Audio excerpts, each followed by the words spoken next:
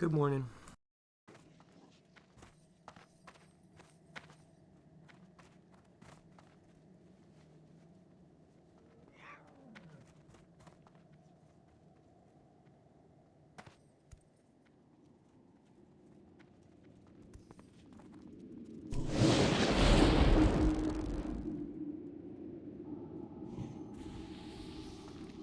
I can't use that.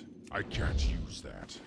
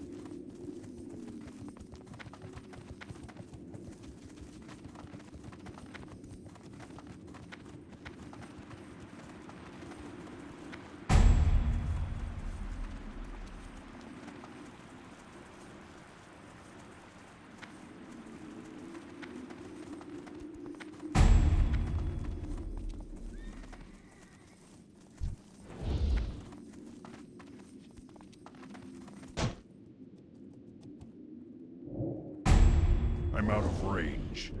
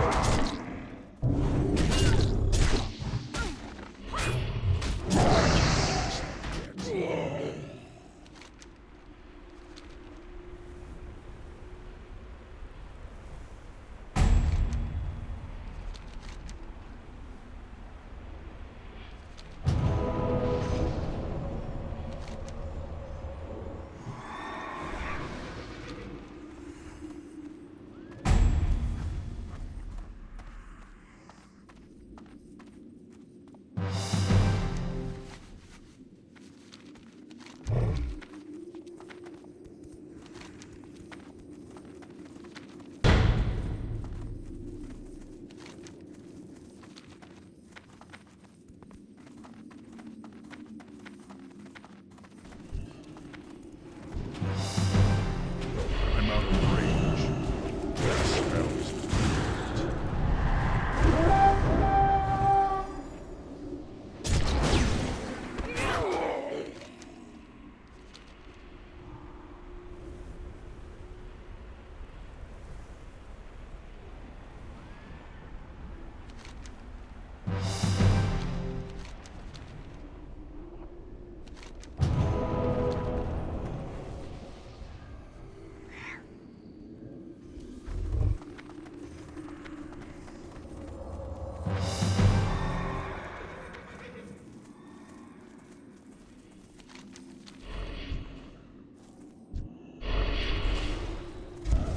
I need to get closer. Charging.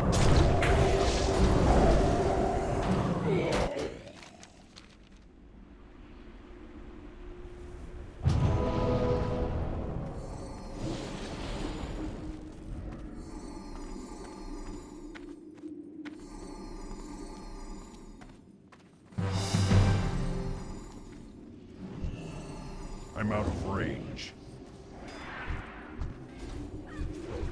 I can't cast that yet. It's too far away.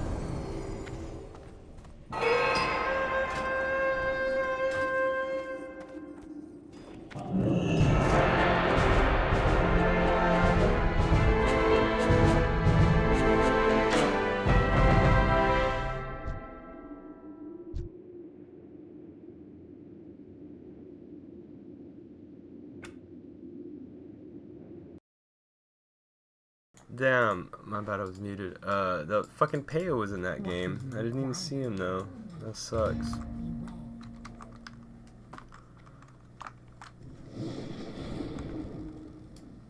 Let me see if he's streaming.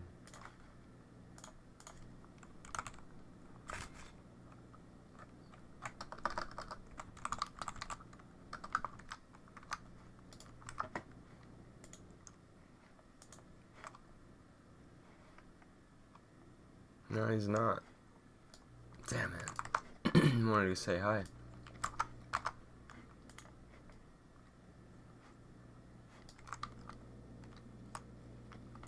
Aw, man. Peo's so fucking cool. I wish I was saying I didn't even get to see him, though. Wish I could have fought with him. He would have fucked me up, I know. Rogue's pretty much fucking fucked me. But, Go forth to victory. Be safe. I would have just loved to see him, man. Fucking love Peo. Probably my favorite WoW streamer now. Actually, definitely my favorite WoW streamer. Oh, WoW streamers are so fucking... like, I don't know. I can't really enjoy most WoW streamers. They're too, like, girly. I don't know. It's just not my, like, type of, you know. They're, like, super nerds. And I don't know. Not that I,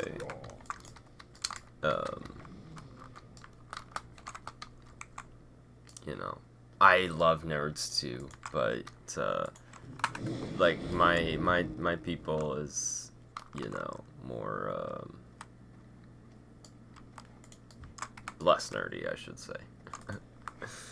And,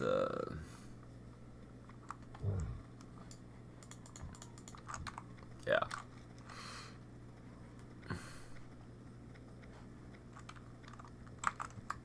Yeah, Peo's my favorite WoW streamer. His type of humor is more up my alley. And his behavior. You know, like, he's not like, I don't know how to even describe WoW streamers.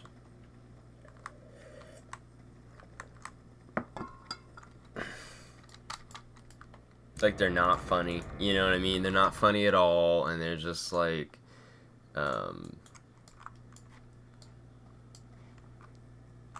we just get in a winning game? Fuck yeah, we did.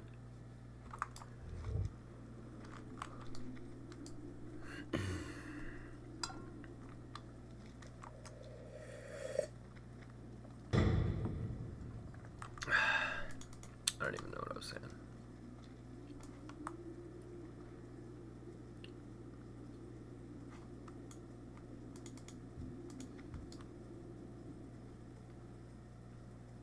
Oh, about Peo. Yeah, there's like, Peo's Giga Chad, and then most WoW streamers are like, you know, the other guy that's arguing with the Giga Chad, the Wojak. Does that make sense?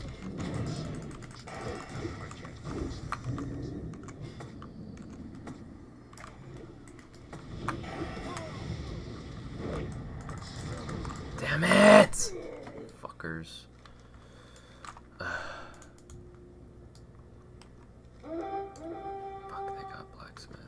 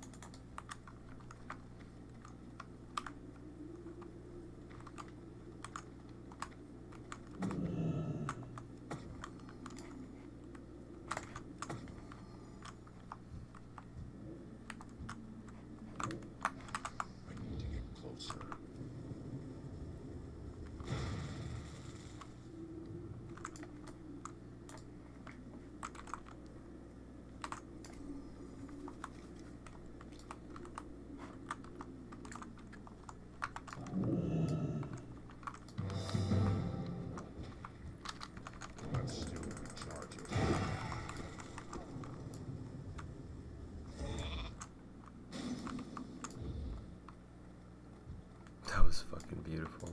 Oh, yeah, boy. Strength and honor.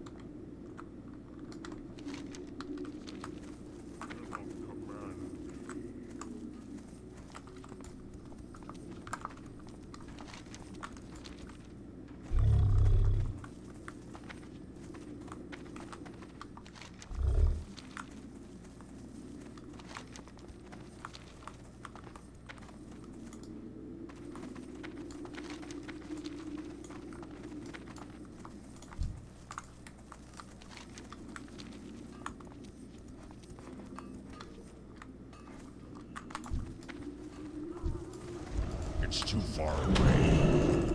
That spell is already hit.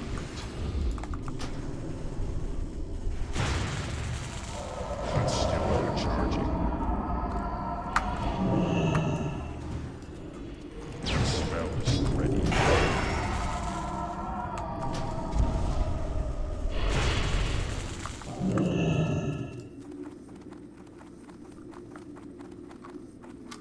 That's still recharging.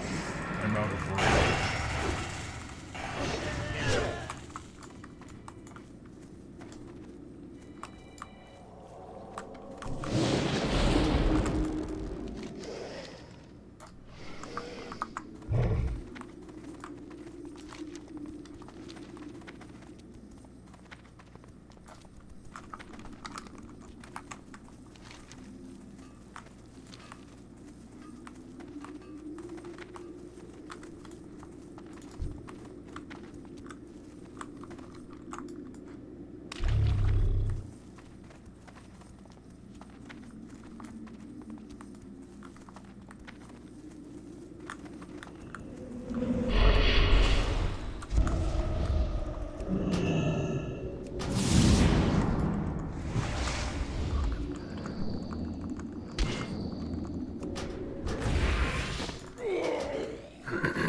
Oh, I got me a lumber mill.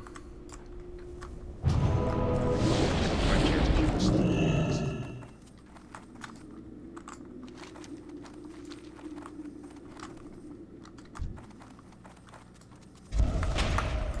That's still recharging. That spell isn't ready yet. Oh, got healed. Fuck yeah. Oh my god, bro. I can't cast that yet. That's still recharging. That spell is See ya. I need to get closer. I can't cast that yet.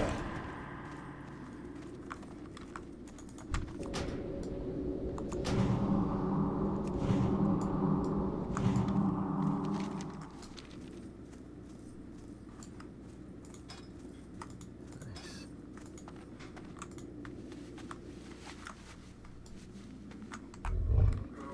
Alright, love you.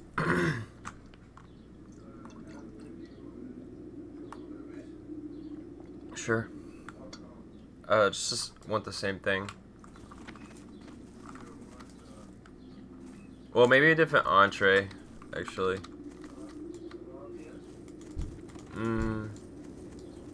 No, just call me. Tell me what they have.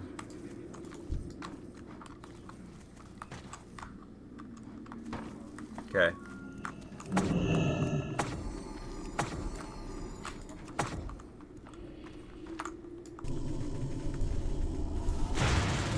That's still recharging. I can't cast that yet.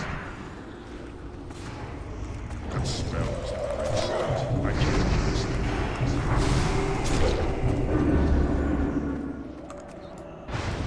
That spell isn't ready yet. That's still recharging. That spell isn't ready yet.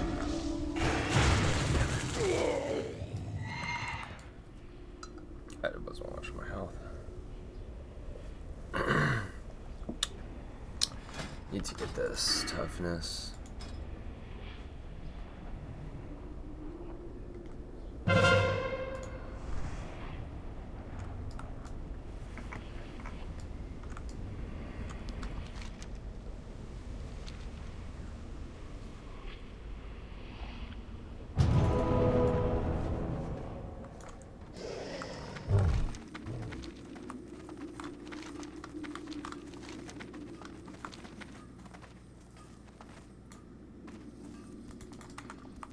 Man, I can't believe I got in a game with Bayo. I didn't even see him. Damn it, I would have just like walked up to him and waved, honestly.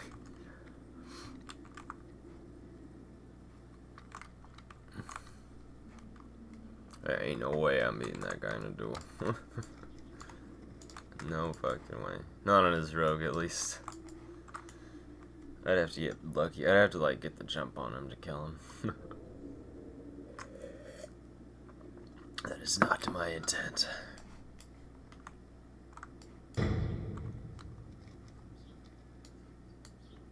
GG.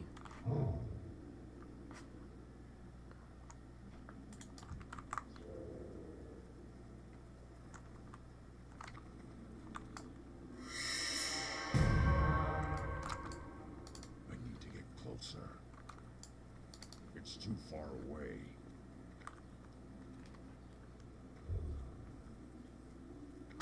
That's still recharging. No. I can't cast that yet.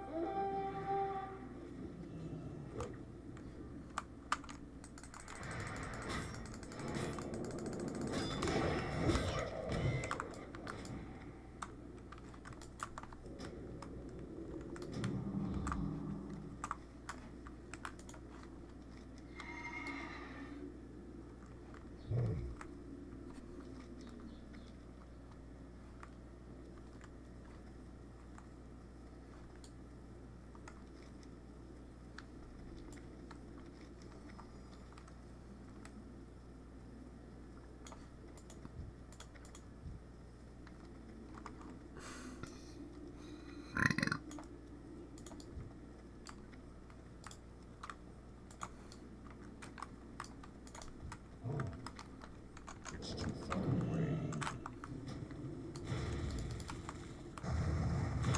Oh god, I'm dead. Yeah. Way too many.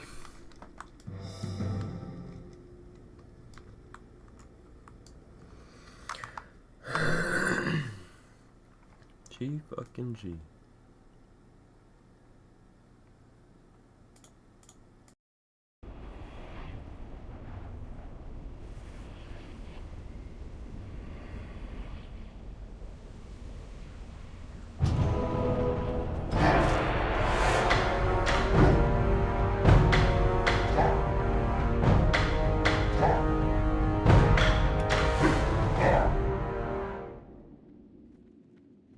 Yes.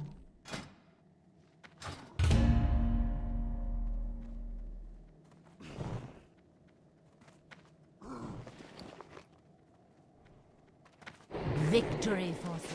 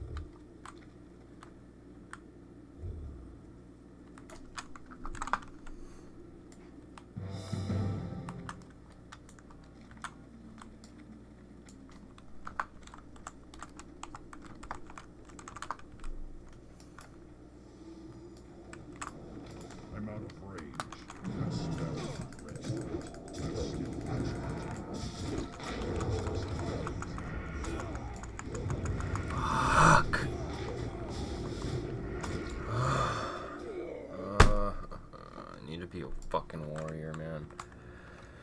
This mail doesn't cut it. I need a warrior.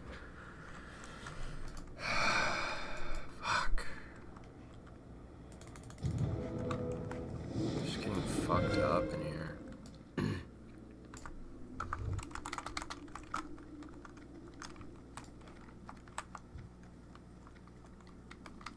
I'm out of range. The spell isn't ready yet. Target.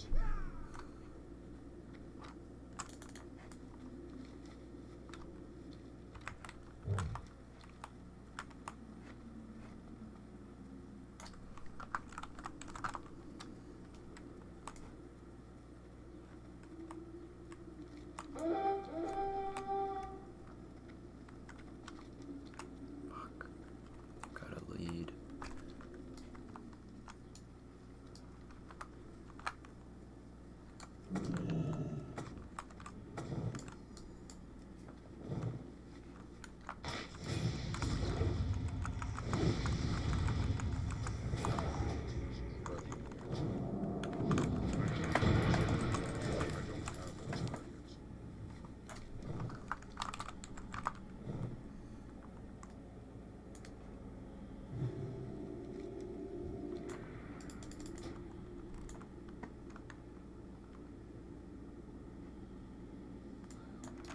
The spell isn't ready.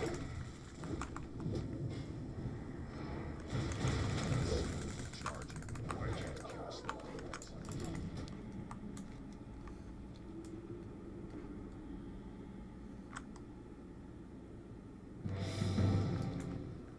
Oh my god.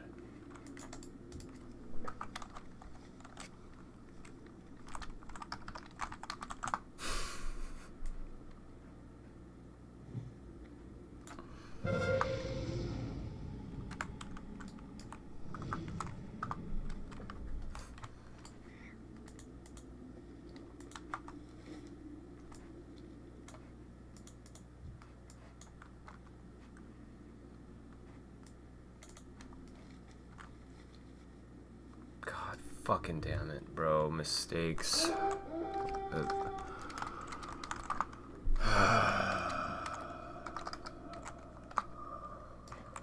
Don't have fucking mana pots still.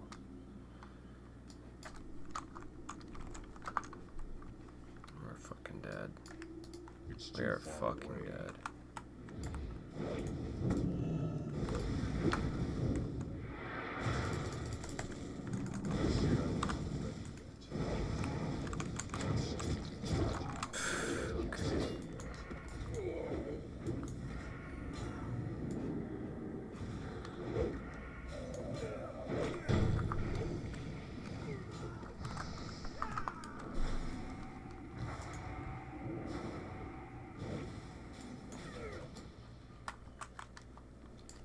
Oh my god. They're getting BS too.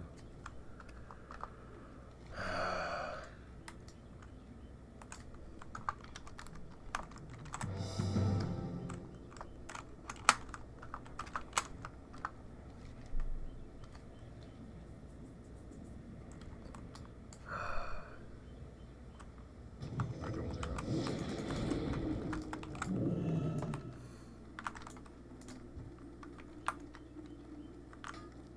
No, no, no, no, no. Ah. Fucking bitch, man. Fuck. We're fucked. GG.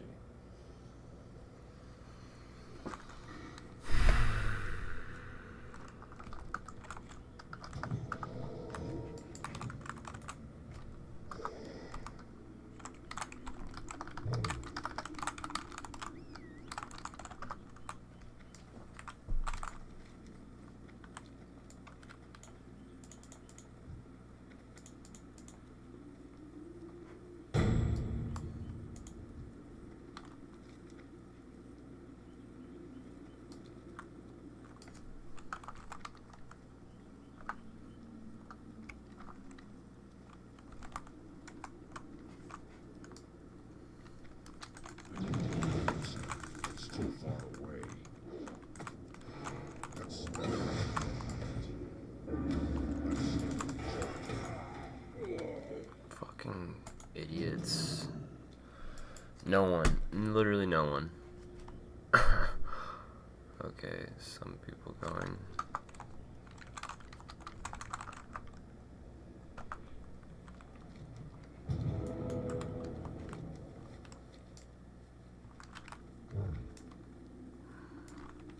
Okay, cool. Oh god, this fucking rogue is gonna fuck me. I'm out of range. I can't. Motherfucking resisted. Oh, it sucks not to be a rogue right now.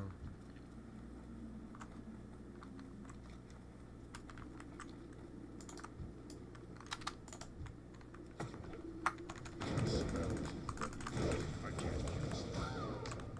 Let's say charging. Fuck.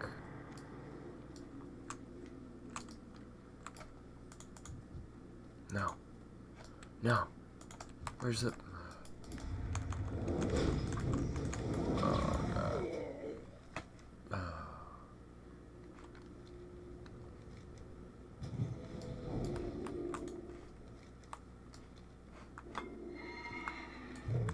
Blacksmith, I guess. They're gonna defend it. I don't think we're gonna be able to fucking... Ah, this fucking rogue, man. Fuck. So annoying.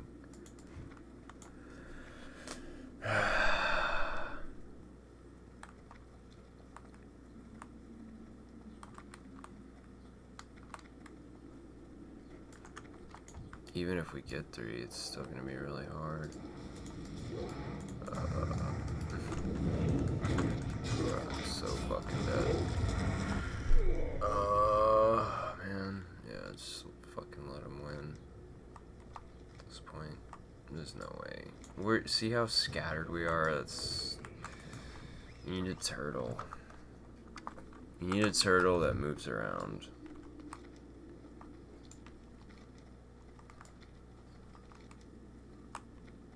Yeah, I'm gonna go stable.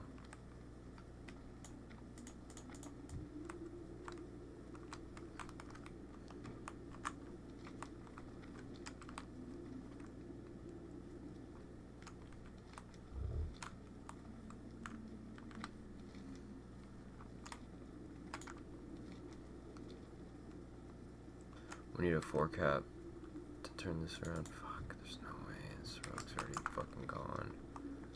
Well, at least we brought some from gold mine.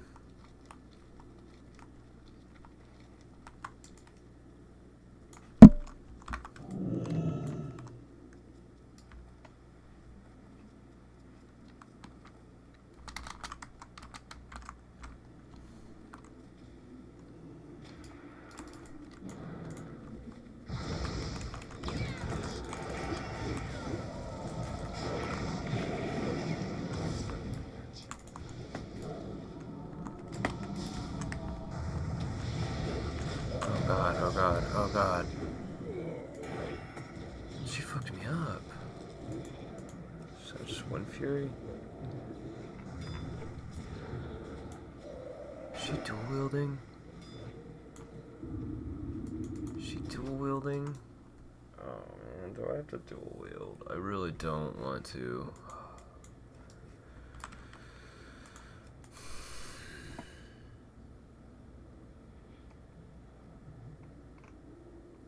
I think she was, though. Oh, God. Oh my God, our team is such... Fuck it, the team sucks.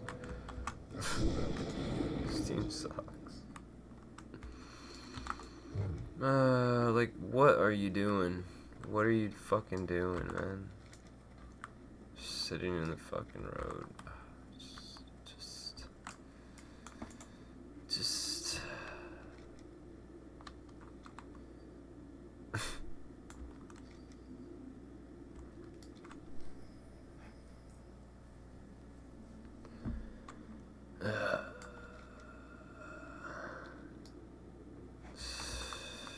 I looked at my 20 sec of 28, and I was like, I had a feeling, dude, they were gonna make me do 2 losses to get my 30.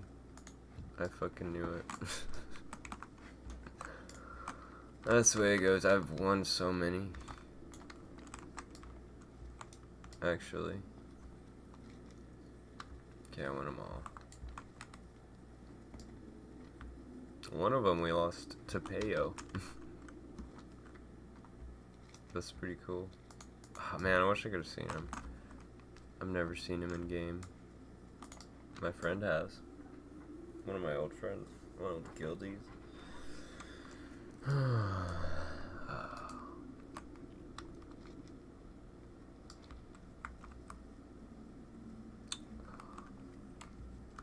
Blacksmith.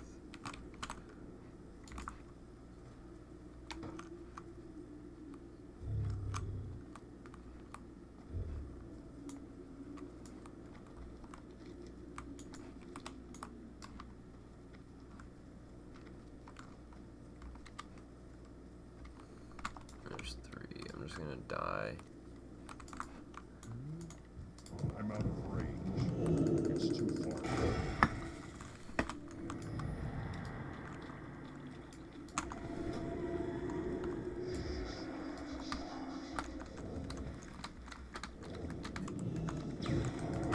Fuck, I'm dead. God damn it. Charging. I can't cast it. I need more mana. That's spells. No. Not enough mana. I can't cast it. Fuck you. Pot. I don't have one. I don't have one.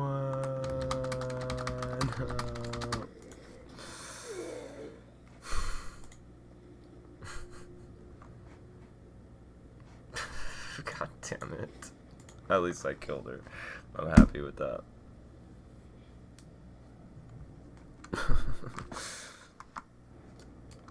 Dog eat dog world out here. I'm literally a dog. I literally got that dog in me.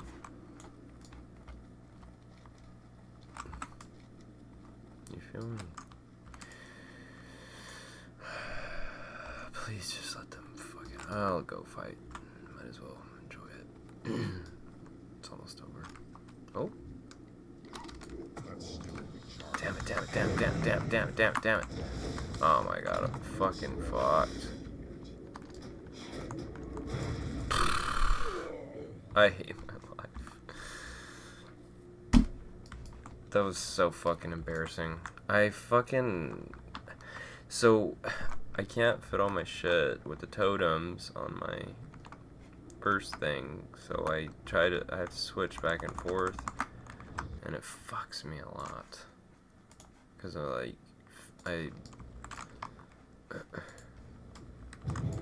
trip out, and I don't know what button I'm pressing.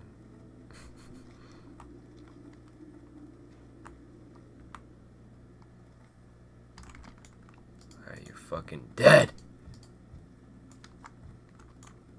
Oh fuck. Oh fuck.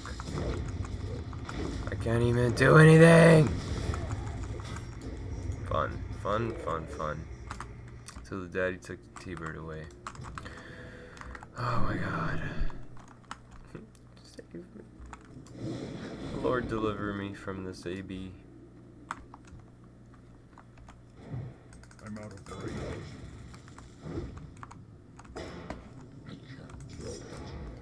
Did you just stun me? Huh. See ya. Oh, you're fucking dead, bro.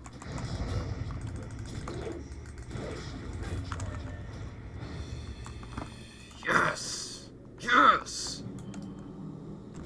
Okay, I'm probably dead here. Shit. I'm dead.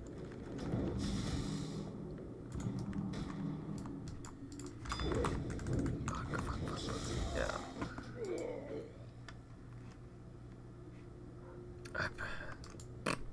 There isn't much I could do there, really. If I have my fucking gnomish, I need to get that thing. The sapper thing. Or the, it's not sapper.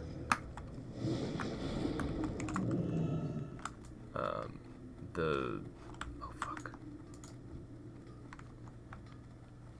It's too far away. See you, buddy.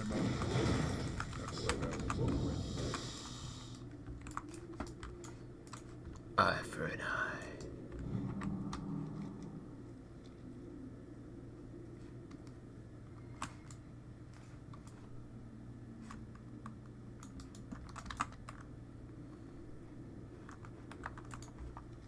Just gonna go farm. You can fucking cap it. Who cares?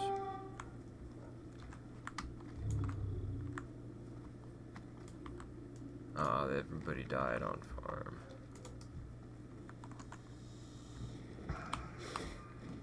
I can't use it. Yeah, okay, I'm just gonna fucking 1v5 real quick.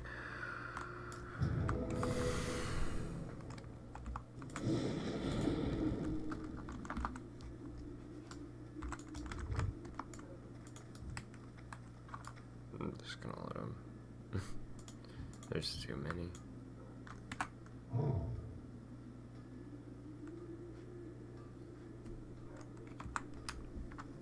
I have my dignity.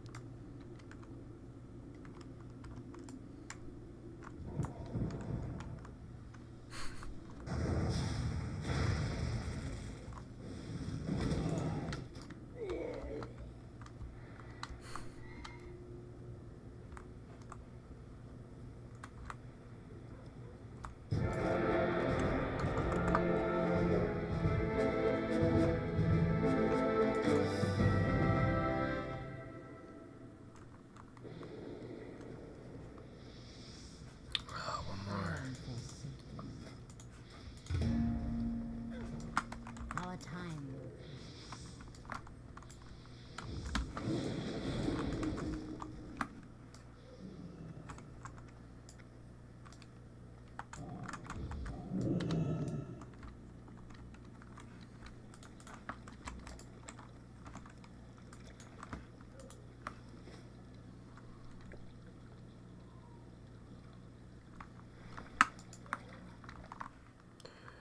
Your fish got away.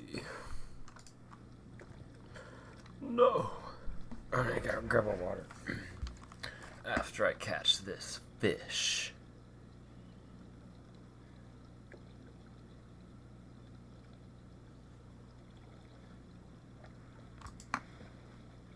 Bro, why is it bugging out like that? What the fuck?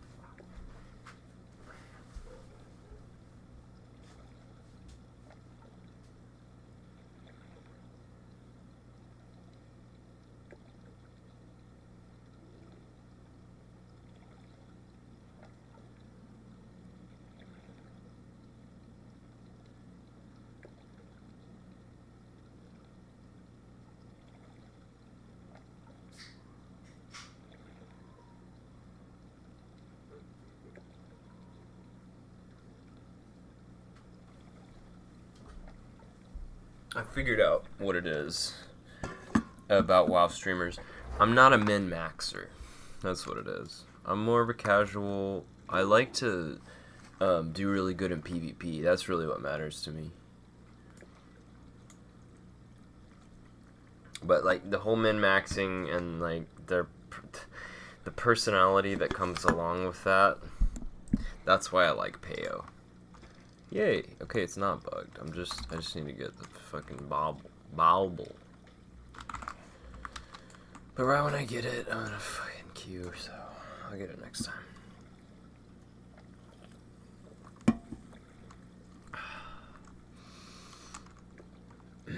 Man, I need to figure. I mean, I guess I'm getting used to it a little bit.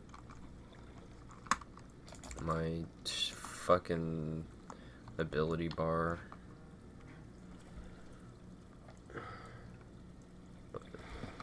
But it's just like hectic.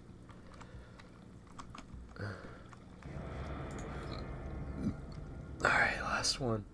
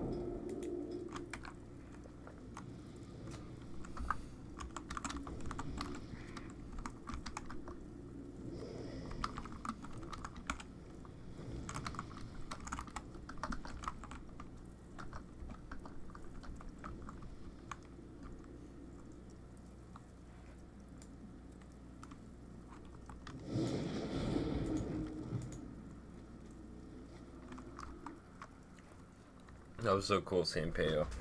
Although I didn't see him. Actually see him. He was in my game.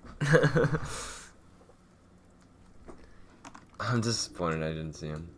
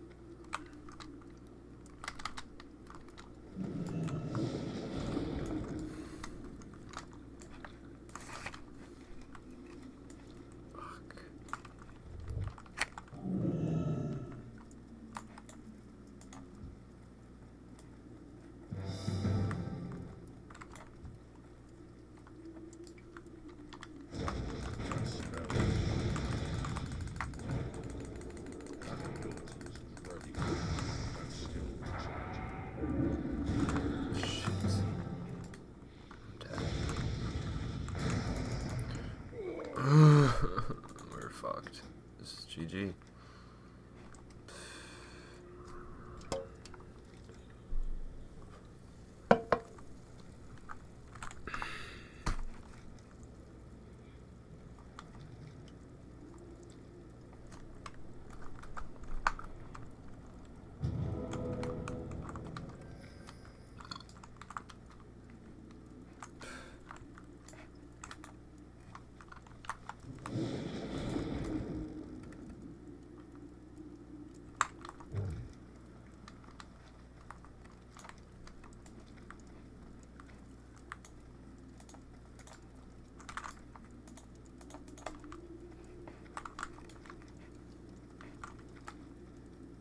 Entire fucking team. Oh well, it's fucking over. This is my last AV without Stinky. Because with a warrior, I can, we can fucking win. With a geared warrior who knows how to play, I can win games. We can win games, you know, like we can just go fight on whatever flag and we can probably win it.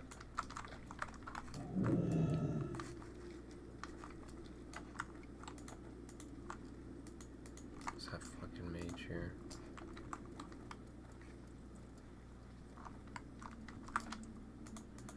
Yes.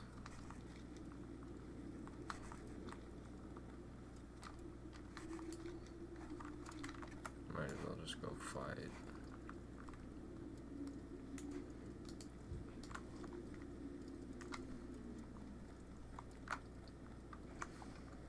I can't cast that yet.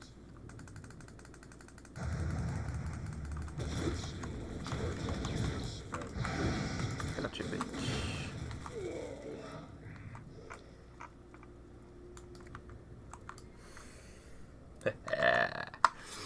Got her ass.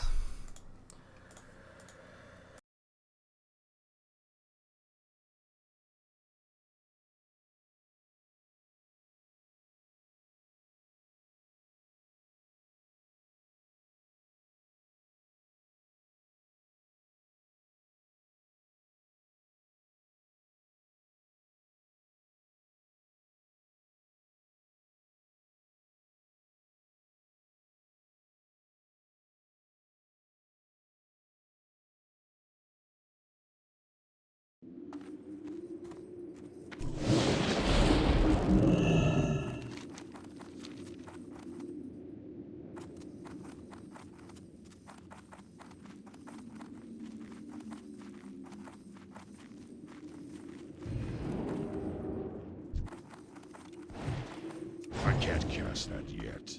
It's too far away. That's still recharging. I can't cast that.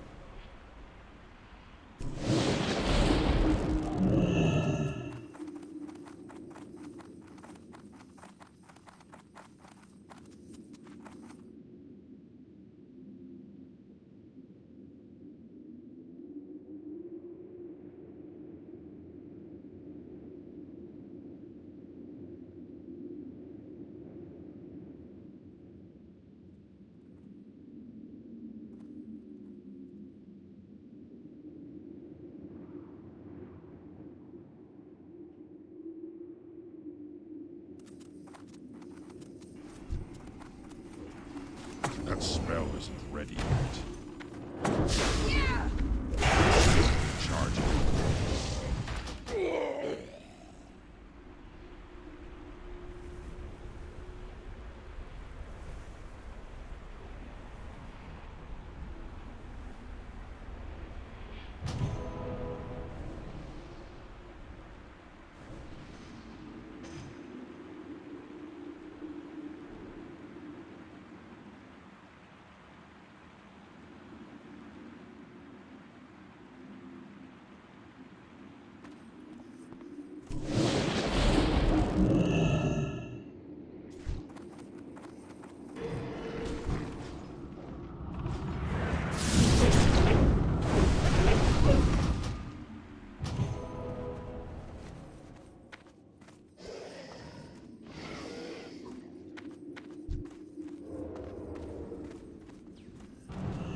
need to get closer. I can't use it.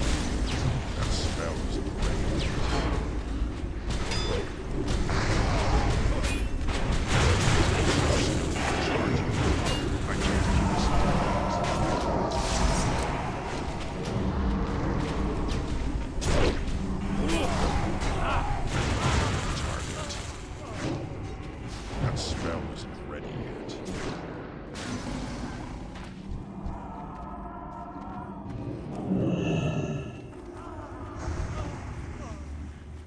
Still charging.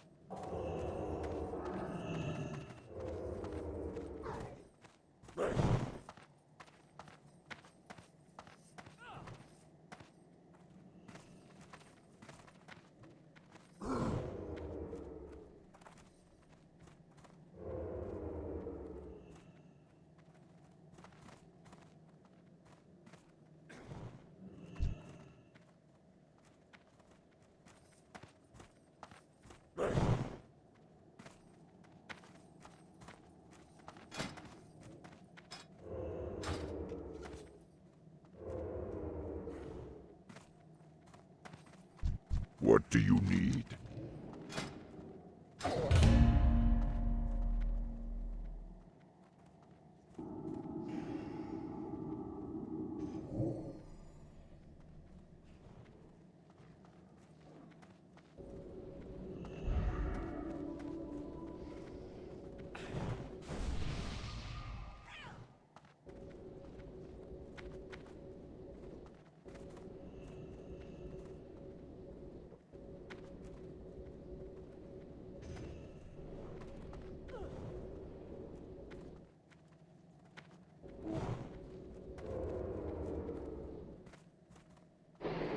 Go forth to victory.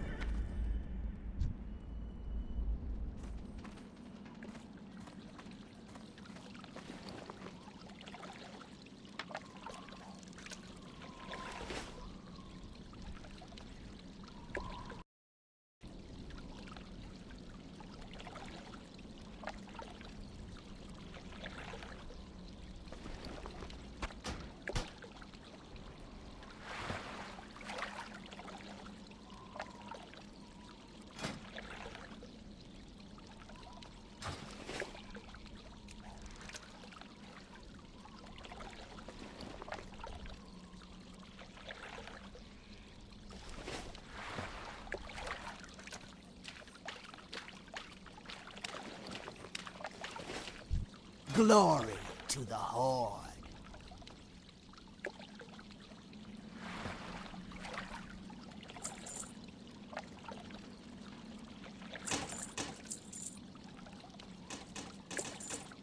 For the Horde.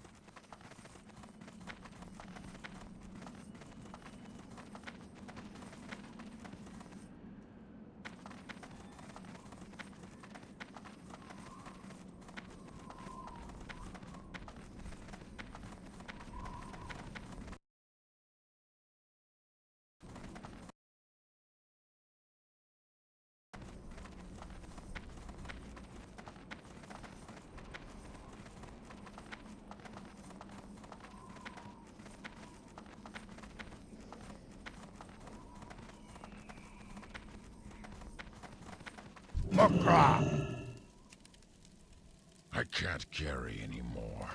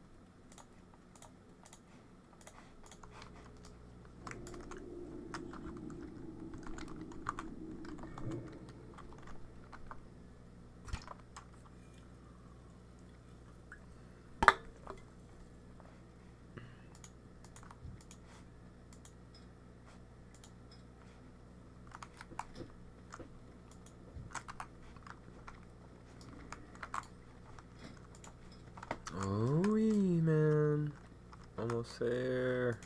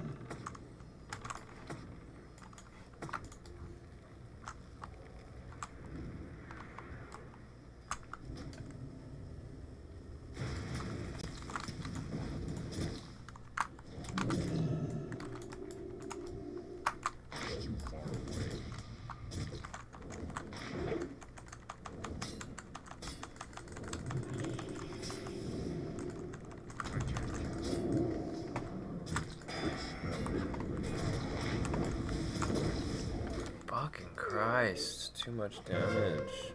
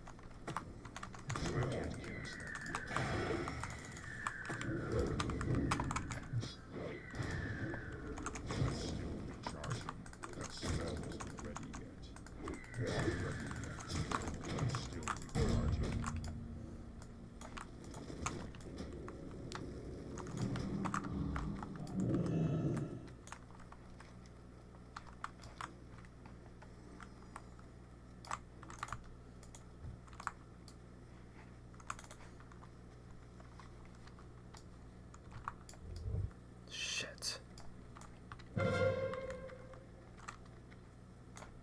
No. No!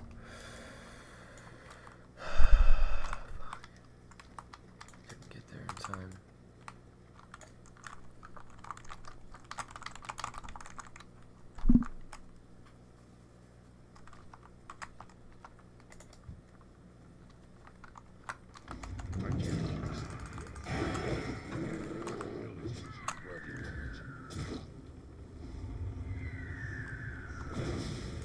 Damn. Oh, she got me. Couldn't get a heal off in time. Almost got her though.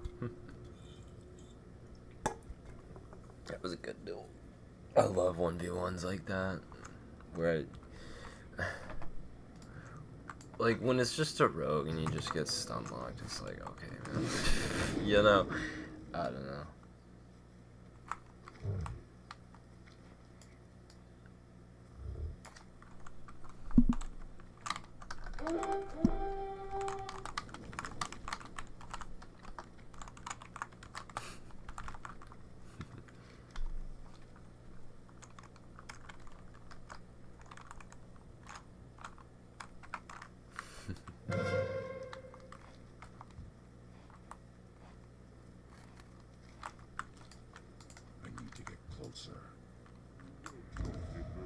I'm fucked. Ah, damn, I'm fucked.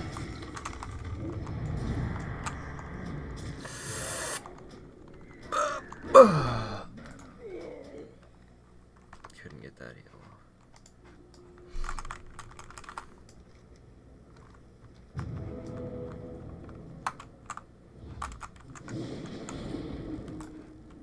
Man, I need that epic mount so bad though. I have a long. Oh. Come on, come on.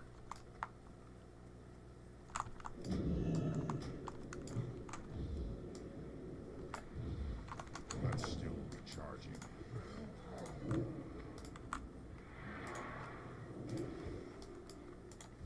I'm out of range.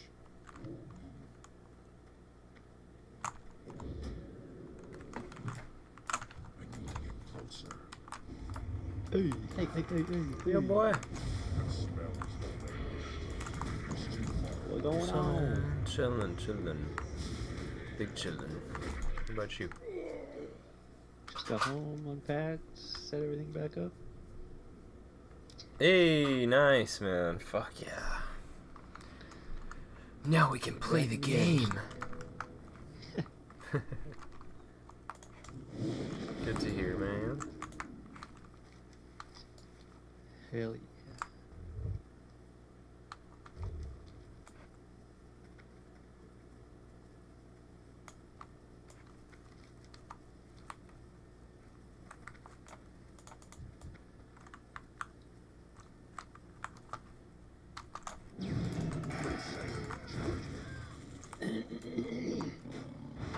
I'm gonna be honest. I did not read the NDA for Battlefield Labs. Didn't tell anyone though. Wow, there's an NDA? Yeah. Holy fuck. That's serious, dude. Yeah, you can't. They can sue you. If you Yeah. talk about it, yeah, don't do that. Yeah. Especially while I'm on stream. I ain't gonna be talking about shit. Yeah. I'm just about to get back on GTA while my clothes are in the wash. Damn, are they gonna pay you? No. Of course not. It's EA. Why would they want to shell out extra money?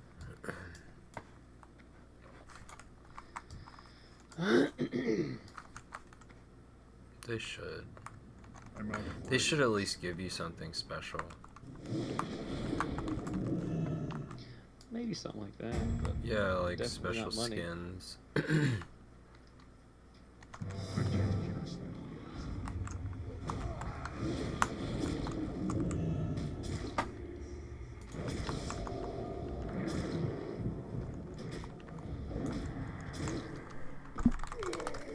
And I don't even think my Battlefield 6 updated.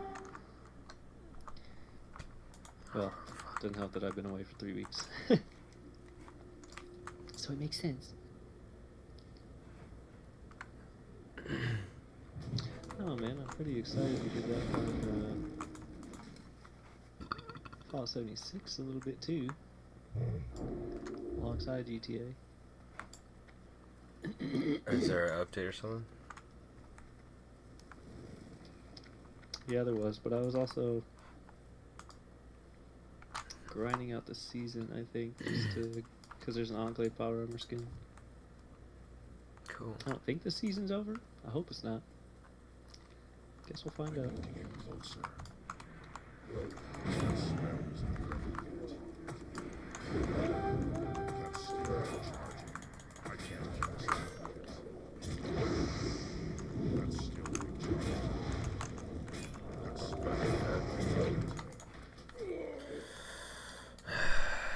Shit, now we can finally play golf with friends. Yeah, I'm down. I haven't played it yet.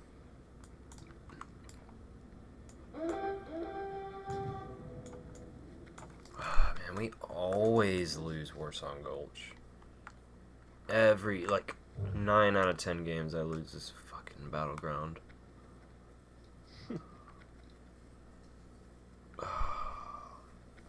Trying to farm a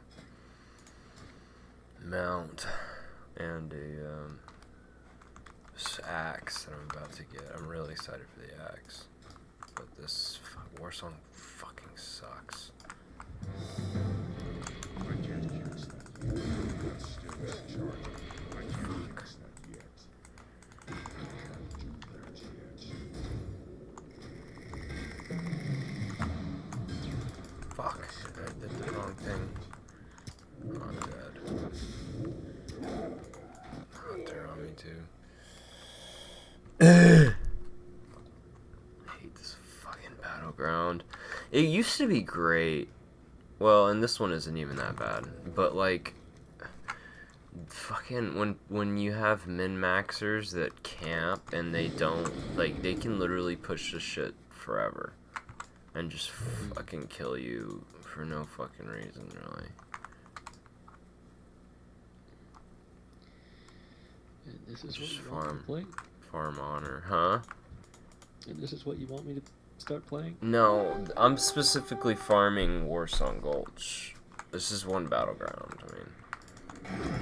That's still recharging. Not ready yet. Can't do that. God damn it. Fucking bitch. Bitch, I let me 1v1. Fucking, at least let me fight with honor. Coward. You coward. I bite my thumb at thee.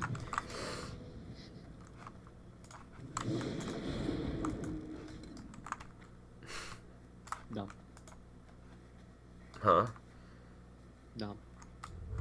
No. N-O-M? No. Oh yeah, yeah.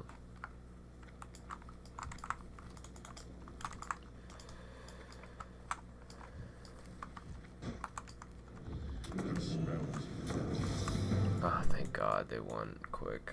Oh my God, 40. What a piece of shit. Oh, I hate that fucking... Loktar. Oh, this is gonna suck so bad. This is fucking great. Yeah, no, oh yeah, no, you don't have to play Warsong Gulch. All the other, like, AV and all the other battlegrounds are decent. But Warsong Gulch is just a special type of retarded. Especially for Horde. I think it's better on Alliance, honestly, because Alliance just does better in it. But, yeah, no, I'm just farming it because I need 30 marks of each. So I can get a mount, so I can get an epic mount.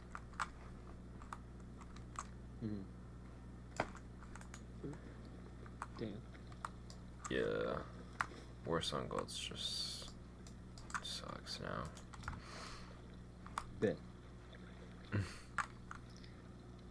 I'm about to get this fucking awesome axe, dude. Just trying to think about the last PvP I did. In WoW. I really like PvP. Yeah. I had fun in like the battlegrounds that I played. But I mean, I guess I kind of had fun in World PvP too, but a lot of my friends just didn't do it, so I didn't do it. I love World PvP, and there's some pretty good World PvP in Outland.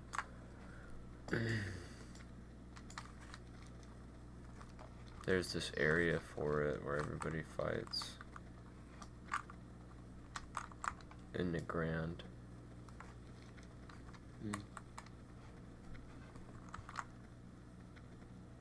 There was a huge battle in between Horde and Alliance, because like every week, you know, it pushes out like the weekly quests, and like some of them are to get honor and shit. Well, So there's this gigantic battle just going back and forth between Horde and Alliance spawns in Nashatar. That was fun.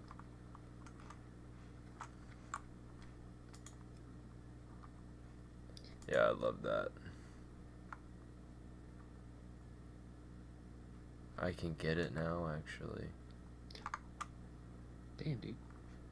Mike is super sensitive all of a sudden. Mine? Mine. Oh. Uh, Oh, should I don't know get this why. axe or should I get two-handers? I mean, one hand. Oh, that looks so sick. Oh. Oh.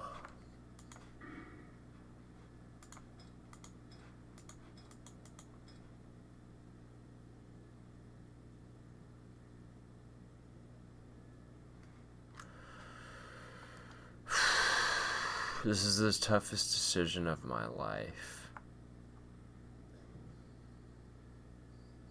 Which one has higher DPS? I don't know. There's your decision. I don't know. One's a two-hander, the other is a one-hander. But I think, like, one-handers are best. Fuck! My Q popped. Oh, I need to do this first. Shit. I'm gonna leave the queue. It's probably a loss anyways. I need to figure this out. I think one-handers are best for TBC though. But I guess they're not. I don't know if they're already. Let me see.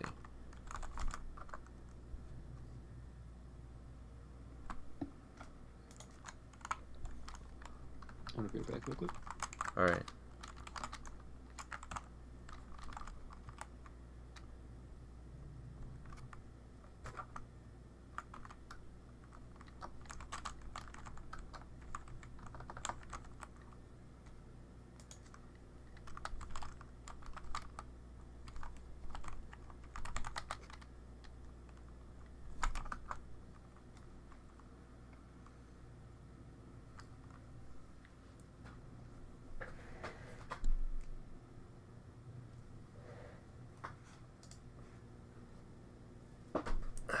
Be right back as well.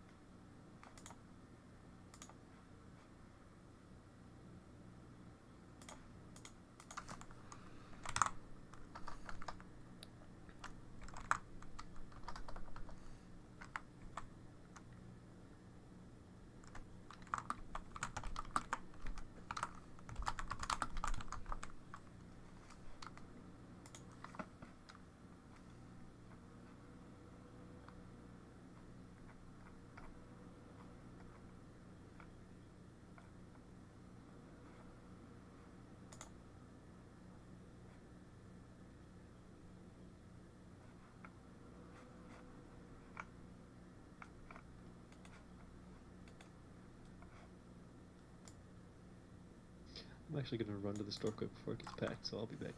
Okay.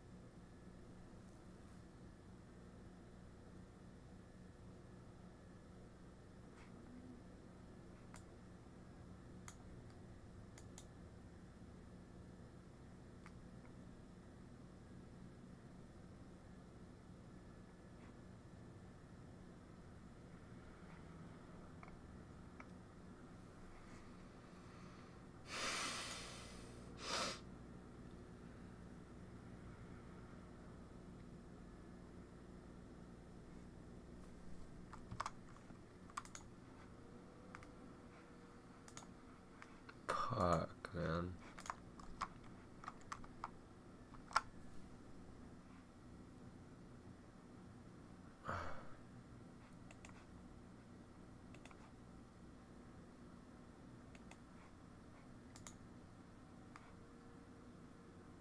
Seems like the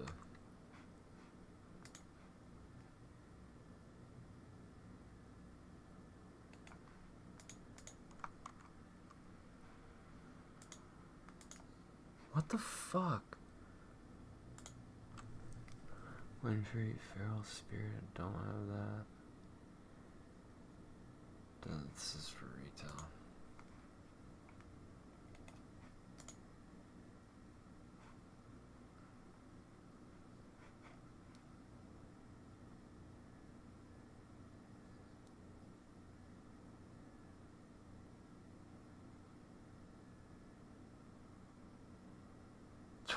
Yeah, dude.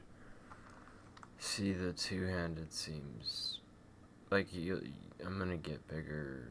I'm gonna delete people like with it. But the High Warlords is best, I think.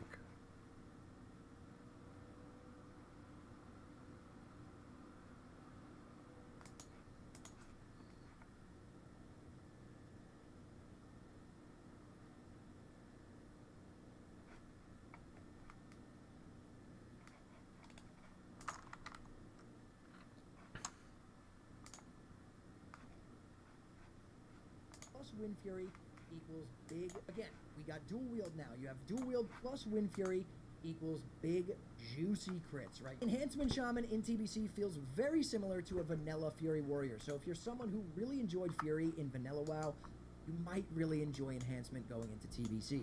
You scale insanely well with gear and weapons. Weapons are going to be very important. You bring Wind Fury Totem and Bloodlust to your melee groups in raid. Makes you an absolute godsend, right? Everyone is going to want you in a melee group. As for PvP DPS, Enhancement is Burst City, right? Just like Elemental, this is going to be your Burst City version of that, but for melee. One Wind Fury crit combo can literally delete squishier players that aren't that geared. So in summary, I would say Enhancement Shaman is a very fast-paced, aggressive melee spec in TBC, one of the most aggressive.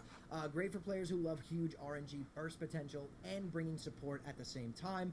Again, we got dual wield now. You have dual wield plus Wind Fury equals big, juicy crits, right? Enhancement Shaman...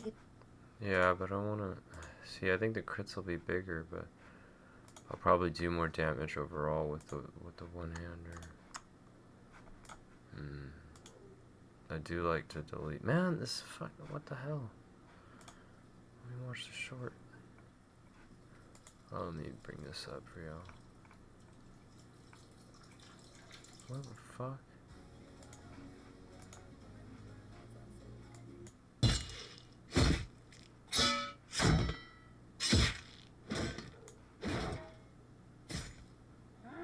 What is this, retail?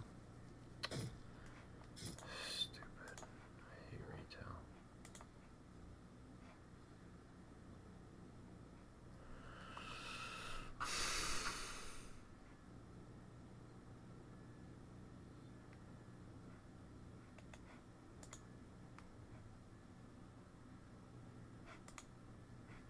Oh my god. I keep getting this fucking ad or something. There, I want to retail. I don't want to see that!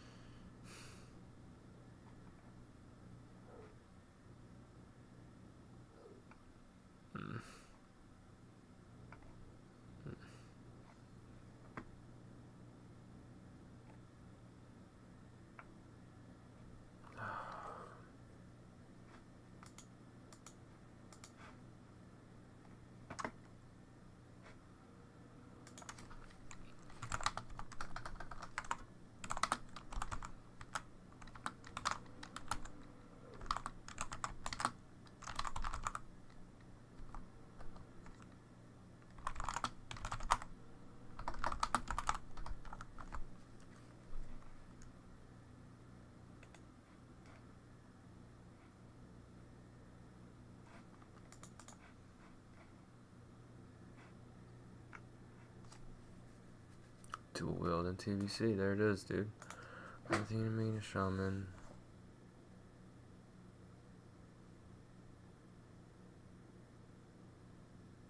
Oh, dual wield and TBC. Oh man, I read that wrong. I read that how I want. My brain literally rewired that to cope.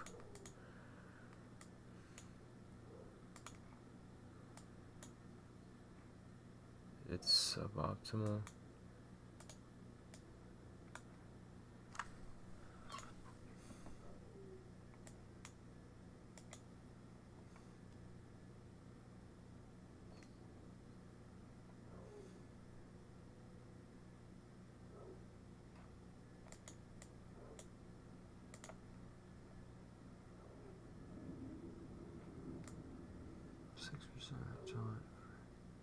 Dual wielding only after your primary ability is hit with ball.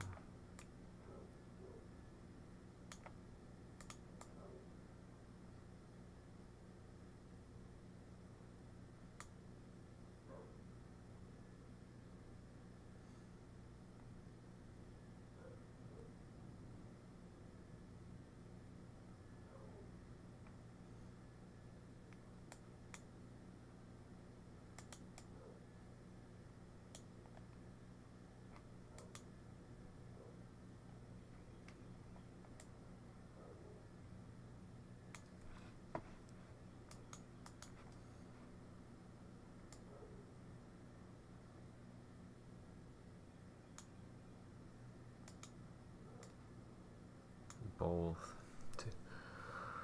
Where you're only on one of them for a short amount of time before they blink.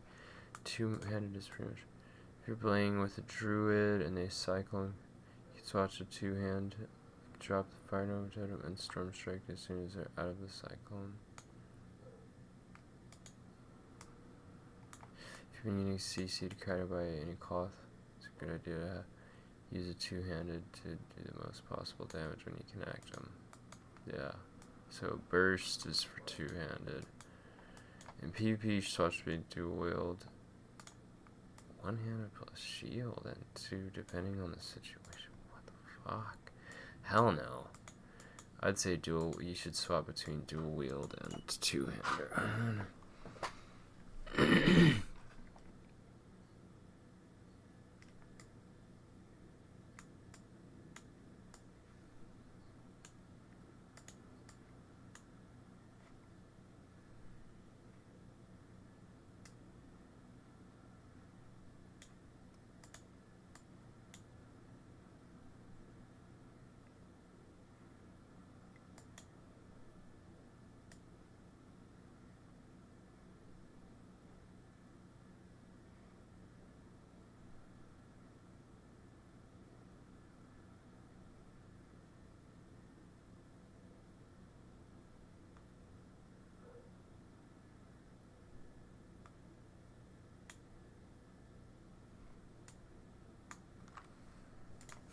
Damn, this is so complex.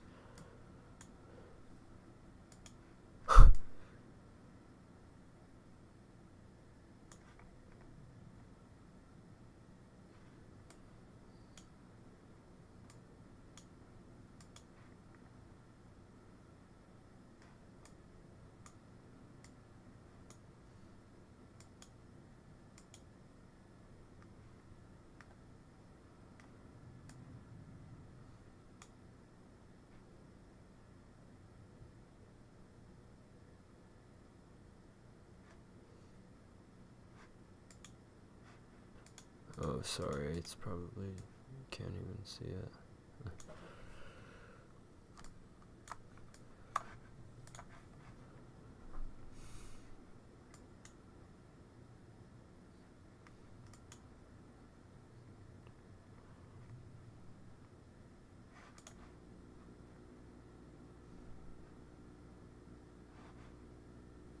Well, basically it's saying that the dual wielding is better. That's what I got from that.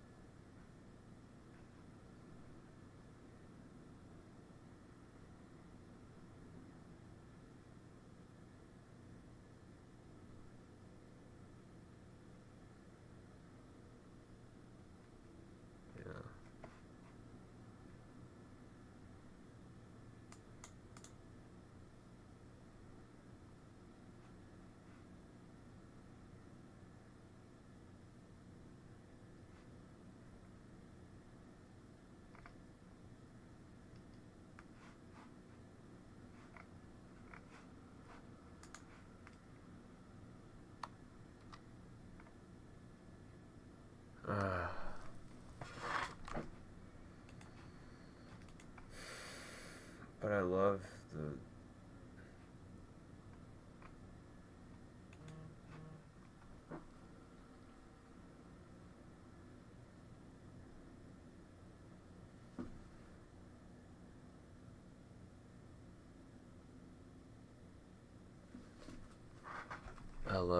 having a two-hander, honestly.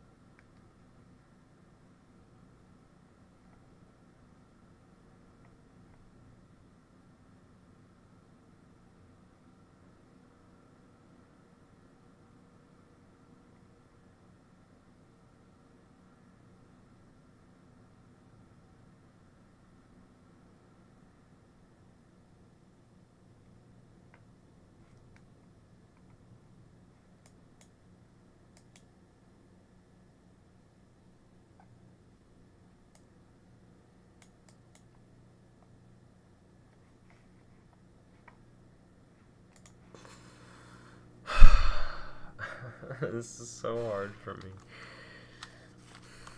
Alright, man.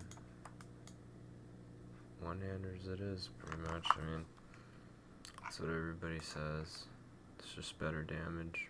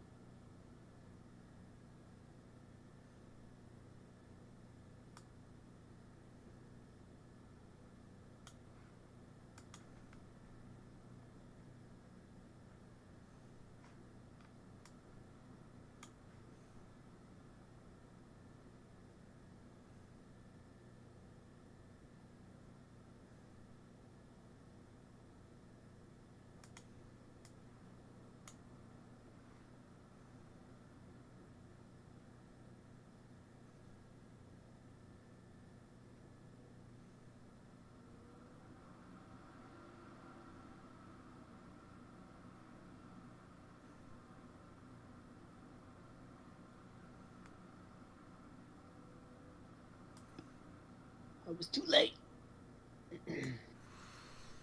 For what?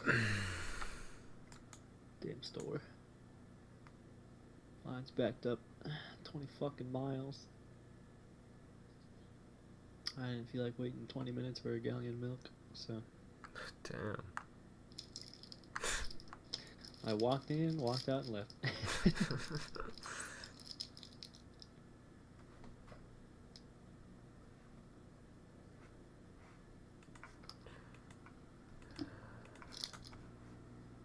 So guess what I'm doing?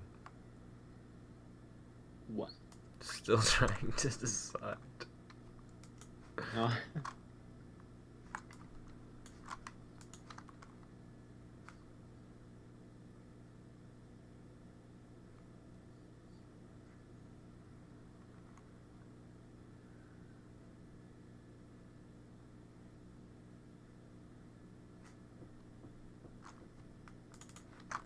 Basically,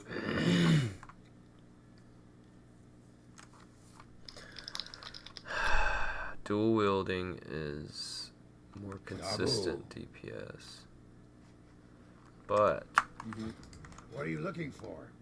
like less big crits. Dual two-handers are like you can fucking just delete people. People really say to do both, and Strength. like if you're gonna go shoot a mage or whatever, You sim it all? huh? You sin at all? Sin? What?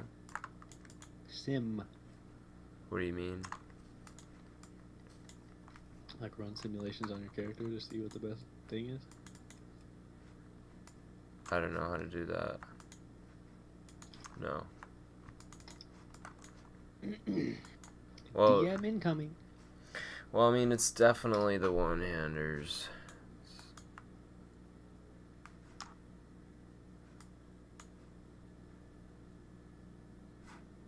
But I'm torn because I really love the fucking two-handers. And being just, you can just Oh, delete shit, never mind. people. Can't sim your character without having the SimC add-on.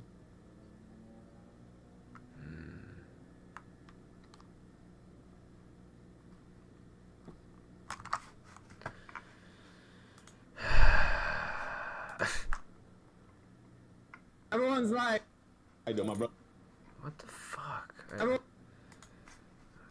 Fucking feed is so cooked. Which I would definitely recommend. Hmm. Getting SimC Is that on classic? should be. But I'd have to get the items, right? What? I'd have to have the items to test them, right?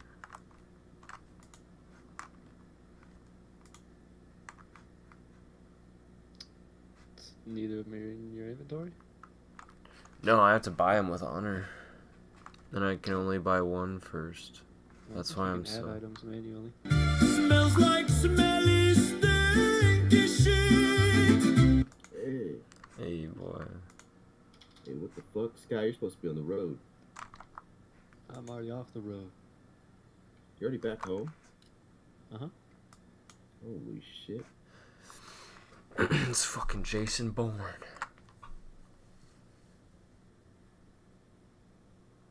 Oh, you're a fucking Jason Bourne, you.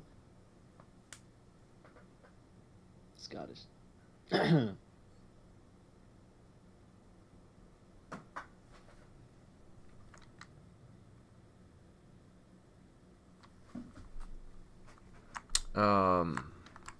Hello?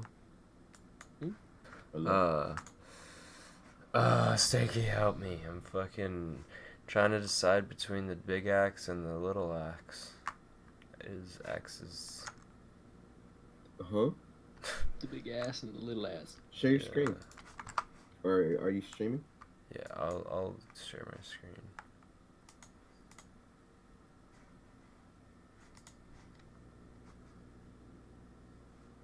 Hold on, let me full screen this. Alright.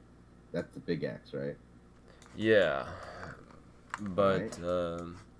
see, here's the thing. Okay, the little axes, they do more consistent and better DPS basically over time, but the big axe you delete people with. Yeah, but if this is for enhanced, go with the big axe. Well, it's actually better. The one-handers, that's the thing. I've been trying to do research. I've been doing research for like 20 minutes on it. I don't see enhanced shaman's dual wield ever though. It's in TBC. It happens. Really? Yeah, it happens in TBC. I would ask in guild chat. I would still say I mean, two-hander, but I did a lot of research, huh? I would still say two-hander, but I would feel like someone in the guild would know. They're gonna say one-handers, bro. For sure. Well, if they do, then they probably know what they're talking about. I guess It's since just- the stats It's just changed in on all of them. PvP. It's kind of different, really. Wait, what'd you say, Smart? The stats have changed on all the weapons too. They don't have like This. used to give I think hit chance. Now it's just critical strike.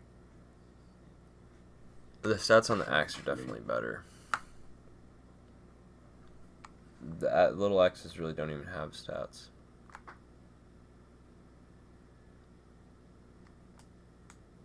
Because look at the one-handers. Your top damage is 207. So with 2, it'd Yeah. be 414. And then look at the big axe. Top damage is 353, but you also get plus 26 strength and plus 41 stamina. Yeah. And then it's a slower swing. You want a slower swing. Not with this new stuff that they added. There's new talents that they added, which changes all that. And you basically want to you basically want to be swinging more because it means more Wind Fury procs. And you can use this. There's this new ability, Storm Strike,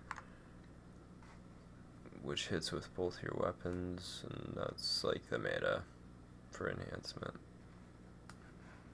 But you don't get those like fucking massive, just fucking delete people moments. Like, I think the axe is definitely viable in PvP still. Because you can really, you know, like, I'll really be able to fucking delete people with this. Whereas with the one-hander, I gotta run in there and... You gotta fight. It's gonna, yeah, I'm not gonna get, like, I'm gonna get smaller crits when I do crit. It's just, yeah, it's so hard. Fucking of a decision for me right now. The thing is that you're also probably gonna want to replace it with the Brutal Gladiator set, because I think there's weapons in that set too. What do you mean? So when TBC comes out, there's also the PvP weapons that come out. Oh. With that. So I'm looking right now at like what's best for PvP. Oh, is that in Arena? You can still buy them with, I think, honor points still, and or maybe it's arena points actually. Yeah, it's probably arena points. And these are honor. You know what I'm saying? This one, you can get these with honor, and then you can get those with the arena points. Well, Strength and Wowhead is fuck. saying Blood and dual wield thunder. is best for PvP enhancement, Yeah. but that just is weird because I always thought it was two-handed. It always has been until TBC. Like, check this out though. I mean, it's holy fuck. Oh my god. Yeah, I mean, This is two-hand. You can just fucking... yeah, you would delete people. Yeah, I would say two-handed, man, because that's so satisfying. I mean, you would be doing a lot of damage with the one-handers, but it would just take some time. This is like you're just instantly going in, and you just want everything to proc. As long as everything procs, then you could go. Yeah, it has a better chance of proccing with fucking axes.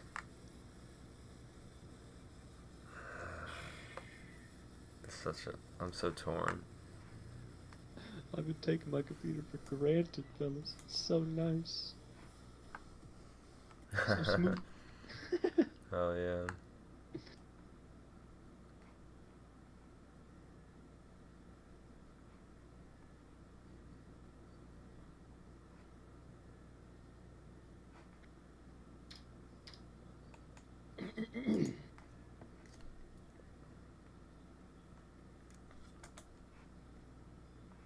Two-hand.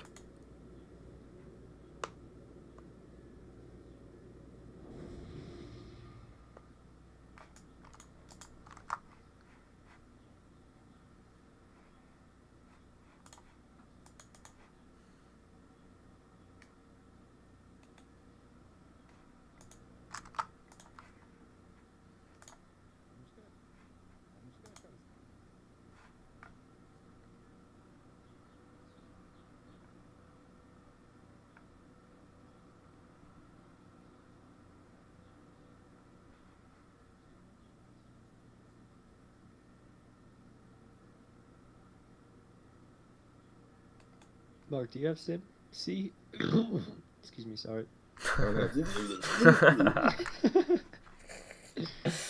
You have Sim but I C. wanted to. Sim C. You Oh my god. guys have No. both never heard of it? No. No. Guess who I Literally, like, one fucking of the saw? biggest WoW add-ons, bro. Guess who was in my fucking BG earlier, dude? Who? Peo. Oh, that's awesome. Was he on Horde? He was on Alliance. He was a human rogue. Was he fucking shit up? Oh, the Dude, one we that's in lost instantly. We lost instantly. Like, it was the shortest game ever. Fury? Was he top frag? No. We are pretty deep into TBC But he had a launch bunch right now. of We have sweaties with him. a little bit less than 2 weeks shit. until It- TBC It's the launches human on rogue with February Thunder Fury, A lot right? of you guys I have no are idea. I couldn't even see him. I just got fucked up and I didn't see him at all. Damn. character boost Yeah, I was disappointed. I wanted to fucking try and find him, but that you had, leveling up, getting the PvP gear, because that's the best way to get gear right now, and then preparing your professions and all of that stuff to move forward through the Dark Portal. Now, I wanted to make this video because there's a few different ways that you should be gearing in terms of PvP, depending on what level you are, if you're level 60, if you're a level 58 boost and all that. I want to talk about what I personally think is the best way to do this. If you're I think level I'm gonna 60, get it. I'm gonna less get. hours per day, Sorry, I'm gonna get the you can axes. still walk through that Cause this portal is already on still a gear. So, DPS without further ado, upgrade guys, from, and I'll have let's 2 of begin. them. Alright, so I'm here in the Hall of Legends on my Paladin. This was my And boosted then I character. can I get am, the really having snacks a great time PvPing, having a lot of fun and jumping into the boys just every get the night, do the doing two-hander when I also, wanna ABs. when I wanna play like that. You know what I mean? Ococentral Valley when I'm solo, but Yeah, and you could probably DPS with them like in raid on TBC.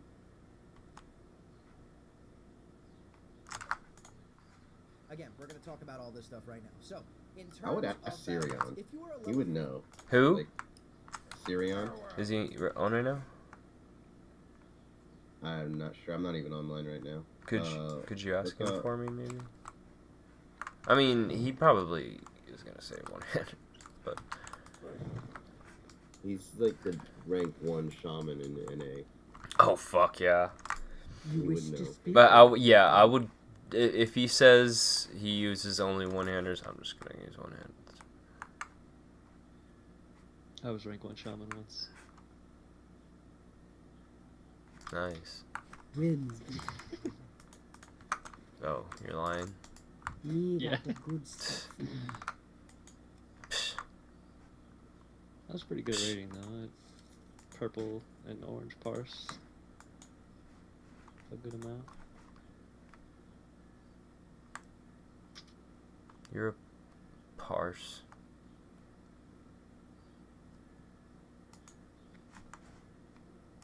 You're a purple gold parse. I think I'm just gonna get the fucking ooh, 2%. I think I'm just gonna maybe I'll get 3 of these. I don't know. Maybe I should save my honor.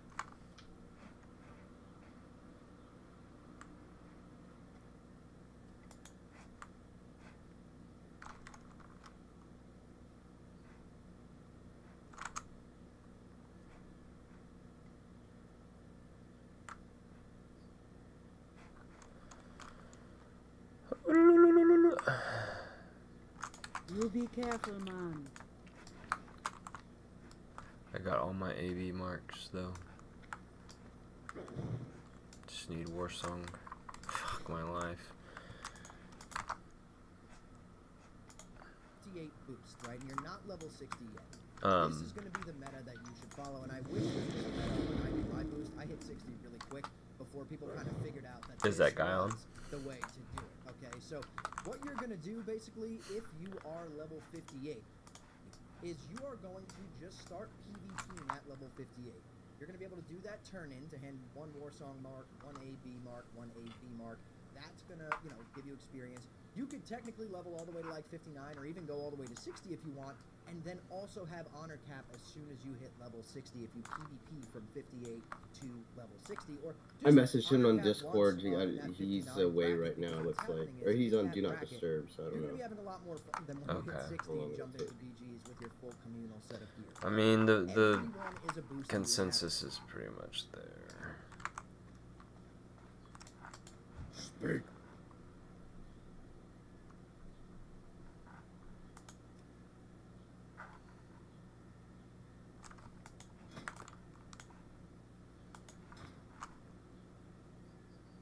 What if you use daggers?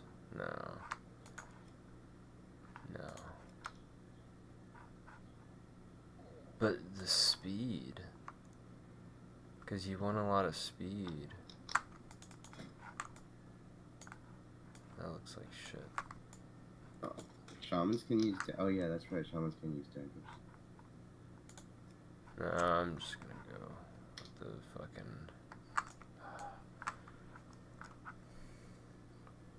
with the axes, I guess.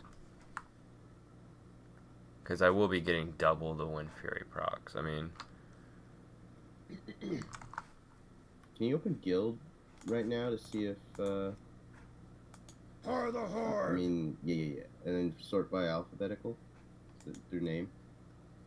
go to who?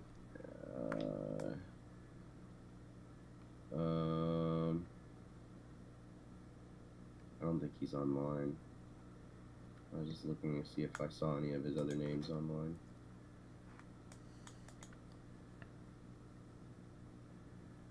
That's a cool trinket. Yeah, that is a really cool trinket. Where the hell did he get that? No idea. Shattered necklace.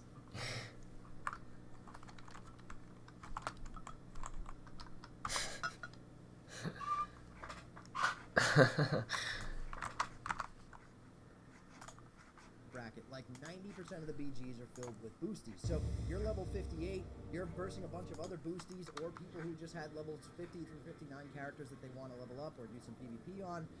And you're going to have the best time ever because you're not going against people with High Warlord, Grand Marshal gear, you know, that whole thing.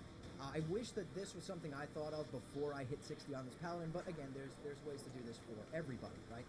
Now, there's a few different types of people who are playing in pre-patch right now. You have people who could PvP for 8+ hours a day, 40 hours a week. We have a little bit less than 2 weeks until TBC launches. So if you do the math, if you're the person who only has maybe 2-3 hours a day to PvP, you're really going to struggle with getting the entire epic set of gear, right? The High Warlord Grand Marshal set, which is this set. You have 3 pieces that are 13,000. The chest piece is almost 14,000. Your weapon is almost 16,000 honor. So for someone who only has a few hours a day, the best way to do it is going to be to pretty much just buy the entire blue set, then come over here, make sure that you can get your weapon, which again is like 16-ish K, yeah, right here. So like a 2-hander is 16K. If you're getting 2 1-handers, it kind of equals out to pretty much the same thing. And then you're going to be slapping in BGs. And then if you're still having fun in PvPing and TBC's not here yet, then you can come back in and maybe upgrade some of the bigger pieces, right? That's what I'm doing. I don't have 8+ hours a day to PvP. I have a lot of stuff going on IRL that I have to take care of every day, and then I have stream at night, PvPing pretty much all night for at least 4 hours. And it's still not enough time to get that full epic set of gear, because I also want to do raids, I'm doing profession stuff, I'm playing other characters as well. So that is going to be the way you do it. If you are a fresh boosty, I recommend jumping into War Songs and Arathi Basins.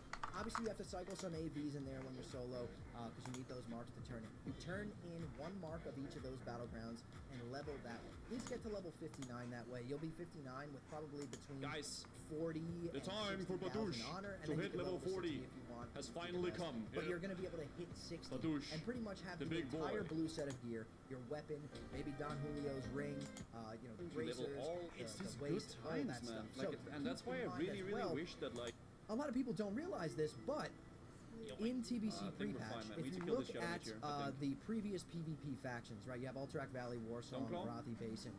None of these have Even if we pulled this much, man, we still requirements pump. anymore. They Man, just cost honor. who gave and these marks, mobs and some of shield them only wall? cost honor. So for a great example of this, if we go to Warsong, right, and we go to the revered bracket, and look here, these things, none of this stuff costs reputation anymore. You don't need to be revered. The exalted stuff, same thing. You can get the Berserker Bracers, which give you 17 strength, 7 agility, 9 stamina, for just a small amount of honor. Honestly, I think that this is the way to go. Here's the thing, though. If you jump up to the level 60 ones, instead of getting the level 50 ones, it's a very small difference, like a difference of 2 strength, a couple of stamina, a couple agility. It increases the honor that you need for it by, like, triple. So sometimes in cases like that, it's better to just get the level 50 one. It's not going to make that big of a difference, but it will save you a couple of hours of PvP. So there's really ways to kind of fine Alright tune guys, this. welcome to another video. Today we're going to be investigating what made enhancement Aw, bro. Aw, bro, that's gonna be me right there. shaman Oh yeah, that so looks sick. good in the Oh Burning yeah, those Crusade. weapons are sick as And fuck. hopefully by the end of this video we'll have a better understanding of the class and spec. Therefore the decision whether to play an enhancement shaman will be easier for you I'm gonna to watch make. this. So in order to understand what made an enhancement shaman suddenly a viable and desired class in the Burning Crusade, we must first understand the limitations of the spec during Classic WoW. The simple Well, I fact made a is that warlock enhancement last shamans night. didn't have the Oh, best shit. sustained damage in the game, since the majority of their DPS is RNG based due to how you know Wind Fury weapon works with a two-handed weapon. This is why you're going to see most raid groups with 10 to 15 melee DPS as a combination of rogues and warriors rather than enhancement shamans. They also had issues with their mana, since none of their talents provided a significant support towards their mana efficiency. They also couldn't even use Stormstrike really unless a raid leader allowed it, since it would consume a debuff slot and it is a massive DPS increase. Nonetheless, in Classic, enhancement shamans still provide a decent amount of support for your melee groups, but in TBC they become considerably more useful to boost to their own sustained DPS and their support capabilities. The major big Well, change that made on our guild Discord, in the Shaman's channel, Fora was asking who's going enhanced for pre-patch nats, and then someone named Empa said, need 2 one-handers, and then Fora said PvP gear will be unlocked. Go farms maybe. Yeah. So kind of seems like the 2 one-handers like you were saying, but I'm kind of shocked. Yeah, unfortunately. Honestly, because I enhancement of stronger DPS spec was the removal of a like two-handed talent two-handers. that was then swapped with a dual-wielding talent. This allowed a shaman to use 2 weapons and furthermore 2 weapon buffs, which means double Wind Fury buffs. And this generally meant that the DPS of the enhancement shaman became more sustained for longer boss fights, rather than relying too heavily on the Wind Fury procs and a slow two-handed weapon. Most enhancement shamans are going to focus on leveling up their blacksmithing to get the Drake Fist hammer, which eventually upgrades to Dragon Oh, Maul fuck. and Dragon Strike, since the hammer has a chance to increase your haste by 212 for 10 seconds, and they can be dual-wielded. And obviously this is going to have good synergy with Wind Fury weapon and other shaman talents. The next big addition, which justifies bringing enhancement shaman rather than just sticking a resto shaman with Wind Fury totem in the melee group, was the talent Unleashed Rage, which causes your critical melee strikes to increase the attack power of everyone in the party by 10%, and since this is a flat 10% boost, it scales as other raiders get better and better gear. So this talent is an absolute godsend when included with Wind Fury totem, and it doesn't take you long to get good enough gear to maintain this buff constantly, since it's not difficult to crit every 10 seconds when your weapons are hitting so frequently, and obviously with your Wind Fury procs mixed in. 3 key talents were also added to increase a shaman's mana efficiency in longer fights. First of all, we have Shamanistic Focus, that reduces the mana cost of your next shock ability by 60%, so again, once your gear is good enough, this buff here is basically constantly available, which means you can burn more mana with your shock spell, since the mana cost is actually much smaller.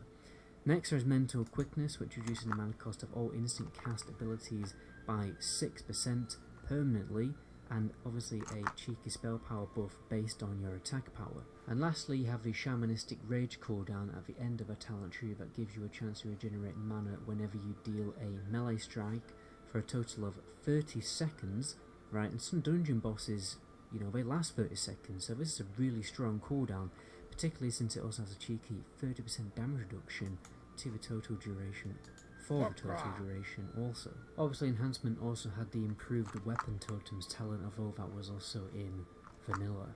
Another cool gimmick of playing an enhancement shaman that I know a lot of people will enjoy is the fact that you have enough hit increasing talents to not physically need any hit gear to hit that special ability cap. Hit chance on your gear obviously will also increase your DPS marginally, but you don't really need to worry about it like other classes do. I don't know about you, but Messing around with your gear and not always being able to equip a item upgrade the second you get it can be very frustrating due to that hit cap requirement. For Enhancement Shaman, the gearing process is much simpler because, you know, your talents just have you sorted. So mid-raid, when you get a little bit of a gear upgrade, you can just equip it instantly and enjoy that gear piece, whereas if you're playing a rogue, a lot of the time you may not actually be able to equip that gear piece because it will put you below the hit cap.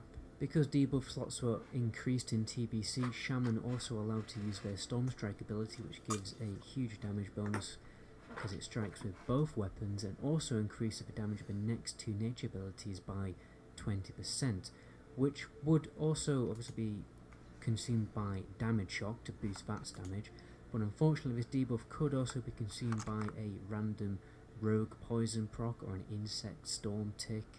However, it could also be consumed by an elemental shaman's chain lightning, which is obviously pretty decent, but you probably only see it, you know, it's very RNG obviously whether you are going to consume the debuff with something like chain lightning, but in a smaller group like a 5-man it's probably more likely to happen. So this meant that you can use Storm Strike on cooldown and maintain Flame Shock for extra damage, which means that your sustained damage was much better in TBC compared to Classic. Shamans could also take their playstyle even further to provide even more support to the raid by learning Totem Twisting. It's pretty simple but will require a lot of mana, so consumables are a requirement, but the trick is to pop Wind Fury Totem to give the group the 10-second buff that it provides, and twist it with the Grace of Air Totem so that the group can benefit from both buffs for the entire fight. And this kind of a little bit of extra work will really make you stand out in a raid group. Overall, Enhancement Shaman is going to be a highly designed spec for TBC raiding. You won't see raid groups stacking loads of them because you technically only need one per melee group to really get the benefits, and other DPS like warriors and rogues with warglaives will do more damage, but obviously that damage becomes even stronger with an Enhancement Shaman in the group, especially as shamans also have Bloodlust and Heroism, provides the group with a 30% haste buff for 30 seconds, and though it can only affect one group in TBC, it can be used multiple times in a single boss fight. I think when the TBC obviously launches, many on the Horde side will probably respec into Enhancement or Elemental because they're probably very sick of playing Resto Shaman. So I honestly do think that both Elemental and Enhancement Shamans, they're going to be very popular in the TBC, so it may be more difficult for you to get a raid spot on the Horde side, but I think there will be more demand on the Alliance side, because obviously if we get a pre-patch with the ability to level a Shaman before TBC, you know, before the Dark Portal opens, then you will probably see, honestly, the same issue on the Horde side. There will be a lot of people playing Enhancement and Elemental, but if it releases how it did release back in the day, where people have to level up from level 1 when the Dark Portal opens, then there will probably be a really big demand for Shamans on the Alliance side. Although I imagine some guilds will do some insane mage dungeon boosting to get some Shamans in their grade group as quickly as possible. But generally I just think Shamans are going to be a good option for you to play in TBC because they're going to be highly desirable because they're such a useful support class. I mean, they really are up there with Shadow Priest, Enhancement, you know, and Shamans are like the strongest supports in the game. Although it is important to mention that I think an Enhancement Shaman will have a much better time later on in the expansion, because the issue with TBC is that a lot of the melee DPS simply, well, they scale to do increased DPS as the expansion goes on, which means at the beginning of the expansion they don't really do, you know, they aren't the strongest DPS in the game. It's not like Classic where rogues are just kings of DPS at the launch of, you know, God, dude, playing on my computer is otherworldly. rogues and Warriors are the they kings do of suck DPS. a little What the bit fuck's on the that guy DPS saying? meters compared to Sorry, what? casters and ranged DPS. He's saying shamans aren't the king of DPS. No, he said rogues were. He said not unlike Classic where rogues were king of DPS. He's talking about TBC. Yeah, but class DPS warriors meters are the king of DPS. rogues and warriors, they do suck a little Okay, bit he on said the and DPS warriors. meters compared to casters and ranged DPS like I Hunter and forgive. Warlocks. But as the expansion progresses, melee DPS get I don't. massively buffed, and then the value of an Enhancement What were you Shaman saying about increases. Sim Sky? So you probably see more people playing Enhancement Shaman in tier 5, tier 6 content, you know, Battle for Mount That was a while Hydra, ago. Black Temple, and Sunwell. Yeah. So overall, I think it will I be a didn't little bit more forget. difficult to get a raid spot as an Simcraft, enhancement at the simulation beginning crafts? of TBC, but a little bit easier I've never in used late TBC. I think most For, like, raid groups are sending probably only going to bring 1 drops to and 2 shit? at the end of the day. No. Y'all are retarded. What? It's called Simulation Craft. There's a website for Oh. it, and there's an add-on for it. The add-on gives you a string that you paste into the website, and then you select the stuff that you want to sim, and it'll tell you which one gives you more DPS. With buffs, without buffs, AoE, single target.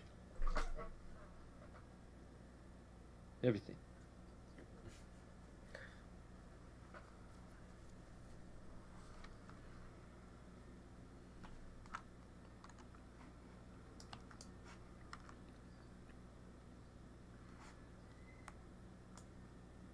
I'll be right back. I'm gonna make some more coffee. I think I might go with the axe, man, for now, and then get the 2-handers as well.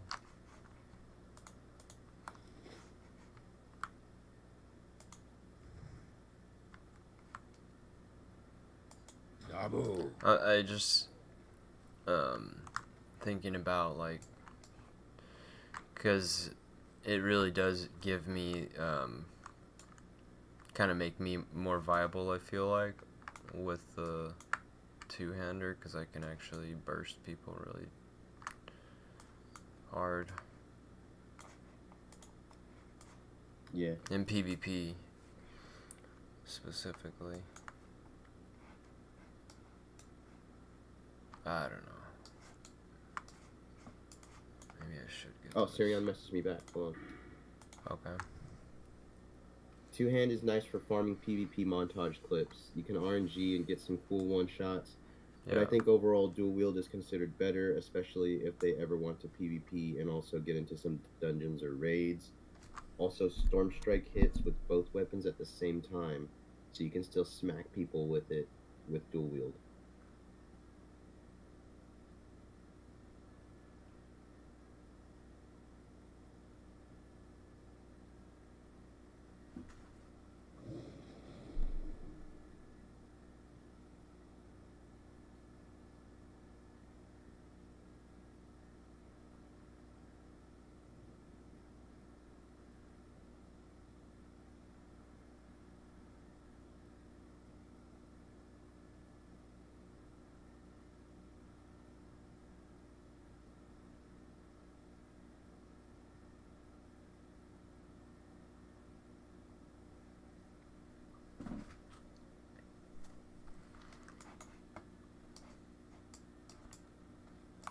Zug zug.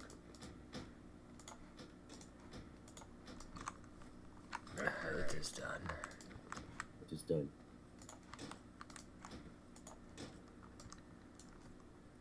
Yeah. I think the 2-hander would be good if, like, everything just procced. I think this is going to be more consistent. Yeah. Yeah. I'll probably get the 2-hander as well. Yeah, I mean, farm the honor while it's still that buff's still there. Yeah, that took me no time. Really. But I need to do. We started pretty late tomorrow. You could probably get it today. Yeah. Plus, I need to get my mount. So maybe I could Oh, you're close. get both. Yeah, I just need Warsong Gulch. I need 15 more Nice. marks.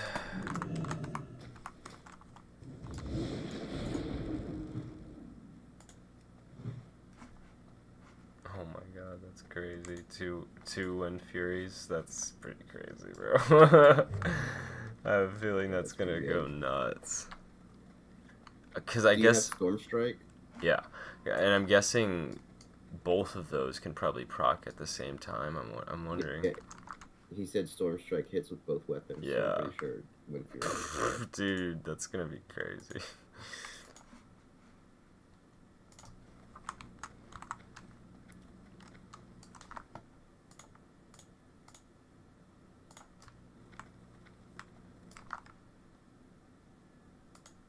have to train one-handed axes, I'm not sure.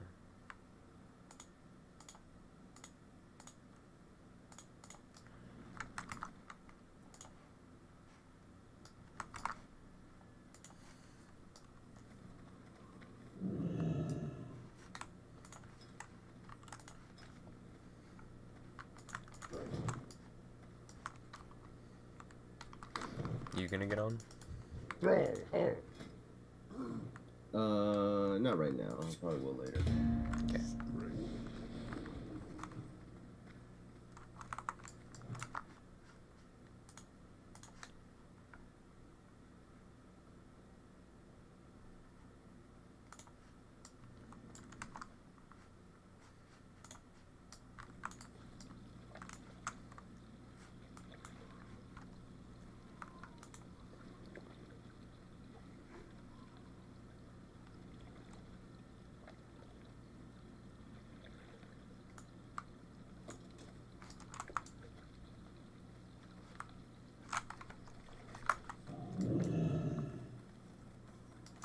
Zug zug.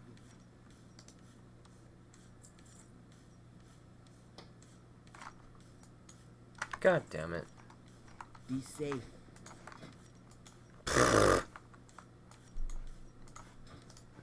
Speak, friend.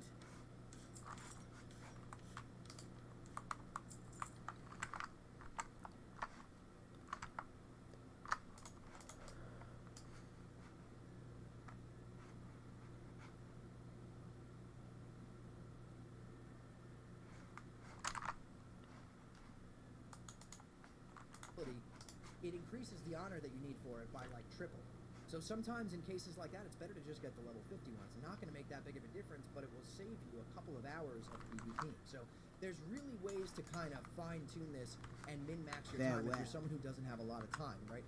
People have been complaining a lot about how long the honor grind actually takes, and I wanted to make this video to show that, yes, it does take a long time, but to be completely honest, I do think there should be some kind of grind to this, just because otherwise, if everyone got the full set in 10 hours of PvPing, they'd be bored out of their minds and log off until TBC launches, right? Or start the thing on a new another character or whatever. I still think it's a little bit long for the, the full High Warlord Grand Marshal set. It definitely takes like 40 plus hours of straight PvPing. Then you add on the weapon to it. You add on, the ring, Don Julio's. I've been doing ZGs. I filled out some pieces with ZG gear. I got my AQ ring. Oh, dude, you need to get Don Julio's. There's a lot of stuff you can do to kind of fine-tune your gear and min-max What's your that? time if you don't have a lot of time. But, again, if you're a level It's a 58 ring boost, from AV. I suggest PvPing in that 59 bracket. AV You're at rep. the top of the bracket, you're having a great time. Should already be able especially to if get you're a it. Ret Paladin. The weapon they give you Is it in AV? for some random reason. You can go to that place in Hillsbrad to buy it. And Okay. then, hit 60 when you feel like it, or when you have a good amount of honor saved up and some tokens, some marks, AV, Pulsar, AV, and then you go hit 60 Be right back, and one sec. literally buy the full blue set of gear, or maybe like 4 pieces of the blue set, 2 pieces of the epic set, and kind of do it like that. A lot of classes actually do benefit from buying at least 2 pieces of the blue set, so that'll save you a ton of time right there. And then if you want to keep PvPing after that, like I'm going to do, today my goal is I'm going to buy the epic legs and the epic boots, right? And then I pretty much got all the PvP gear that I could possibly get, but I do want to PvP this weekend with my buddies. It's Rothy Basin weekend, so maybe I'll come back in and upgrade some of the blue pieces, maybe 2 more blue pieces to the epic pieces. This is, it makes it so that it's a little bit more fun to play. Because if you're jumping into level 60 war songs and Arathi Basins with the full communal set, you're pretty much gimping your entire team. You're going to get one shot by everybody. It's not really a good time. I really, really struggled, which is why I started jumping into ZGs and AQ20s to kind of round out those pieces so that I could actually do some damage. And it made it so much more enjoyable. However, that level 58 boost, PvP meta wasn't a thing. When I boosted this pally the first day, I got it to 60 within 3 hours, so I didn't even think about doing that. And I want to just kind of, anyone out there who's kind of still doing the level 58 boost right now, I really recommend doing it. It's probably the best way to do this. And then, again, a lot of people complaining about the epic set. You don't feel like you need to farm this entire epic set of gear. For some classes, it's not that big of a difference. Get the full blue set. It's literally like a fraction of the time, like a quarter of the time. 25% of the amount of time you spend. I'm back. to get the full blue set. You can go pick up Don Julio's for like 4,000 honor and 2 AV marks or something like that. If you do it that way, it's a lot better. Now you can start PvPing. It's a Rothi Basin weekend starting tomorrow, and then you can fill out, a couple more pieces like the epic pieces. I'm even going to PvP and get the shield so that I can tank through dungeons and TBC when the portal opens. So for anyone out there who's struggling, thinking the grind takes too long, there's ways around it. If you just boosted and you haven't hit level 60 yet, I hope you see this video and you take advantage of this. I just wanted to make this to help everyone out. I wish that I knew that. So if I did help you out in any... It's a big thing. It's kind of... What is it? Salmon croquette. They mix fish with the breading. They have the fried fish. They got all kinds of beef. They've got turkey and dressing. All kinds of beef? What do you mean? You know, they have ground hamburger and stuff. I've never liked ground hamburger. I've never gotten it. Chicken fried steak. Should have got the two-hander. Fish you like, or turkey and dressing, tilapia, salmon.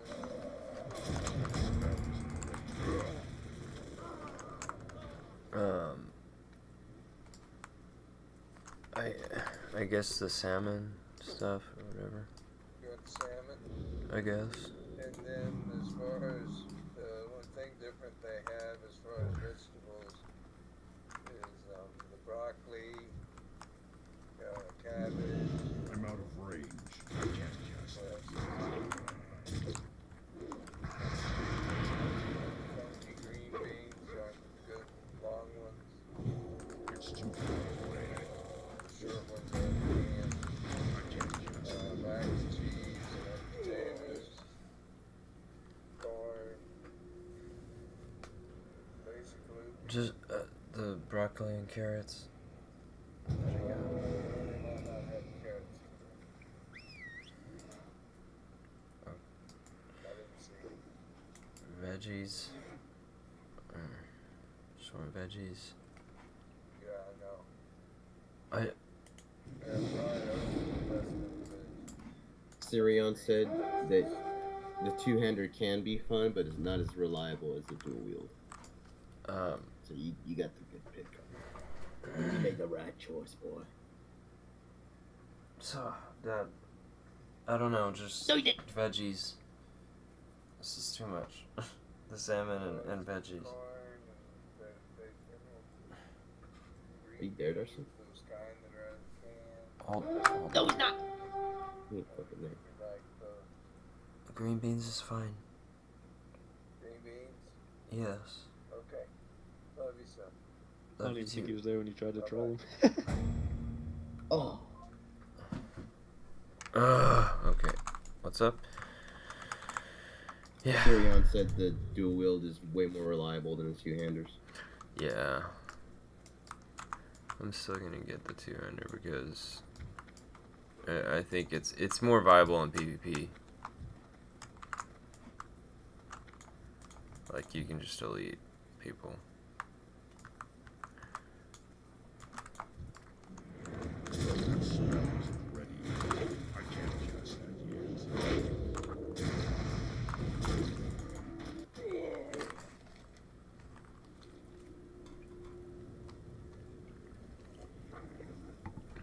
I feel kind of just like a normie now with these.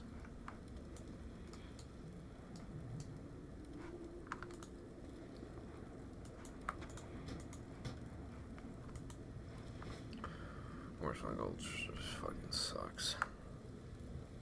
Yeah, I hate Warzone Gulch.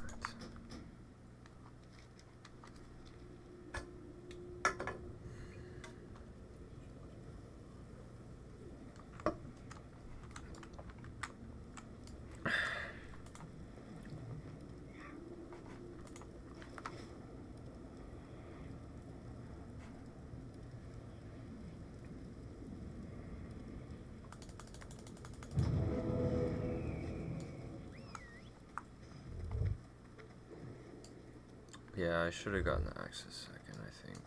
Just because, I think it's better for, like, DPS in a dungeon, you know what I mean? But no, I'm not going to be getting those big fucking smacks. I mean, I do, they're just smaller. I like big numbers. You get it next. Yeah. Wish it wasn't so fucking expensive. Because I need to get a few pieces of gear too.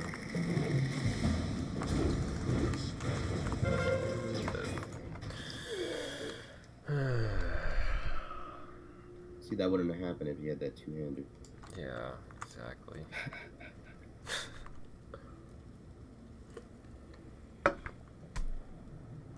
Exactly.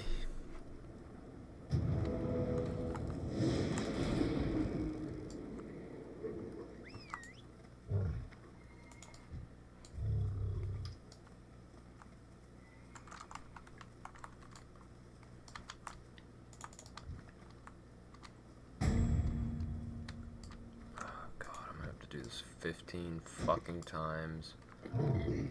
I'm not gonna win a single one. I need to get closer. I can't use that yet. That spell isn't ready yet. That's still recharging. That spell isn't ready yet. I can't use that yet.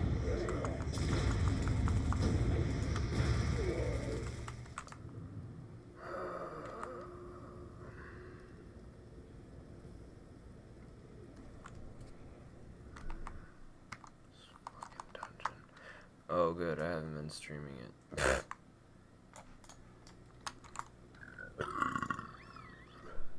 Nothing to see here. Why is that good? Because it's a fucking shit dungeon. It's a fucking shitter. Big ol' You hadn't been streaming? the game was covered up by. Oh. Oh god, this mage. I'm gonna pyroblast him. Come here, you little bitch. Come here!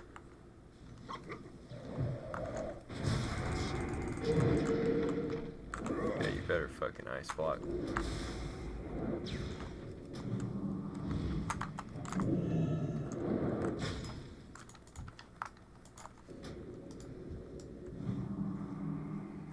That spell isn't ready yet. I can't use that yet.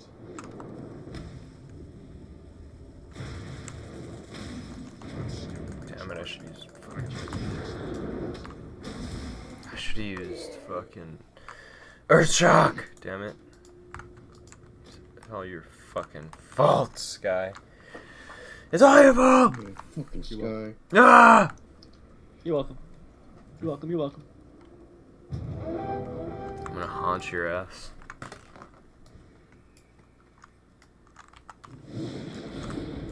For me on the grave, motherfucker!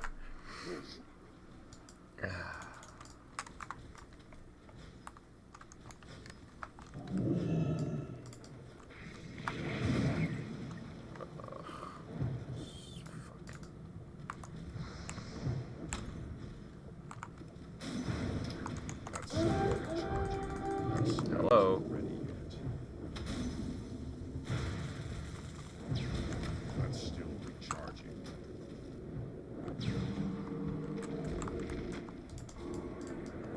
That spell isn't ready yet.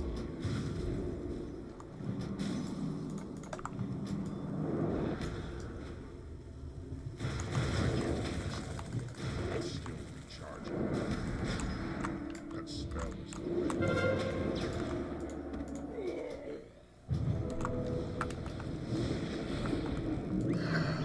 God, just let it end.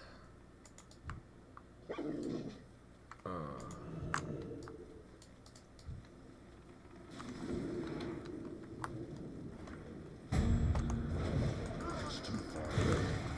Gotcha, you little bitch!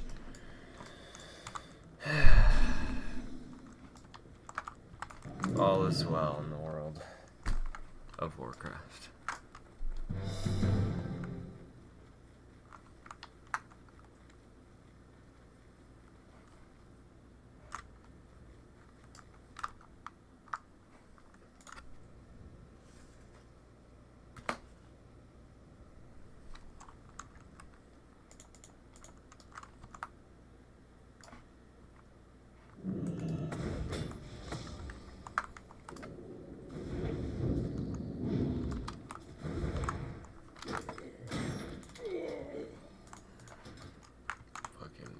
Riveting. Riveting gameplay. Only 15 more to go.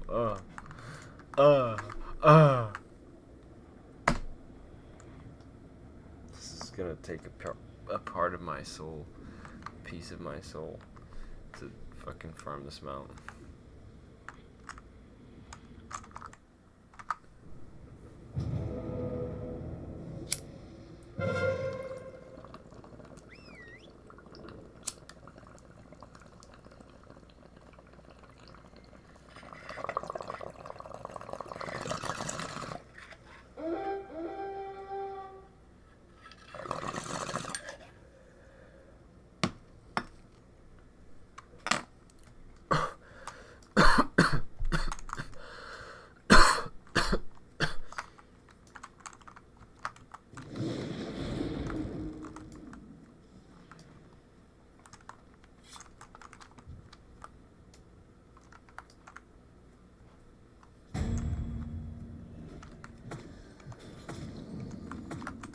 I can't cast that yet.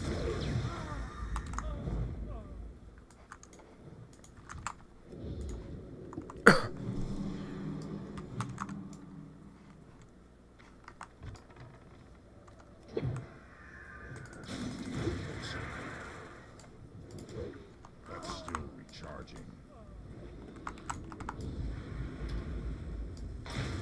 The spell is ready. I can't cast that yet. I can't cast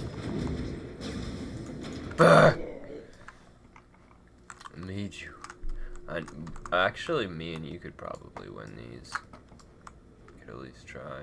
Could at least fucking do something. I just hate that fucking game mode, bro. There's so many retards that play it.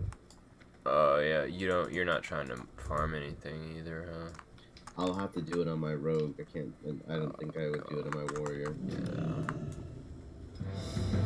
Oh, thank God. Thank the Lord in Only heaven. because people don't know how to fucking run the flag on Horde. I don't get it, dude. Like I lose every single game, every single Warsong Gulch. Dub. Yeah, because people are idiots. Yeah, it's crazy though. What the Loktar, f- go forth to victory. Like, how are we that bad at it? It's literally 9 out of 10 games, at least. 9.5. Goddamn.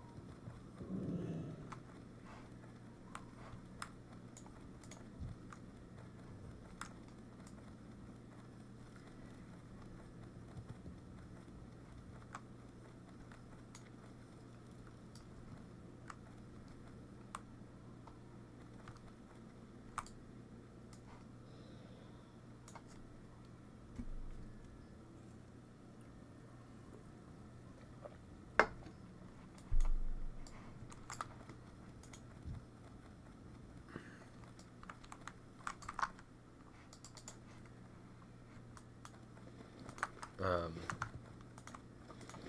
me know whenever you're getting on your road. Oh.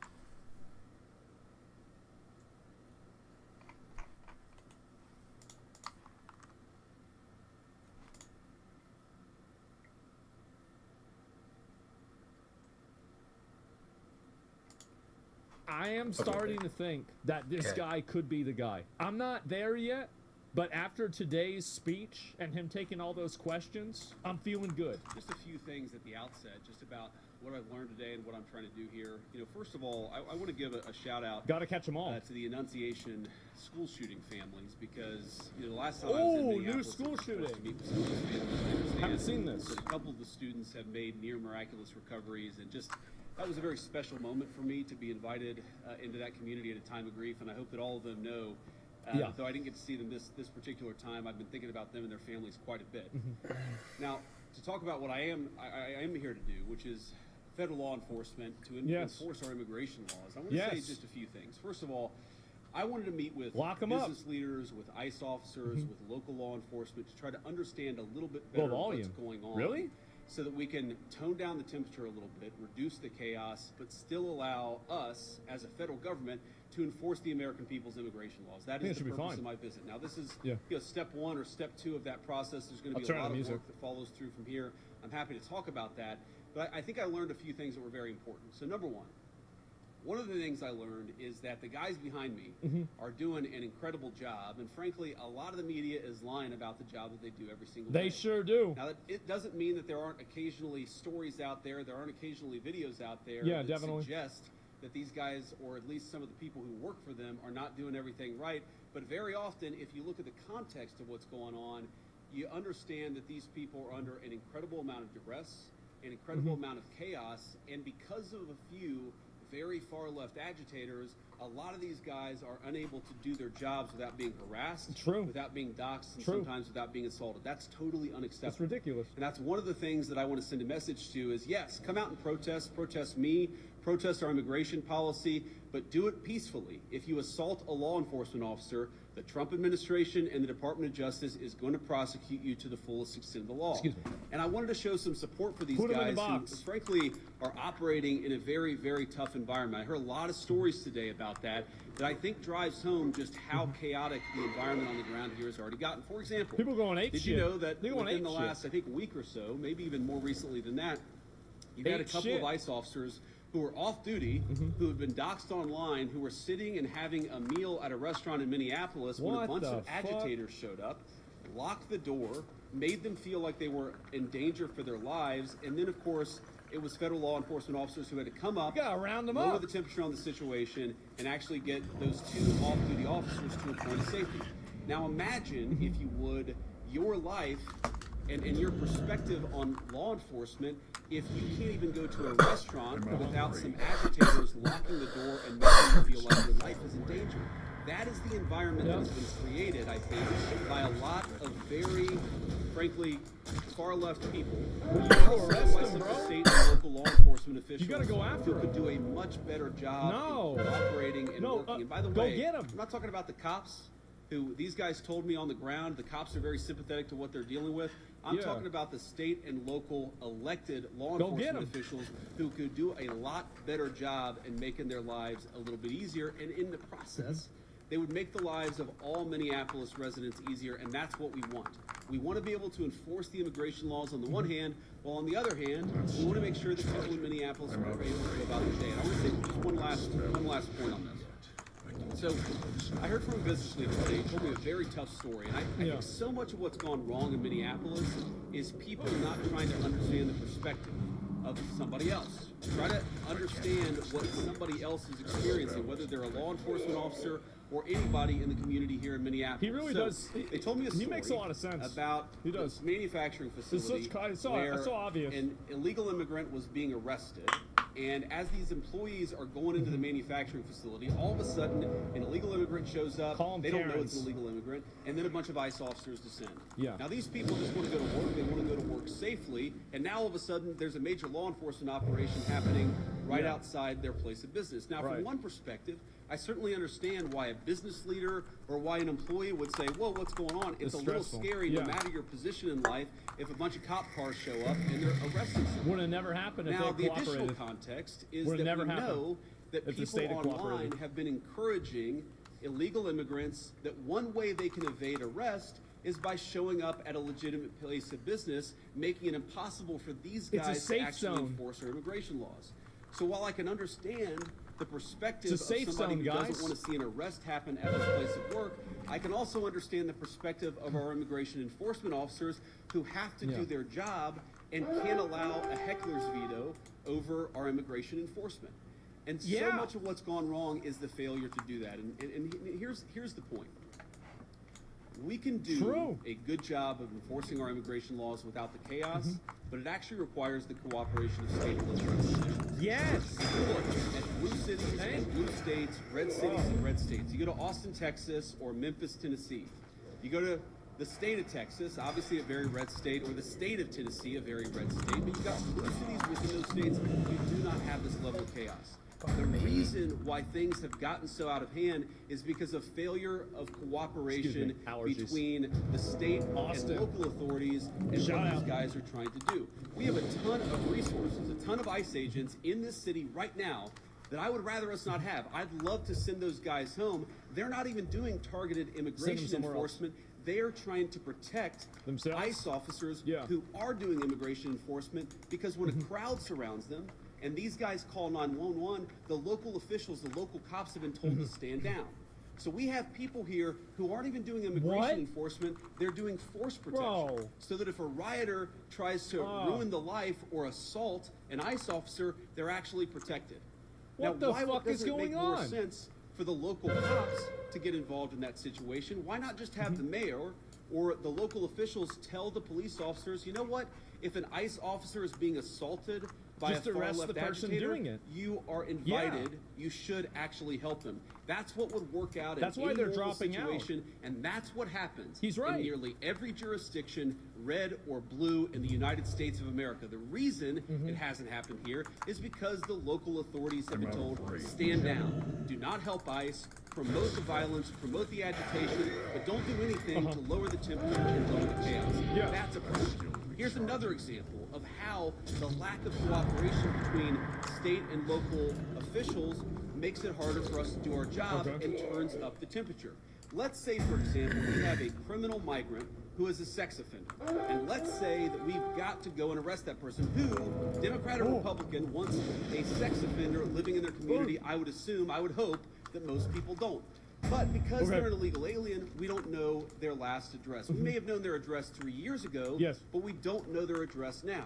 What we'd like to do is talk to local officials and say, you know what, according to the Medicaid rolls, where was the last person or where was the last address this person was domiciled? Or according to a SNAP application, a food stamps application, maybe that could give us insight to where this person is today. Or maybe they had some local court trouble. We could go to the local courthouse or even the local jail and try to find where this criminal sex offender is go today. get him. The local authorities have been told, do not cooperate. Why would these you do guys that? are trying to go It's out retarded. and enforce the law. They're trying to arrest sex offenders, but they're trying to do it in an environment where local officials have been told, That's do an not help them, insurrection. do not provide intelligence about where these sex offenders might This is disgraceful. It's crazy. There are a lot of things that all of us could do Sedition, better I to know. lower the temperature, but the number one thing that I learned today is the best way to facilitate I'm so glad he's reasonable mad about enforcement this. of the law, You're right. but also 100%. to lower the chaos in Minneapolis Yeah. would be for state and local officials to cooperate. Now, I Play will ball. say, on one final positive note, I actually think that there's some hope, Yeah. some reason to think that there's going to be better cooperation in the weeks and months to come. I think that because I've talked to some of the local officials here, I think there are reasons to believe Maybe. that these people are going to step up and actually ask the cops to protect our ICE officers when they're being Yeah. assaulted. Who are going to ask the local courts to cooperate with getting criminal sex offenders out of our community. Yeah, of course. That's a good It's smart. That's the good news, and that's something I'm Obvious. going to work on when I get back to Washington. But please, if So you're vase. a local official, So if you're vase. the mayor of this town, if you have any influence over those people, just tell them to cooperate. Tell them to Because go we go can have home. immigration enforcement operate as smoothly Just and stay on the without the sideline. chaos that we see in Austin, Texas, or Memphis, Tennessee, Is it bad or in even Austin? rural I don't even parts of know. the state of Minnesota. All we need is a little cooperation. I guarantee we're going to do the best Damn it. to be professional, Yeah. to respect people's rights, Yeah. to not do anything that You we want don't military have to coming do in? in They order should to have it. enforce They should. immigration They should laws, already but done it it. would make our lives a lot easier. It would make our officers a lot safer, and it would make Minneapolis Mm-hmm. That's much right. less chaotic That's if we had right. a little bit of cooperation from the state and local officials. With that, I'll shut up and take some questions. Thank you, guys. Jesus, bro. God damn. ICE agents detain a 5-year-old after preschool on Tuesday. We've also seen multiple Fuck. citizens detained by ICE. He just went in there and let him know. Are you proud? He just want to let him know. Is conducting this immigration crackdown? Well, I'm proud of the fact that we're standing behind law enforcement, and I'm proud of the fact that we're enforcing the country's laws. But, you know, you asked a question about this 5-year-old kid. I actually saw this terrible story while I was coming to Minneapolis. We just left Toledo, Ohio this morning for an economic message. Oh, there's a kid I see involved. the story. Oh no, I guess I'm we a shouldn't father have of a laws. 5-year-old, actually, a 5-year-old little boy, and I think to myself, oh my God, this is terrible. Yeah. How did we arrest a 5-year-old? Well, I do a little bit more follow-up research. Here we go. And what I find No, no. is that the 5-year-old was not arrested, that his dad was an illegal alien. And he ran then away. when they went to arrest his illegal alien father, He left the his kid father there. ran. Yep. So I the knew it. story is that ICE detained a 5-year-old. Well, what are they supposed to do? Are they supposed to Yeah. let a 5-year-old child freeze to death?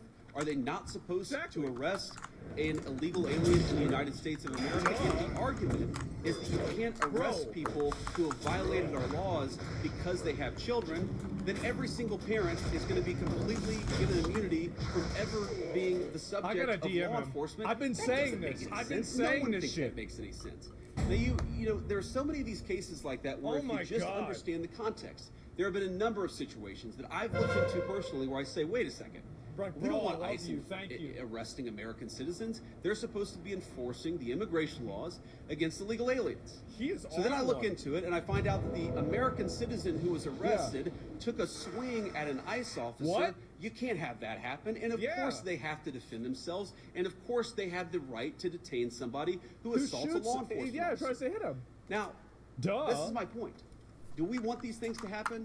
Do we want Am I the shadow president? arrests to be so chaotic? No, we already have the don't. eyeshadow These vice guys president. want it least of No, all. you But don't. if we had a little cooperation from local and federal, or excuse me, from local and state officials, I think the chaos would go way down in this community. Go ahead. Jesus. No teleprompter? Bro. The administration seems to Yeah, well, you can go next. Oh, no, I'm sorry. I thought Yeah. you wanted to- No, that's fine. I'll take both. After the Renee Good shooting, sir, the administration seems to, after the Renee Good shooting, the administration seems to suggest that ICE officers enjoyed near complete immunity. But today you told the Washington Examiner that when appropriate, the administration might take disciplinary actions against ICE agents. So is that a change in opinion? And if so, why the change in tone?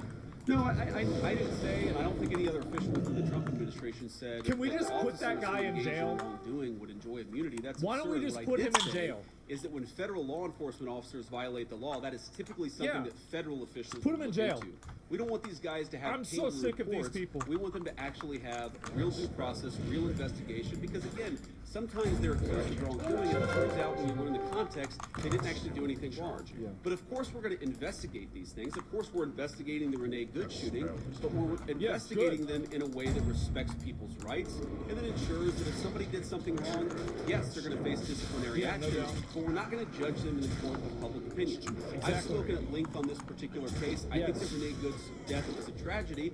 I also think that she rammed an ICE officer with her car. So the tragedy here is multi-layered.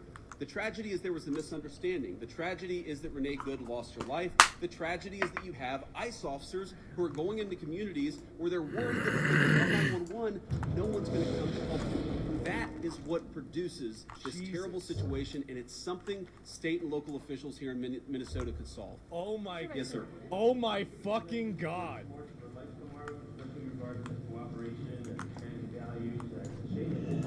Wow. Well, it is a shame that kids have to get caught up in this. I am speaking at March for Life tomorrow. I'm pro-life, and I'm very excited to speak there. I want to talk about local law enforcement, but, I mean, look, I am, as a child, I saw people in my family get arrested. It's terrible. It's heartbreaking, it's chaotic, it's traumatic for the kids. I can recognize that, and I can recognize that we got to support these kids, while on the other hand, saying that just because you're a parent doesn't mean that you get complete immunity from law enforcement. And I think we have to hold both of those thoughts in our head at the same time. We've got to be sympathetic to the kids who are caught up in some of these enforcement actions. We've also got to say we have to enforce the law without bias, with fairness, but we've got to enforce the law. Of course. Mr. Vice President! Oh, whoever that is going to be so annoying.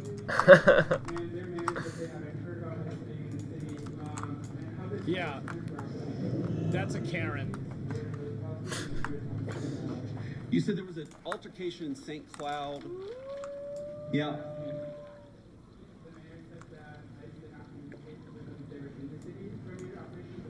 ICE didn't do something? Well, I don't know. Like, what is this? Like, you talking to the manager? Yeah.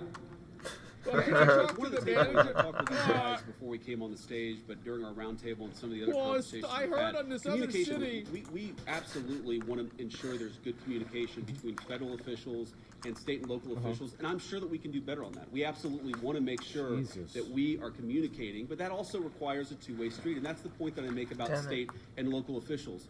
These guys will absolutely communicate with state and local officials. They'll tell people if they have to do an enforcement operation in a particular municipality.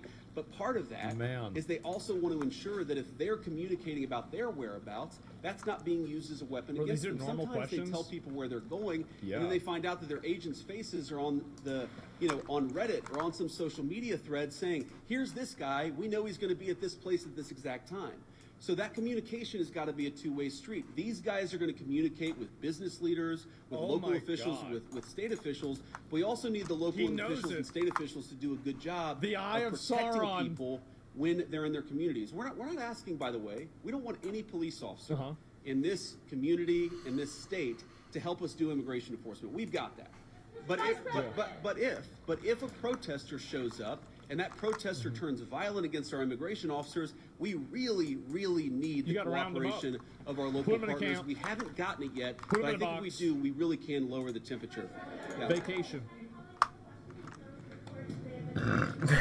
Vacation. Oh my God. Oh my God. I saw that story, and the story is like so much that I read in the mainstream media. It's missing a whole lot of context. So he knows every single one of them. It makes sense. No one is saying. Look, there are exceptions. For example, a crazy exception. Yeah, hot pursuit. If somebody is fired at from inside a house, you have to go they inside don't the house. need a warrant to go inside. Yeah, exactly. Hot pursuit. There are very narrow exceptions to the warrant requirement. He's where law prepared, enforcement officers don't need a warrant if, for example, they're an imminent threat of their lives. That's but right. What we've said and what ICE has proposed, what the Department of Homeland Security really has proposed in the Department of Justice, is that we can get administrative warrants to enforce administrative immigration law. Yeah, of course. Now, it's possible, I guess, that the courts will say no, and of course, if the courts say no, we would follow that law. But nobody is talking about doing immigration enforcement without a warrant. We're talking about different types of warrants that exist in our system. typically what happens, not always, but typically in the immigration system, those are handled by administrative law judges. So we're talking about getting warrants from those administrative law judges. And then, of course, with other cases, you get judges or you get warrants from a judge. That's very consistent with the practice of American law. I'm sure the courts will weigh in on that, but we're never going to enter somebody's house without some kind of a warrant, unless, of course, somebody's firing on an officer or they have to do something in order to protect themselves. Go ahead. Man. God damn. Well, our understanding is that God you can damn. enforce the immigration laws of the country under an administrative order if you have an administrative warrant. That's what we think. That's our understanding of the law. That's our best faith attempt to understand the law. Again, this is something courts will weigh in on. I won't speak to that. But yes, most immigration law in our country is not done through the criminal system with the judge. It's done through the administrative law system. We're going to continue that practice just as they did in the Biden administration or any other administration.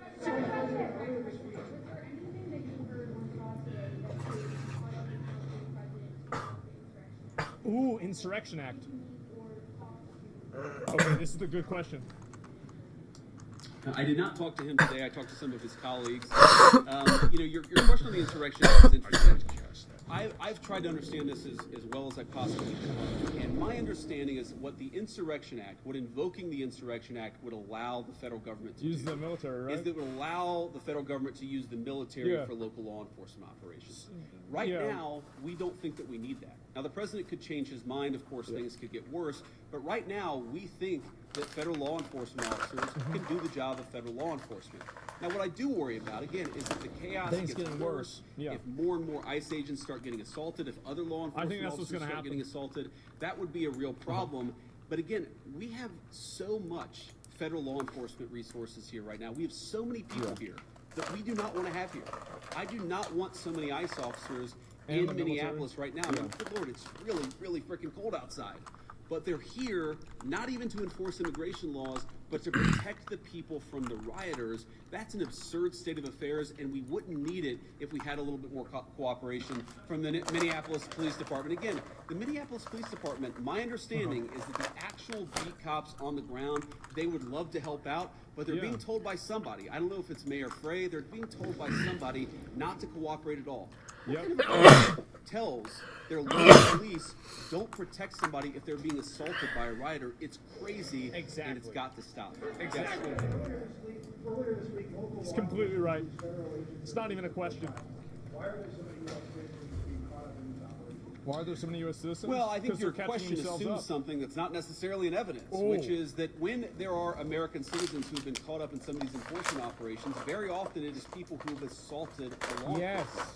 They're not being arrested because they violated the immigration laws. No. They're being arrested because they punched a federal law enforcement officer. That is a totally reasonable thing. Now, to the accusation of racial profiling, look, it's something that we take very seriously. We will take accusations of racial profiling back to Washington. We'll certainly look into them as they come up. But this is not a group that's going around and looking for people who violated the law based on skin color.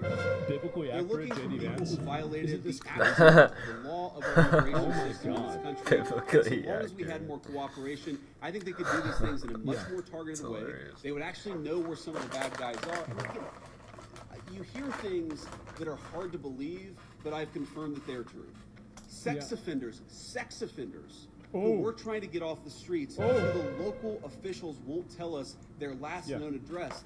So then the local officials say, oh my God, these guys are doing widespread targeted enforcement operations, when in reality, we would love to just go to one house. The local officials won't tell us which one house to go to. This messaging is insane. The local police chiefs have said their own off-duty officers, so police officers, are being targeted because they are a person of color and asked to show their papers. Is that a concern? Police officers are being targeted and told to show their papers? Officers are being targeted, and they describe it as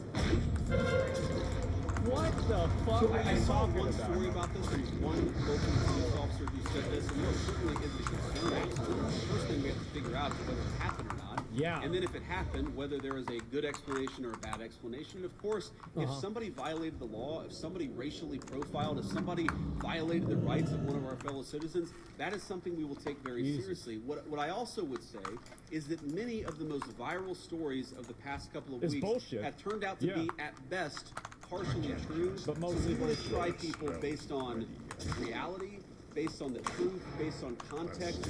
We're not going to prejudge people just because of a viral social media story that turned out to be half false. Wow.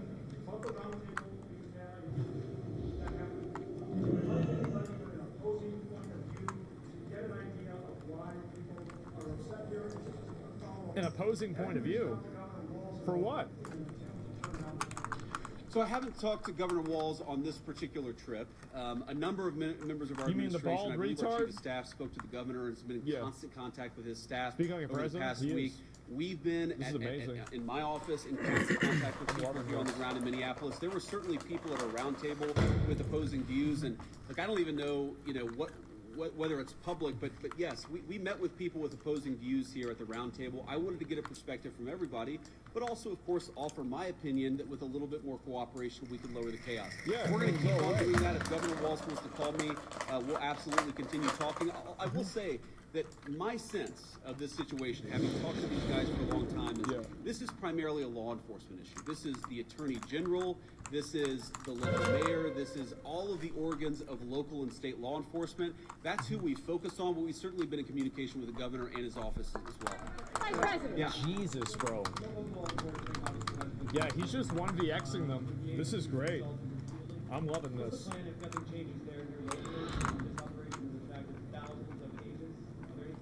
Yeah. Well, right now we're focused on Minneapolis because that's where we have the highest concentration of people who have violated our immigration laws, and that's also, frankly, where we see the most assault of our law enforcement officers. And our plan is very simple. To assault a federal law enforcement officer, we're going to do everything that we can to put you in prison. It's very simple. And most of these protesters, as much as I may disagree with their politics, most of them have been peaceful, but a lot of them have not been peaceful. And if you go and storm a church, that's right. If you go and insult a federal law enforcement You officer, can't do that. we're going to try very hard. We're going to use every resource of the federal government to put you in prison. Get your Respect ass. people's rights. Respect Get people's their rights ass. to worship. Respect people's rights to do their job without Yes. being assaulted. If you follow that basic principle, the Trump administration is going to do everything that we can to protect your reasonable rights. But if you discussion. go I after know. somebody, Can if you you imagine assault that? somebody, Wow. if you make a 9-year-old girl cry because you walked into her church and harassed her, we're going to go after you with every single tool that we have. Vice President. Yeah. As you guys know with NBC News, sir, your administration has said repeatedly this is about safety, about making Americans feel safe. And what you say to people in Minnesota is that it's the overwhelming presence of ICE officers and federal officers and their tactics that are making them feel less safe. Well, one it's thing the I would ICE say that's is, first making of all, them we unsafe. saw Not in the sex offenders. 2025 the biggest one-year drop in murders in the history of the United States. That's a lot. Significant reductions in violent crime. The reason why we have less violent crime is really two reasons. Number one, Don Lemon, is we're yeah. enforcing the immigration laws and getting very violent criminals out of the country. And number two, because we're enforcing our criminal laws and putting guys who assault and murder behind bars. This is part of a broad effort to make us safe. And the chaos that people are seeing, and I understand there is frustration of the chaos, I'd say that we're doing everything that we can to lower the temperature, and we would like federal and local, state and local officials to meet us halfway. So much, so. Perceiving it correctly, are you saying that there's not only the tactics or the presence of the officers that are Look, I'm sure that people are seeing a lot of things that would make any member of our national community feel very upset, but I also think that if you understand this in context, this is the inevitable consequence of a state and local government that have decided that they're not going to cooperate They're gonna with work in immigration opposition to the enforcement at federal all. government. In fact, Exactly. they're going to aggressively not cooperate. So here's a basic illustration. If you are an ICE officer and you have to think arrest she's a fat? person who's committed assault and is also an illegal alien, but the state and local officials won't help you identify that person, many of the things that people in Minneapolis are seeing that give them pause, that frustrate them, that worry them, that make them feel like things are too chaotic, many of these things are coming from the fact that there's no cooperation with state and local law enforcement. If they And I guess what I cooperated, none of would, this I would would tell even people, happen. again, many of whom are justifiably concerned and worried about what they're seeing in their communities is, why are we not seeing it anywhere else? We're seeing this level of chaos only in Minneapolis. LA and Chicago, we had some problems there. Pretty much every jurisdiction where these guys are operating, you don't see the same level of chaos. You don't see the same level of violence. You don't see the problems that we're seeing in Minneapolis. Maybe the problem is unique to Minneapolis, and we believe that it is. And it's the lack of cooperation between state and local law enforcement and federal law enforcement. Sir. ICE has been operating for 10 years, less pushback than the St. Paul police chief recently said, is there not a way to find common ground without scaring the hell out of people who use those words? And I just wonder if this operation... Scaring the hell out of people? You mean mentally ill, hysterical Karens? Here in Minneapolis and the state of Minnesota. And I know you talked about you've been in touch with the governor's offices, the mayor's offices, but why... They don't want to listen. Well, look, I have spoken to some of the people in Minnesota. They're trying to listen. I've spoken to others in the past, and again, our staff has been in very direct contact with pretty much every official with any influence or any power in Minneapolis. But we're not trying to send a political message. We're trying to enforce the law. And unfortunately, what has happened is that as we've enforced the law, there's been this weird reaction unique to the system. This is not a common thing across the United States of America. There's been a very unique, very Minneapolis-specific reaction to our enforcement of federal immigration laws. What I'm trying to do here today is understand why that is. What is it about Minneapolis that has become so chaotic? What are the specific types of cooperation that we need? Look, I don't need Tim Walz or Jacob Frey or anybody else to come out and say that they agree with J.D. Vance or Donald Trump on immigration. I just don't need that. Just stop What fighting. I do need them to do is empower their local officials to help our local or help our federal officials out in a way where this can be a little bit less chaotic and it can be a little bit more targeted. Like if we're trying to find a sex offender, tell us where the guy lives. Simple things like that, simple changes in how they're approaching immigration enforcement would make this work a lot better. It would make Minneapolis' streets a lot safer, and it would make this whole thing a lot less traumatic for this community. I'll take one more question. Wow.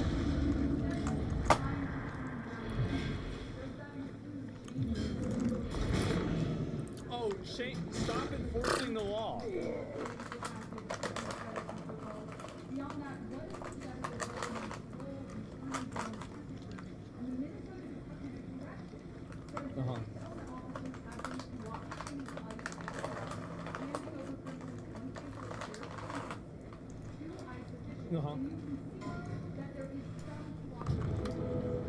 Yeah, look, if I was going to list the 5 agencies locally and statewide that I'm most worried about, I wouldn't put the Department of Corrections on that list. I think that while there are certain things we'd like to see more from them, they've hardly been the worst offenders. You agree with that, guys? That's a fair assessment. Jesus. But I think you talked about tactics. You talked about the response to things. Look, it's not even a question, it's an argument. Tactics that we don't employ the kind of tactics that are only necessary when violence is committed against officers. That is these guys' directive, and that's what we're going to try to do. Why would anybody want to do that? The president said this a couple of days ago. Whenever you have a law enforcement operation, even if 99.99% of the guys do everything perfectly, you're going to have people that make mistakes. That is the nature of law enforcement. What I do think that we can do is working with state and local officials, we can make the worst moments of chaos much less common. And all they've got to do is meet us halfway. These guys want to communicate with them. They want to talk to the local business leaders. Many of these guys, many of the people standing behind me are members of the Minneapolis community. Many of the officials that I met today who work in federal immigration enforcement, this is their home. They love this place. These are their neighbors. They want this to work a lot more smoothly. I think that we can get there. We just got to work at it a little bit, and we need some cooperation from state and local officials. Exactly.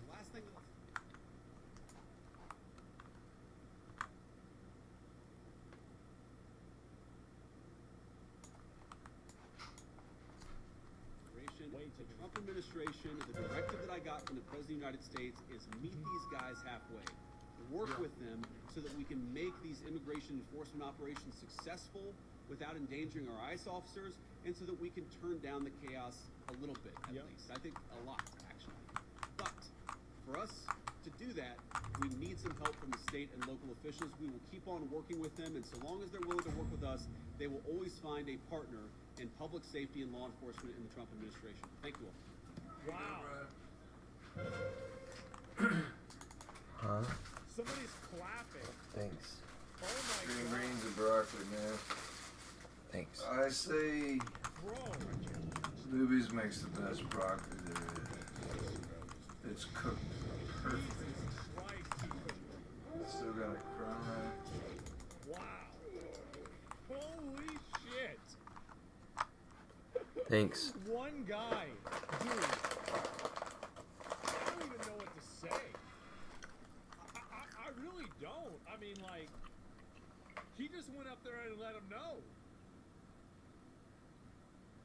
Thank you for your attention to this matter. Yeah, like, honestly, like, he went up there and said everything that I think. He did. He went up there, he said everything that I think. I was like, you know what? Like, that's what I would say. That, or at least that's not what I would say. That's what I would want to be able to say, right? And, like, he went up there and he just said that. Yeah, communication warlord, man. That's insane.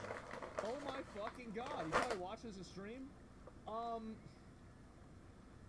There's a chance that I might, you know, there's maybe a possibility that, you know, maybe something could happen. I don't want to make any promises or anything like that, but there is definitely a possibility that something could maybe happen. I just don't know. Me going somewhere particularly.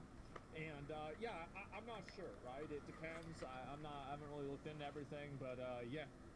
And so, I don't want to, I'm not trying to make any promises or make any commitments or say anything else. I'm just saying in general, that's what it is. And, yeah, we don't know. We don't know. But anyway, I am so fucking happy to see this. I'm going to be honest. Like, he went out there and he just said everything that I think. He did. He literally just went out there and laid it on the exact way that I would do. That's the game. No, I'm just telling you that. That's really, no, the reason why a lot of people are trying to talk to me is because what I'm saying is true, and I think that it resonates with a lot of people. And so, really, I think that's the reason why. And I'm just glad that they're finally, you know, they're on the ball with this, right? I mean, this is a big dick day. It is. This is amazing. Is this the reason why you're showering for a month? No, not that exactly. UFC White House next to Trump and Dana. I will say this.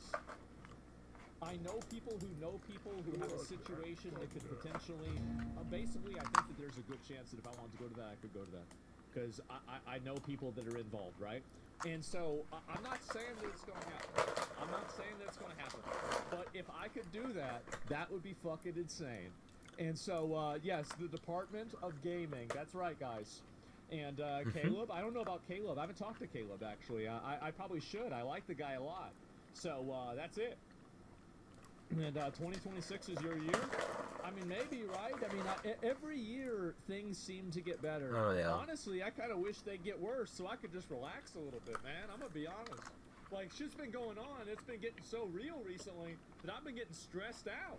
I'm like, damn, like, we got all this pressure, everything happening here. You honestly should go. Like, maybe I should. I mean, like, and I've also had a lot of people, Democratic people, actually reach out to me too, if you want me to be honest. I've had a lot of them, you know, people in positions that are specific. And, yeah, I appreciate it. I think that, you know, again, like, I try to talk to people and do whatever the fuck. And so, when is it? I mean, I don't know. We'll see what happens. Last question. Arctic frost. It is getting bigger, and I talked to sources this morning. It's about to explode. And things that we thought were long lost and gone, I want to be a little cryptic, are not lost. That's right. They're not gone. That's right. Yeah, I want to be a little cryptic too, because I know that we're sort of, it's still in the early stages of this investigation. But look, Sean, I think it's one of the great scandals in American history. I think this is definitionally the Biden administration, the deep state, using the apparatus of justice to go after their political opponents. Yeah, what you got? Hell yeah. No way. It's happening. He has this woman who's running for Congress, and he's crashing out. He's crashing out while she's on camera. She's just like sitting there next to him. Who is this? You embrace terrorism. No, we don't. No, that's Asmongold is down the line, chatter. No, we I like terrorism. We know that What the everybody knows fuck? this about me. actually oppose terrorism. The American government terrorizing the good people of Minneapolis is something that we think is disgusting, is repugnant, and that's why, you know, we're all... ICE are the ones that are the terrorists. Oh, I wonder God. What, What a fucking cringe in show. one of these areas that's being oppressed by like legitimate terrorism, killed and raped for disagreeing with them. Crazy. And then you have to hear some like American sitting in $1 million fucking mansion talking about how no, the real terrorists are the people that are removing illegal aliens from the country. Like, how can you do that? So you didn't understand, I think. It's a normal confusion. Me and Asmongold, we look pretty similar to one another. Let me handle this, Mr. Baldy. You guys might have this, but while our Baltimore sports a pure natural rat... Baltimore.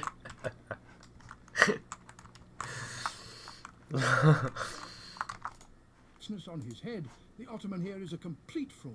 His whole hairline is as fake as his socialism lapping, and his dick don't work. I use Propecia, but the thing about Propecia is that it does have a chance of just destroying your dick. You talking shit, talking about how I look. You have a guest on your stream, and you're thinking about me. Because he looks like shit.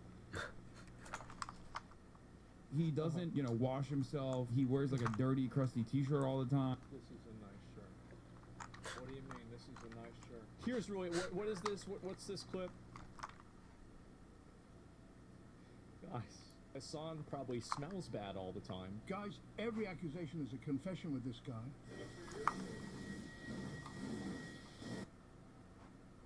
That's sad. He actually smells bad. Let it play out. Did a whole bit with screenshots from your subreddit saying your audience captured, gets woke scolded by his own audience for saying the word spastic.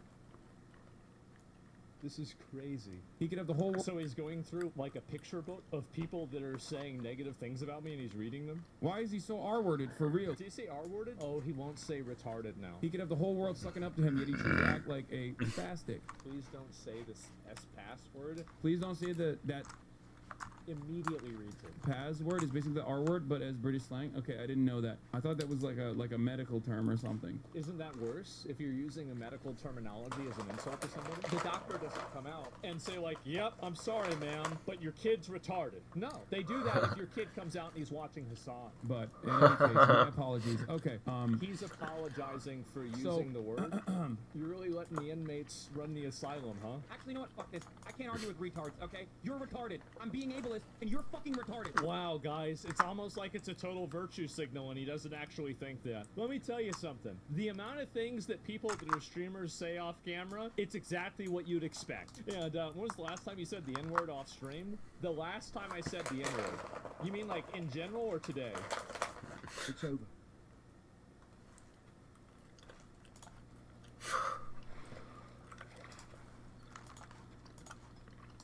She was talking shit to him, she was degrading him, calling him a loser. But now whenever they face accountability, now they're the victim. Nope.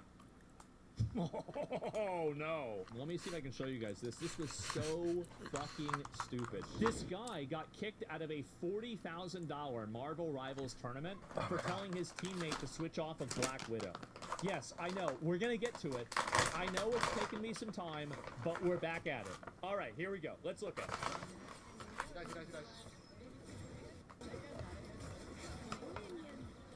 Okay, guys. It's not working. Taste and point proven right now. Do you understand? Well, you can make Yes, it. it is. How do you not see the problem right now? Wait, first of all, is that Okay, bro. You're doing Lucy's not even on Invis. I'm gonna go. You're So toxic. So rude. What a nasty bitch. Yep, 0 and 5. Yep, there it is. Oh, is that Black Widow? I guess that's a scan. I'm not really familiar with it. Yeah, I guess it is. So 0 and 5. Wow.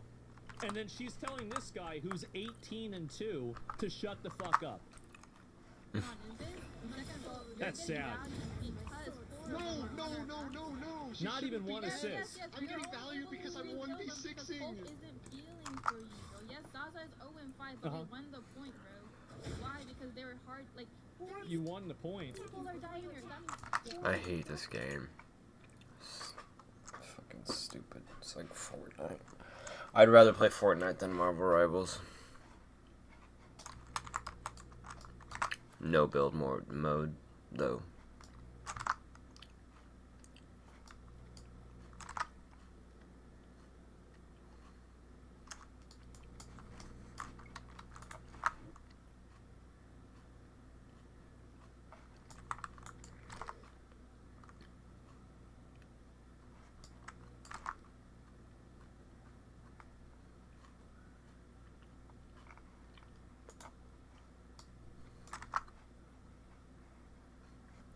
No one's got everything, but the street does have everything. I'm gonna take you on a tour of New York City's Diamond District, like you've never seen it before. Facts on the street, man. See is the best. Everyone has everything. You have to just stand out some way somehow. Past the showcases, past the sidewalk hustle, straight into the engine room of how this world actually works. I mean, I always find a way to make the headlines with the jewelry shit. GIA made it to the mecca of the jewelry industry. Somebody found this in the ground. We're telling a story of how a single block was built by Jewish immigrants who escaped war and persecution. It's not something you see every day. And rebuilt their lives and an entire industry one stone at a time. Jackeries. Full generation of the diamond business, 80, 90 years. Belly of the beast continues. Who transformed the survival into a global powerhouse. There's not a door you can't knock on, right, Martin? They got all. That still defines the market today. It's a secret. This is not something. What is this thing? And now we're showing you where it's going next. The forces reshaping it, the mega players who have controlled the flow of money, power, and diamonds for half a century. This is the Diamond District, unfiltered and finally revealed from the inside. 11 in the morning in the Diamond District. We're gonna go on a serious Diamond District adventure with someone who's been in business for over 50 years. Set the price of every diamond for the past half century. The belly of the beast. He's shooting me, I'm shooting him, and we draw, we just can't. This is Martin Raptor. He's single-handedly responsible for the prices of diamonds around in the world. 1978, published the first diamond price list with RapNet. RapNet. It's the world's largest online diamond trading network with access to 1.6 million diamonds worth over $7 billion. Co-founder of the Timberley process, locking conflict. He didn't just enter the diamond business, he transformed it entirely. A diamond legend. Someone who's been pricing every diamond that's been purchased for the past 50 years. Someone who has extraordinary authority amongst the Jewish people and amongst everybody in the diamond world, from the miners to the cutters to everybody else. An eccentric man, you know, that's not scared of anything, but stands up for what he really believes in. And he's taking me on a tour, and he likes to wake up early. We're still doing the Diamond District tour. I got one important client that's in fashion. Big guy in fashion. Work with Louis Vuitton and God knows who else. And he's putting diamonds on clothing right now. You'll see. Are you happy with it? I'm very happy with it. All right. Well, where's the jacket that it's going to be on? It's in Italy. Oh, actually going to Italy on Friday. The spikes. I have a brand, and we're gonna put these in some jackets. they're going to attach. So there's this screw back. Put one in my boot. So he sourced these pieces himself. We sourced these pieces, and then we iced them out for you. Where did you get these things from? Somewhere in Italy, or? Yes, I get the hardware. Made in Italy. Now you have to wear short pants so they stick out. I mean, he can put that in a lot of places, but that really lights it up. It just like, you know, it turns it into something else. It's crazy. And it's cool because like it's modular. I could put it on a jacket, I could put it on a chain, I could put it on shoes. So how are you gonna premiere this? We're doing a showroom during Paris Fashion Week. Right. In the neighborhood called Dubai.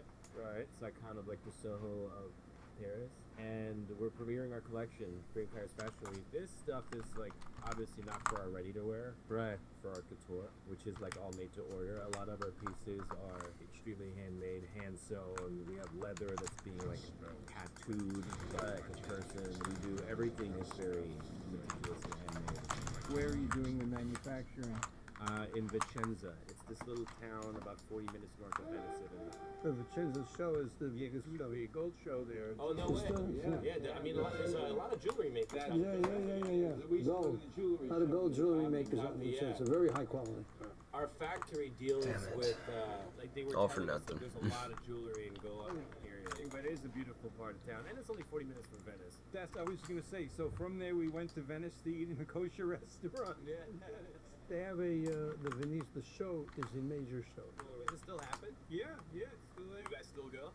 I haven't been there in a while. I think the last time is when I went with you, maybe. Yeah, I don't know. I mean, Thailand knocked them off a lot, but now with tariffs, it's a whole new world. Tariffs is going to have a big impact on you too, I'm sure. It already has, to be honest with you. I mean, it sucks because our stuff is already expensive, but like the tariffs make it hard, make the shit more expensive for the American consumer. You know, like, Hard to absorb. yeah. Well, but a lot of rich people travel, so they travel.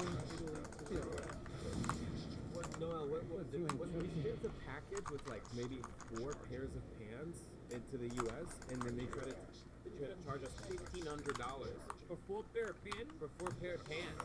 It's 15%, right? Fuck, I'm dead. Our pants, they retail for like $11,000.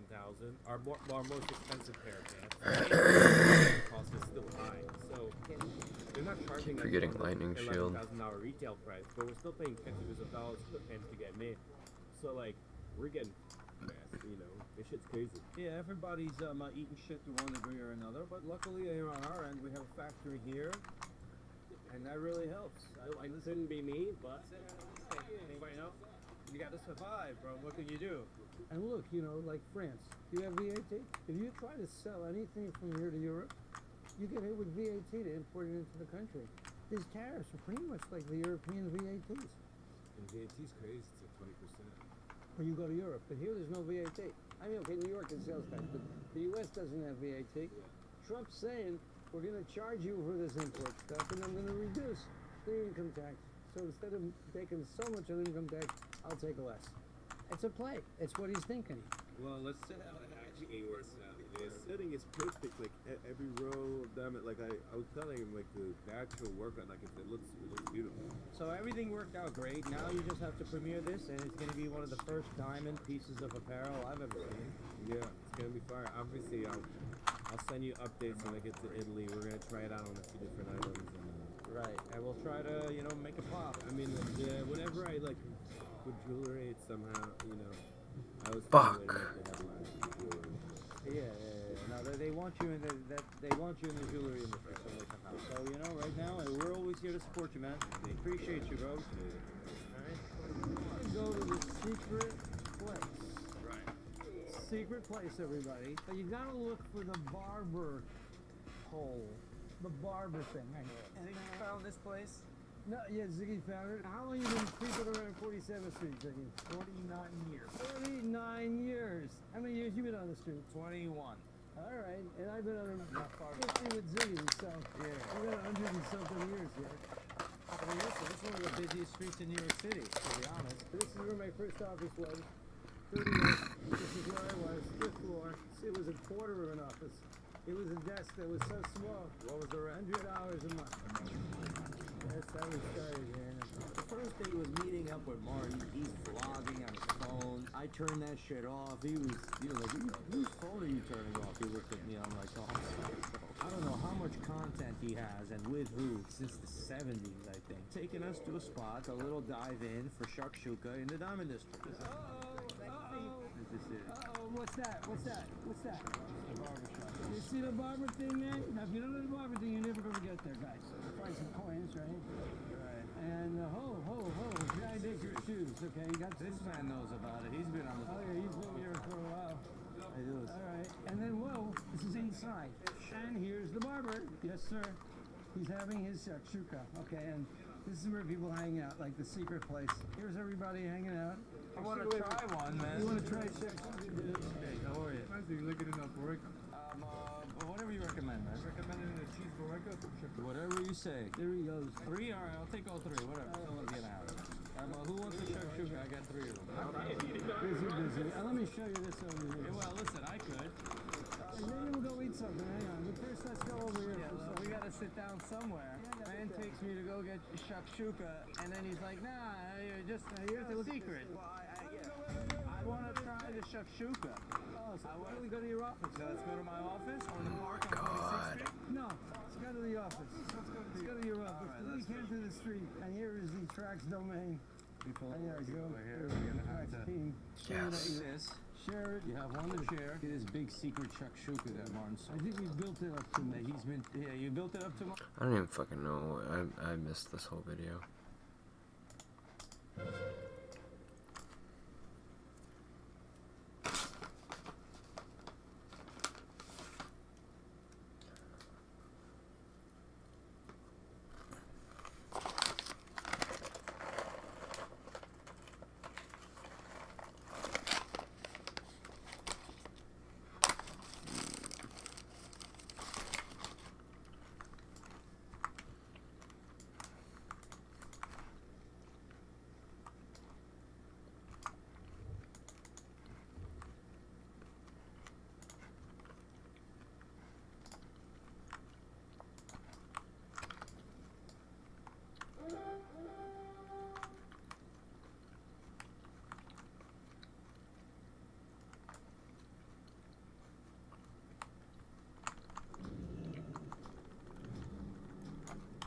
God, fuck, I wasn't even targeting him.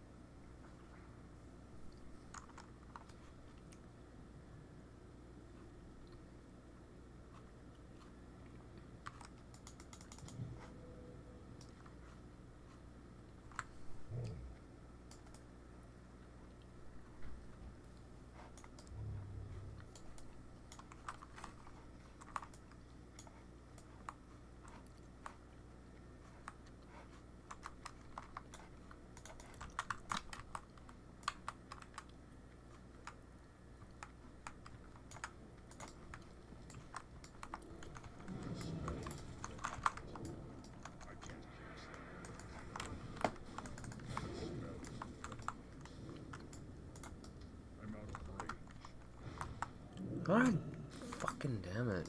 Just button mashing, man.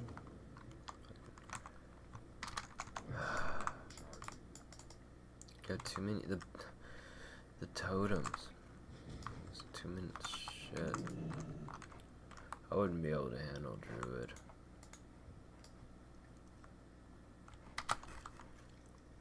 Nope.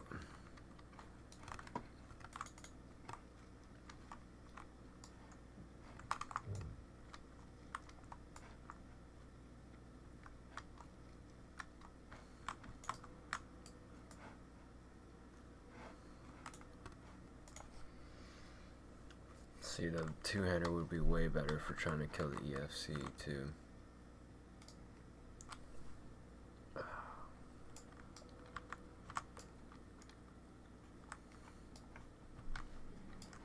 But higher DPS is better. I can use them for these for damage.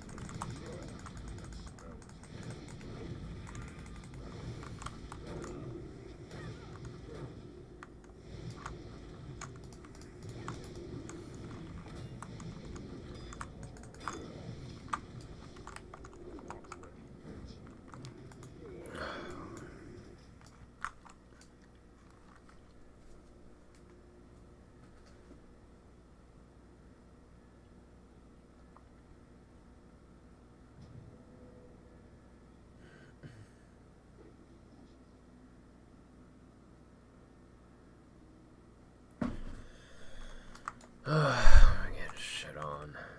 See, it's just, I'm like not that powerful without a big hit like that. Oh, God, there's literally no one even fucking going. And we're gonna be here forever.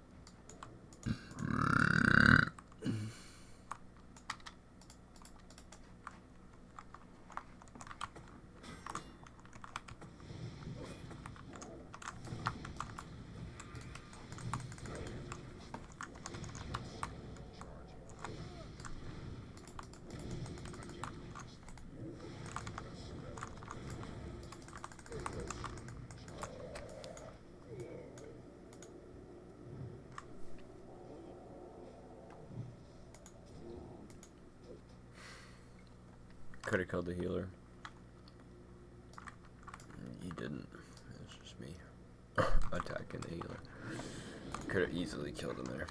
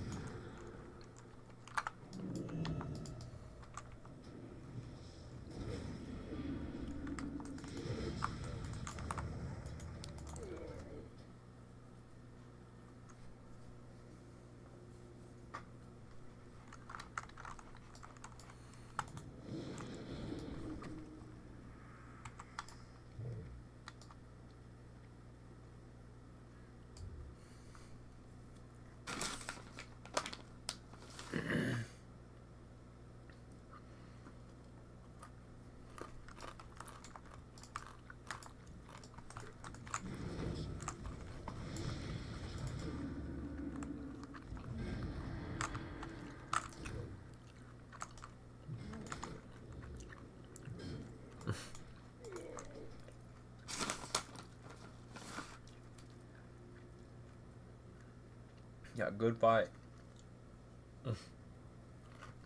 Not.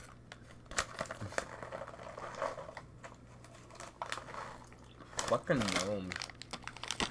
Gnomes fucking piss me off.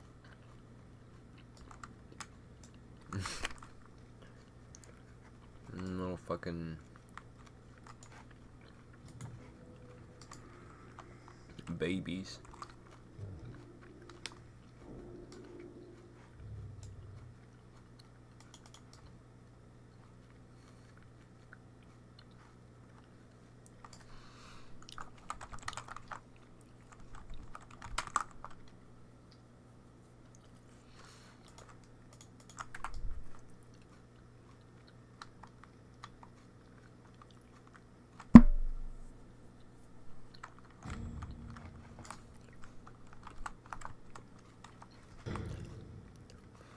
Nice.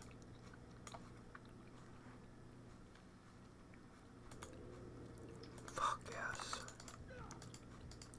No car.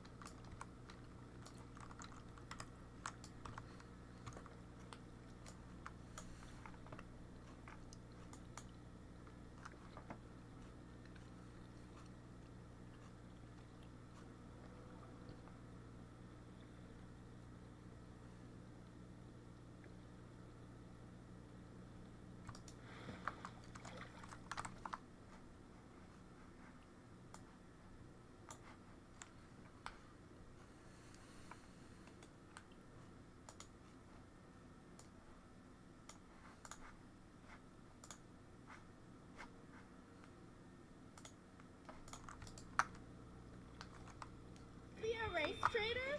See, again, y'all are throwing race into all of this. Nobody's throwing race into it. He's a race trader? He's black. So you've got a bunch of fat white women sitting here calling this black guy a race trader because he's arresting Mexicans or Hispanics? What the fuck are you doing? Isn't that crazy? Yeah. Be a race trader? Yes, it is. See, again, y'all are throwing race into all of this. God. Nobody's throwing race into it. You profile people for how they look. You profile people for how they look and how they speak. Man. You cannot make this shit up. Every day these people just dig their hole deeper. It's fucking crazy, man, at this point.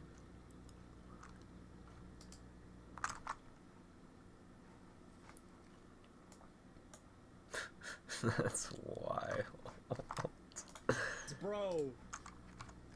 Bro, this is insane. Without your mask on and without your shitty little Timu getup, your ass would be stopped by ICE and you fucking know it. You guys tried to detain your own person. She looks like an elementary teacher, by the way. They're advocating. This is what I find to be so odd about this, is that if you told her that she should be making decisions and advocating in the best interest of the white race, she'd call you a white supremacist. But the moment that she can use this and use the racial solidarity as an argument to somebody who she doesn't like, well, now it makes perfect sense. Isn't that weird? So it's like she's advocating for them to basically make decisions for racial reasons, but if a white person did that, she'd call them a supremacist. It's almost like she's retarded. How come you have the reading level of a fucking 8th grader, my dude? Come on! My dude. Oh my god. Some fat, ugly liberal Karen sitting there with those stupid glasses using my dude. Wow. Probably teacher. Oh man. Fucking go anywhere. This idiot isn't gonna learn. Working for the fucking government? And you can see that she's mid-transition from a Karen into a swamp hag. The transition and the evolution process has already begun, but she hasn't fully reached her final form. You think that this is gonna save you from everything that's going on in this world? Whether you work for the government. Totally delusional. For a man who is out there racially profiling other people. That's fucking sick. In fucking Germany that I gotta carry my fucking passport with me. You guys gonna make me wear a fucking star like my ancestors? I'm fucking Jewish and Latin American, and I have to deal with this shit. My ancestors were fucking murdered by. You don't have to deal with this shit. How do you have to deal with it? Nazis, and now you guys are back doing it all over again.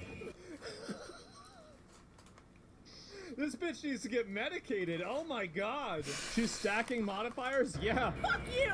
Fuck you! You know, I hope you That's a crazy comparison. You're a Nazi! Read a fucking book. Gestapo!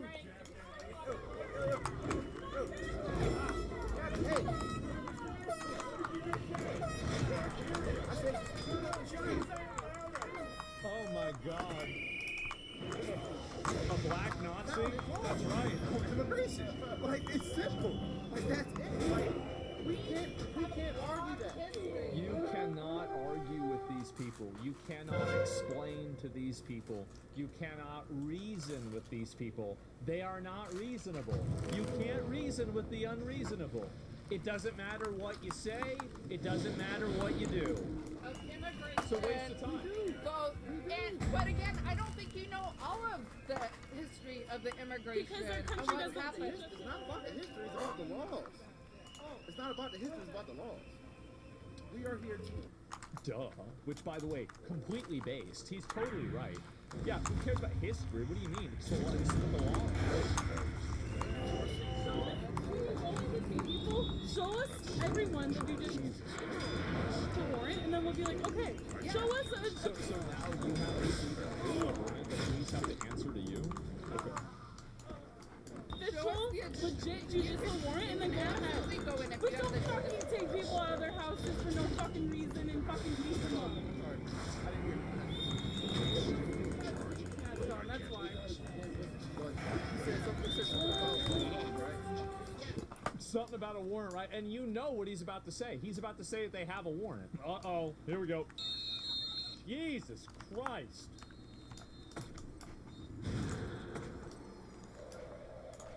Yo, I'm back. Hey, boy. Yo, you're back.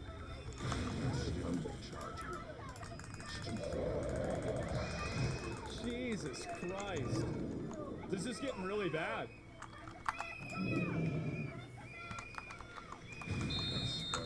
Just blowing the whistle over and over. I mean, these are like adult toddlers. How is this real? Oh my god. They're so yeah, they're so obnoxious and annoying. And the reason why they pushed her is she was trying to walk into the fucking store.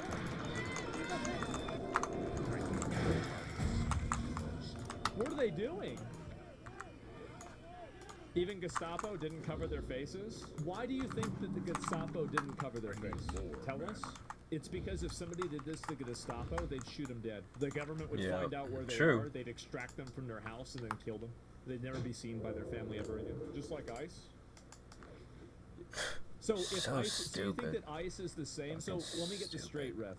You think that the Jews and the Gypsies and all the other minority groups that were being systematically killed and oppressed by the Nazi Gestapo are the same as ICE agents that are removing illegal aliens from the country under a legal court order and sending them back to their country so they can live there instead? You think that's the same thing? I just want to understand. I think that's the same thing. Okay. No response at all. No way. Okay, let's move on. And the reason why I pull people like that up, people might not understand why I do this. One of the reasons why I do it is that I want people to see what it's really like to talk to these people or deal with these people. They're total morons.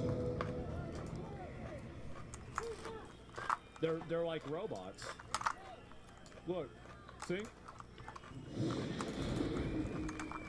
There's like no thinking or rationale for it at all. Look at him go. Look at him running around. I don't know what the green smoke is at all. If that's from the uh-oh.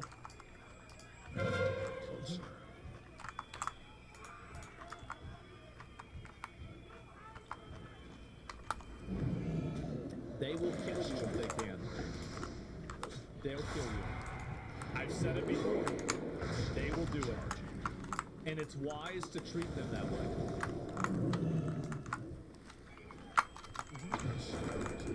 I told you. The whistling enrages me.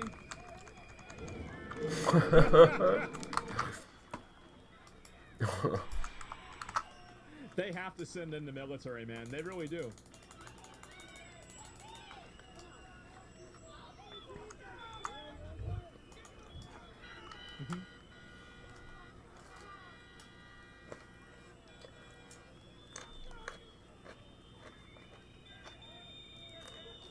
Man, that must suck. I don't know who's throwing all these smoke bombs. Who's doing this? Why is this still happening? The reason why it's still happening is it's being allowed to happen. What should happen is they should bring in the military and just round all of these people up that are getting in the way and obstructing the investigation, and they should just put them in a camp, and that would be the end of it. This would be over in 24 hours. The reason why it's happening is because the government isn't willing to solve the problem. I'm out of range. That's what they should do. It'd be so easy. In the work camp? Yep. And charge every single one of them. Ooh. You mean a holding cell? Yeah. Like alligator Alcatraz, something like that. That's what they need to do. Won't that make it worse? Make more people agitated? No, because they don't want to go to jail. Like, what do you mean? Rogue. It's pretty fucking obvious. Yeah? Yeah, they'll stop instantly. Think about it like this. After that woman got shot, how many people have we seen trying to use their cars to ram ice? That kind of cut it down pretty fast, didn't it? That was about it. You don't see that as much anymore, do you? Zero.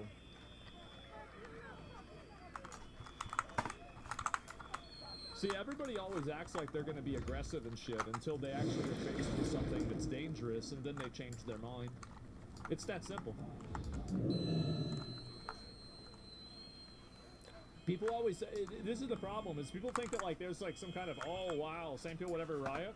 Yeah, I think there are. I do think that the amount of people that are going out there doing this are a very, very fringe minority. There are a lot of them, but like if you compare that to the entirety of the population, they are a fringe minority. And if you just go after like probably, I don't know, pick, you know, 1 every 5 and then just grab one of them and that's it. Lock them up? Yeah. What's the point of the whistles? To alert people to their presence. That's the reason why.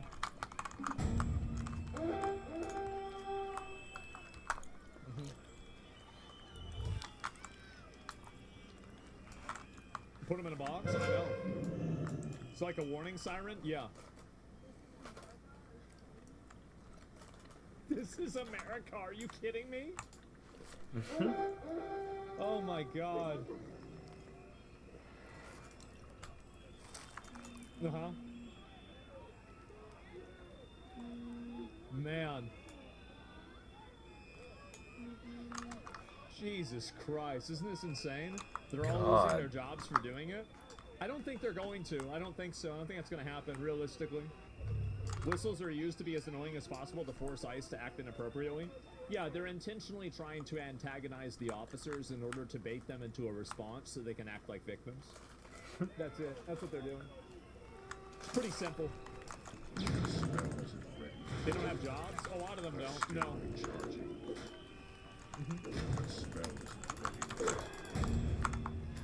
Man.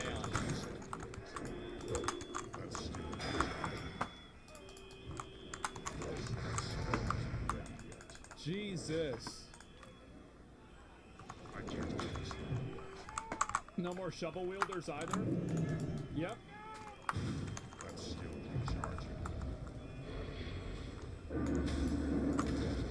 Oh my god. I can't believe that they are putting... Every day that they put up with this makes it worse. And remember what I said before, every day you put up with it, it gets worse and worse and worse.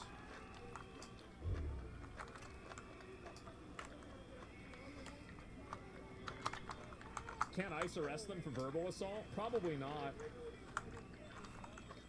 I'll see if there's a few more of these. I do think that eventually it will probably boil over and more people will get angry about it too. ICE is now raiding Somali and African-run grocery stores. Oh. They're in the African store. They're not supposed to come in here. They're not supposed to come in here. Oh no. Oh no. Wait, they can't do this. Why they're entering here? They're not supposed to be in here. You guys enter or you guys through the door. You guys don't have the right to be in here. Oh my. They enter through the back door. It's a safe zone, guys. You can't do that. You guys have to. They'll come through here. If they're Man. It's beautiful. I don't know. Oh God. Beautiful. They're in the African store. They're not supposed to come in here. They're not supposed to come in. No, we're here to try and find someone who was convicted of child sex crimes. And we're here to try and take pedophiles and rapists and murderers off the street. But yeah, we don't want you guys to get hit by cars. Watch out, please. But what if so the bad guys? We are someone in this neighborhood. This stupid old man. The bad guys. Jesus Christ. We are someone in this neighborhood that's in eyeshot of our location has sex offenses, convictions, and we're trying to find them and arrest them and get them off their street. But obviously, it can't happen with this. So. Thank you. If it can't happen with all these people that are there, then you need to have people come in and arrest them for cheating in an investigation. The thing is that the only thing that these people will listen to is force. You have to apply complete unrelenting force to them, and they will listen to that. But they won't listen to anything else besides that. They won't listen to your morality. They won't listen to your arguments. They won't listen to your rationale. They won't listen to the law. They will only listen to force. And the sooner that you realize that, the sooner that you can solve the problem. How long have we been around That's it. this neighborhood? Just like maybe, what, 2 hours? It's pretty obvious. So, Do you seeing thing? Do you think seeing this will Almost sway 2 more years. normies? Yes, ma'am. To some extent, yeah, I think so. Take care, guys. Go home, your mom. You see, it doesn't help. It doesn't change anything. They don't think differently. They're not listening to what she's saying. There's nothing, or what he's saying, there's nothing that's going to happen to change anything. All they do is they repeat the same bot programming over and over until they leave. That's it. You cannot argue. What's your appropriate punishment? The whistleblowers, some of them, if any of them were impeding an investigation or aiding the criminal, then I would just charge them with like, basically being accessories to whatever crime the criminal was committing while they were trying to get away. Because I think that's basically what they were doing. And was facing calls to resign after he demanded leftists continue protesting. Oh, is he crashing out? Who's this? American people have the First Amendment right to observe ICE operations. The American people have the First Amendment right to peacefully photograph ICE operations. The American people have the First Amendment right to peacefully film and live stream ICE operations. Yeah? Donald Trump has sent ICE across the country to try to intimidate people and communities in various states. People in Minnesota said, no, we're not going to take it. We will not yield. We will not bend the knee. And every time What game? ICE engages in what appears to be abuse, Video I just more posted in Minnesotans general. show up.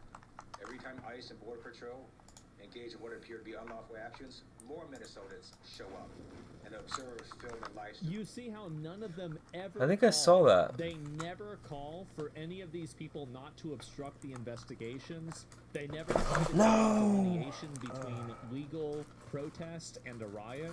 They never try to say looks that like you Majorino shouldn't stand in mixed the in road or with, block the vehicles. They Repo. never do that at all.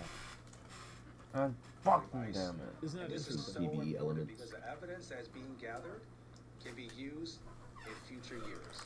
This administration might not prosecute ICE officers broccoli. for violating federal law. A future administration can do so. This is what I've said. this is what I've said. Oh my god. If you give these people still the keys to streaming. the castle, they will use it. Are you listening to this The or something? only way to stop them from doing that is to do it to Wait, them what? before they do it Are to you in the stream There are or two listening to this or options. anything? You either do it to them, I'm in the stream, or but I'm they in do this it to meeting. you. There's no Yeah, I'm just third gonna option. close it. The statute of limitations for most federal crimes is 5 years.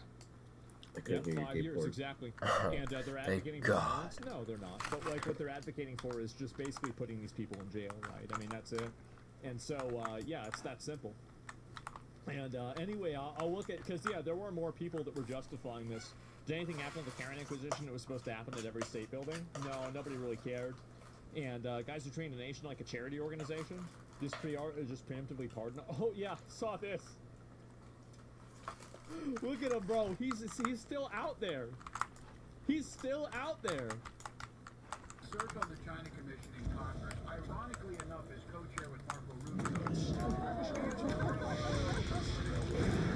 And we would ask them, when we speak up and call out your government, is it bad? And they said, well, in the short run it's bad because they torture us. But if you don't speak up, they will torture us and forget about us. And the idea is right now. So this guy's trying to say that the Chinese government is like ICE? We have to be speaking up. We have to. Is that right? Huh? You are doing everything, and our neighbors are doing everything.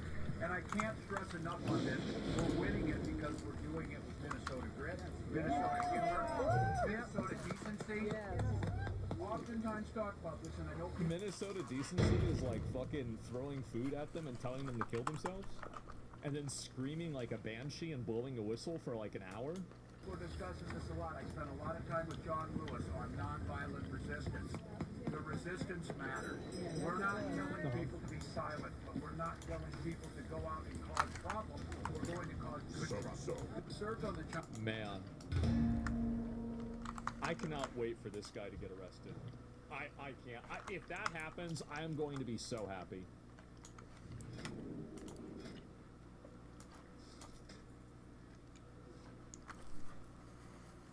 This happened today. This is a big deal. Beautiful cars, hit music, and breathtaking locations around the world. The last racing game I played was Need for Speed Underground. Long time. Japan. Wait, oh, it's in Japan. We designed a campaign that really focuses on your journey. You don't Tokyo start Drift. as a superstar at a festival or a racing champion or even a rookie. This does look really nice. You start out as just a tourist in Japan.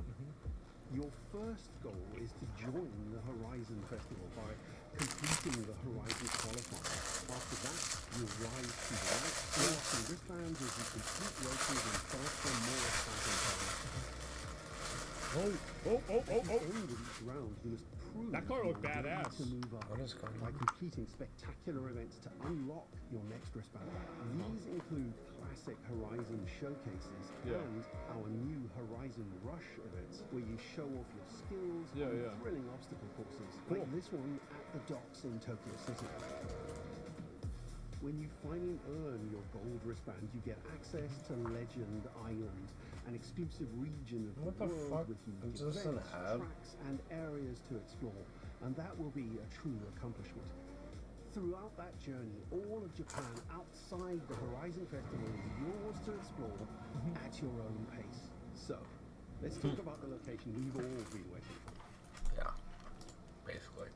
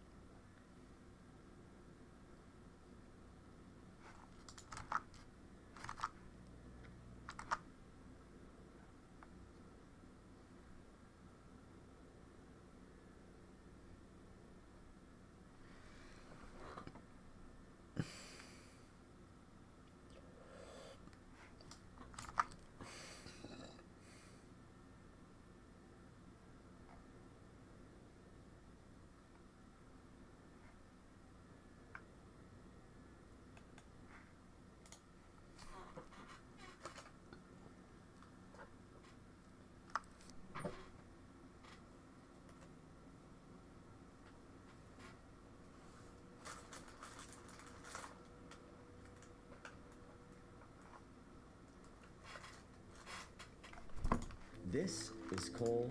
These are his two best friends. Guys, shut they the all live fuck in the up. same apartment.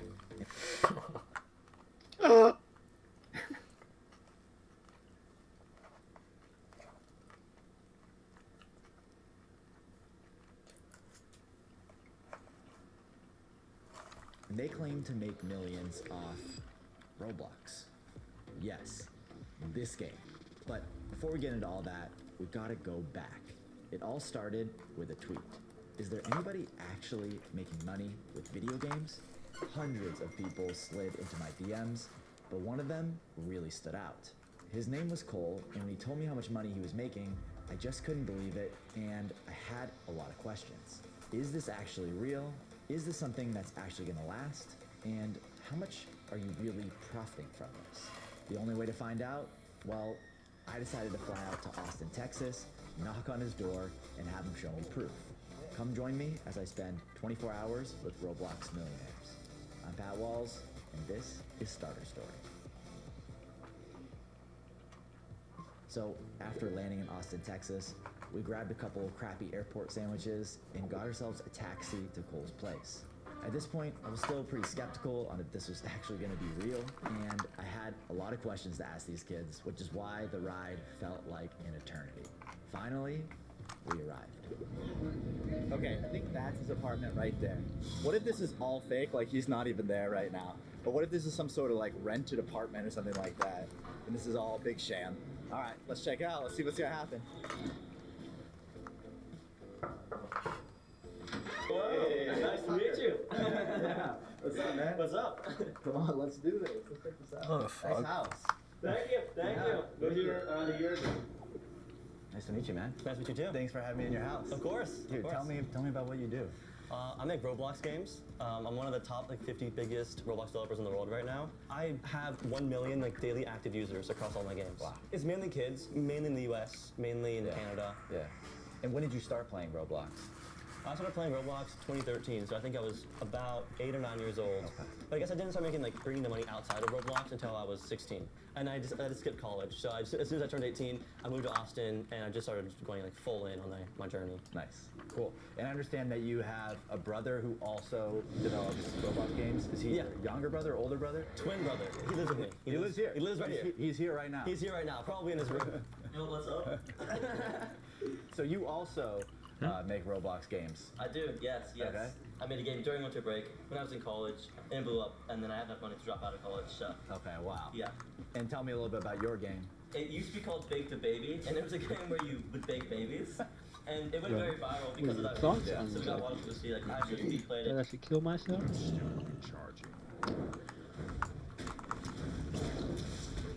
Okay.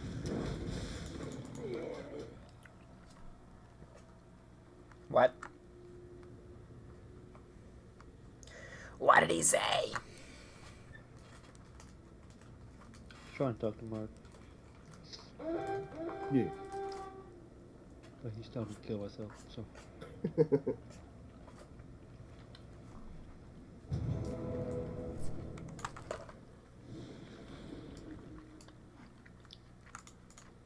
But I was saying, we should golf with our friends tonight. Oh. Yeah. Should we? Or we could play the GTA, new GTA modes. Yeah. It depends on what time. Or we should have a Halo party. That sounds Yeah. fun. No. It just depends on what I don't know when I'm gonna be back home and on. So. Well, it's the weekend, so I'll be up all night. Okay. Where the fuck you going? Huh? Where the fuck do you think you're going? Huh? Huh?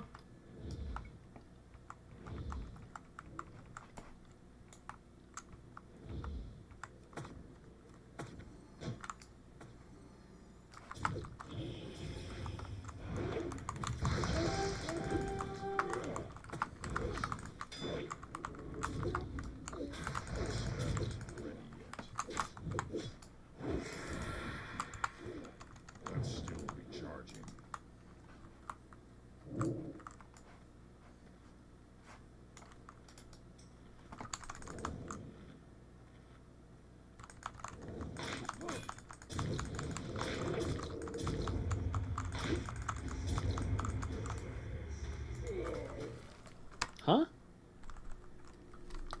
Where? Eh? Huh? Where? Where the fuck you going? Eh? Hmm? Yeah, where? Huh? Where?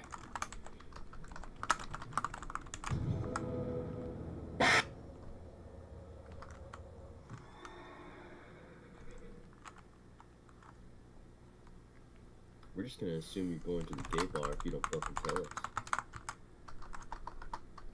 Darcy's going to gay bar. Darcy's going to... He's going Again. to gay bar.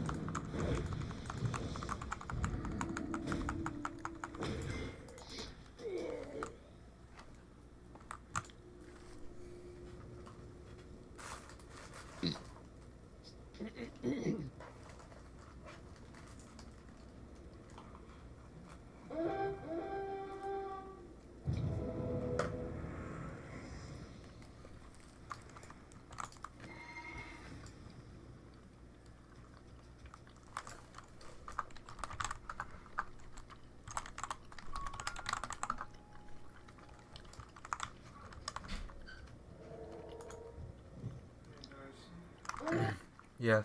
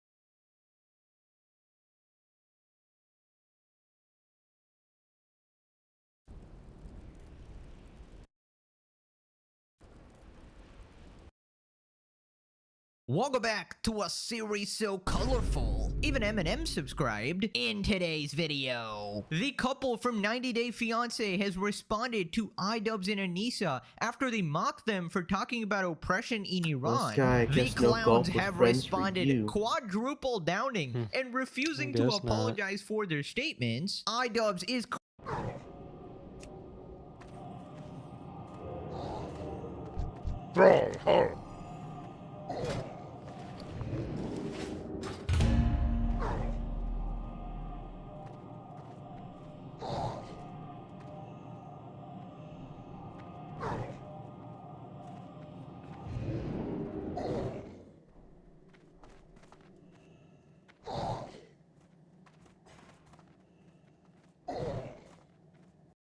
crashing out over Asmongold, calling him offensive, out of touch, smelly, and insulated from consequences. Becoming the Diet Hassan, he continues his calls to violence, saying people need to be smacked in the face for their politics. His own chatters confront him for calling everyone Nazis and watering down the term. He is not happy. He's going on a rant about slop tubers, saying they should all show their faces or you won't take them seriously. Shiver me timbers. iDubbbz is beefing with his chat, calling him a buck. Cinema. Subscribe or you get the iDubbbz lobotomy special. You're kitty-doo-doo-doo cooked. Let's up those numbers! Now let's begin. Right, so the couple from 90 Day Fiancé has responded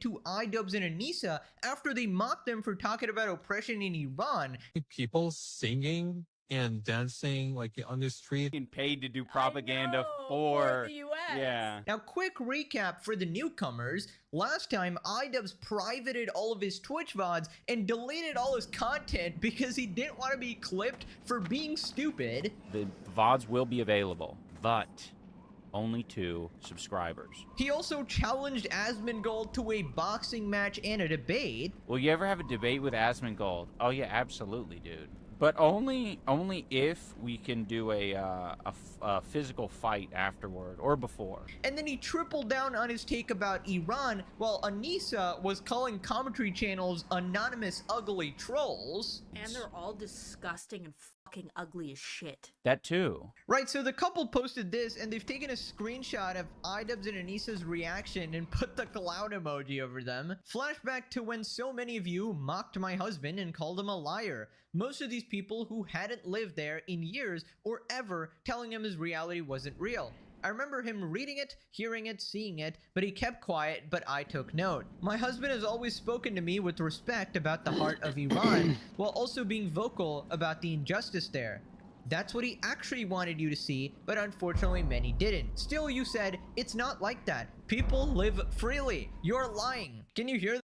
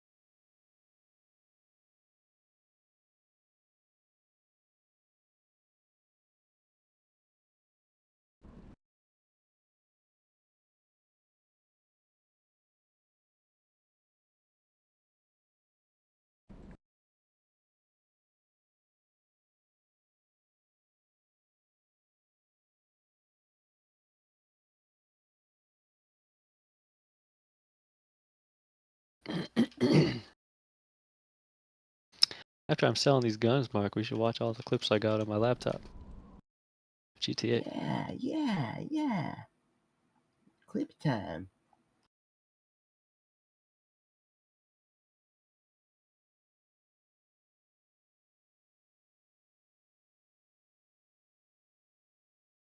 I got 15 gigs of clips, so that means there's at least 30 of them. I moved them all over to my PC today. Damn.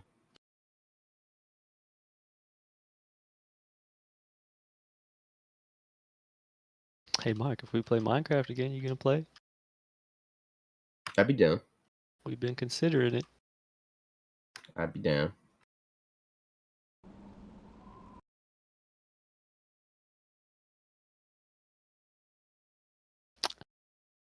And you? You hate Minecraft?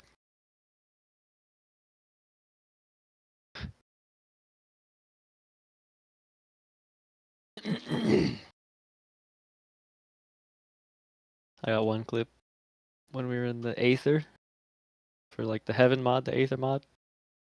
And Keppel shot me with a potato gun. And I flew off, but I landed on the stairs. He's like, "Oh shit, sorry." And then he looks over the edge to see where I'm falling. And he falls off himself. Jesus. And when you're in the Aether, you can fall back to the normal world. Like if you fall off the islands. And he didn't have a parachute, so fell to his death.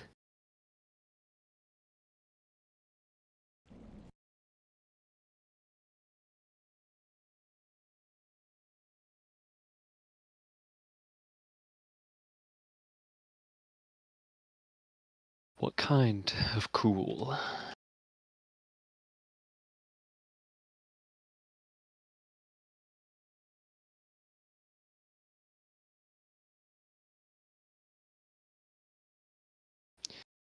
Yeah, I got a good amount of mods in mind, but once I redo everything, I have to update the install instructions to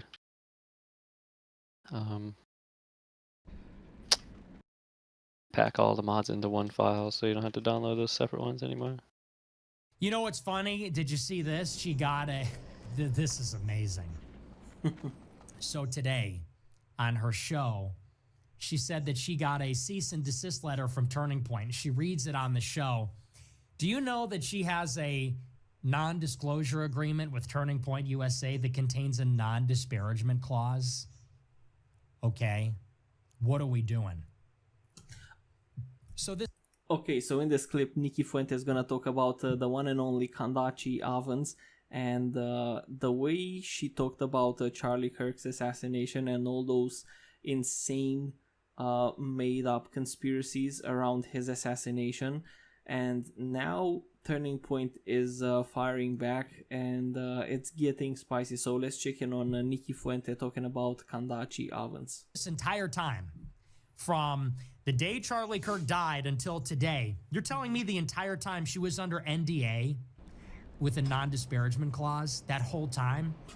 What a shit. So she's going live every day for the past 4 or 5 months, getting 3 million views per show, saying Turning Point killed Charlie, Turning Point's filled with rapists, Turning Point stealing money, this, that, and the other. You're telling me the whole time she had a non-disparagement agreement? I think Nikki Fuente was right about that sub-Saharan IQ that Kandachi has. I think she needs more cornbread in her diet. She's fucked. Yeah, she is. And in the cease and desist letter, it says, we reached out to her on December 2nd and December 14th, and we reminded her that she has a non-disparagement agreement, and she acknowledged it, and she kept saying it anyway. What are you doing? And in the letter it says, we are still calculating the damages, which are significant and still accruing. That's what the letter says. Still accruing.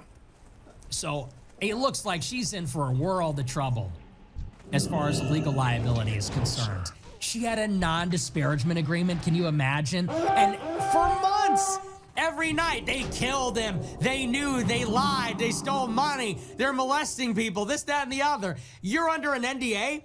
She goes on the show, she's like, so I have a contract with Turning Point for when I did speaking gigs with them, and, you know, I have an NDA with them. It was terminated on December 2nd, but the NDA covers them for another 12 months.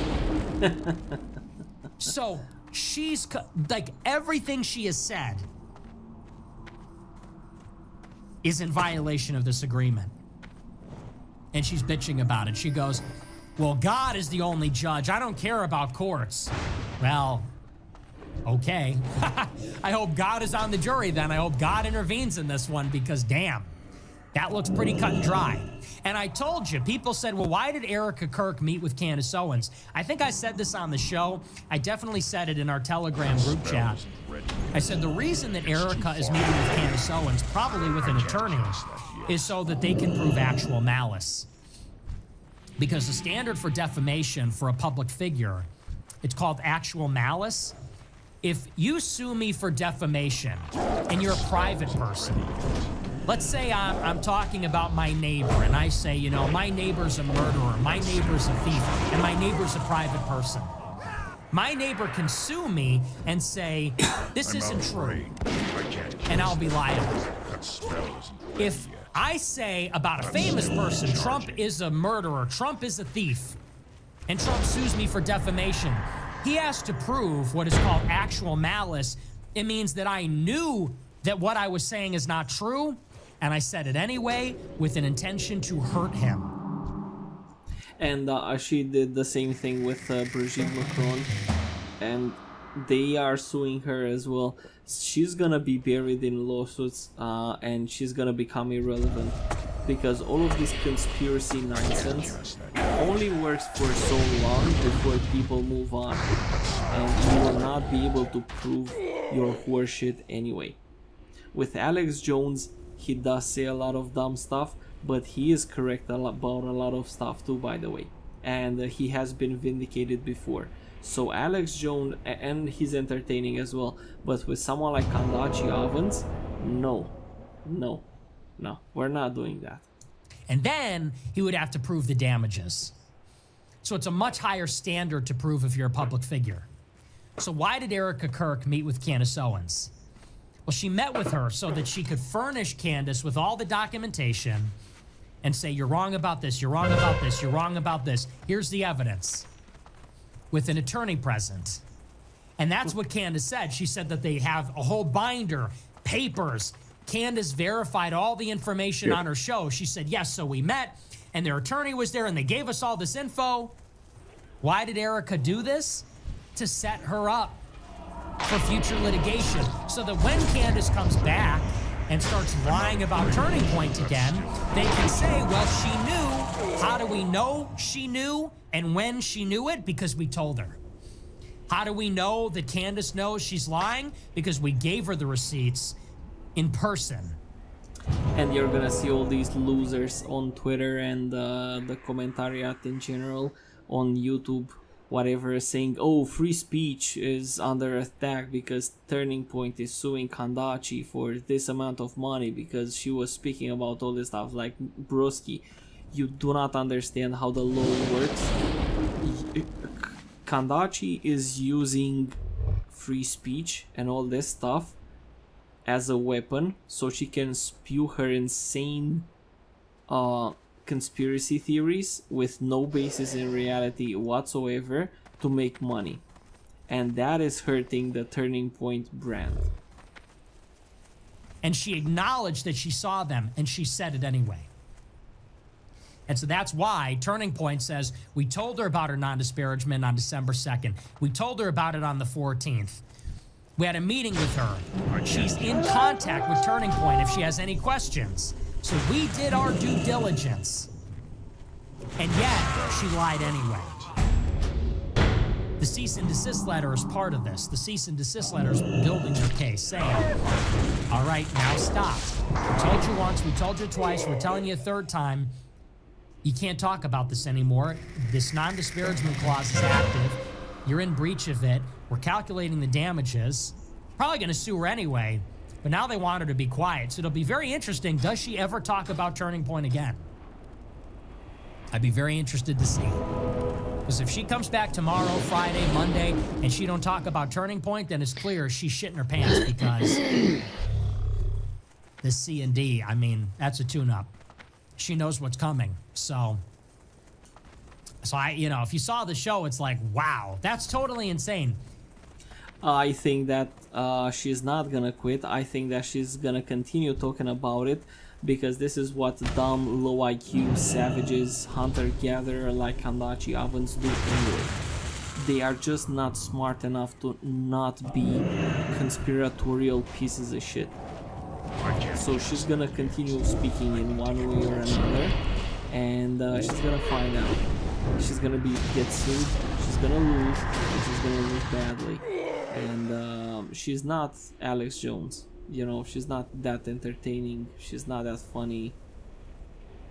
So I don't know how this is gonna end up for her. How does anybody let her do that? Does she have a lawyer?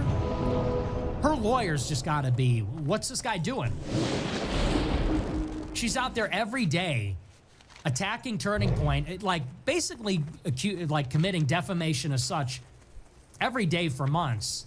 She's under this agreement and the lawyer never speaks up and says, you know, you really shouldn't be doing this.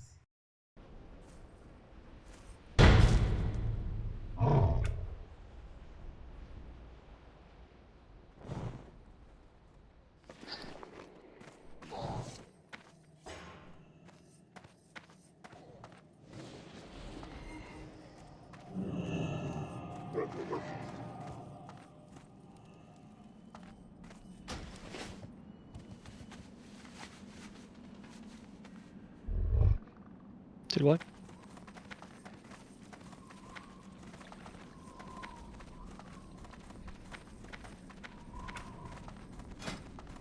Nice.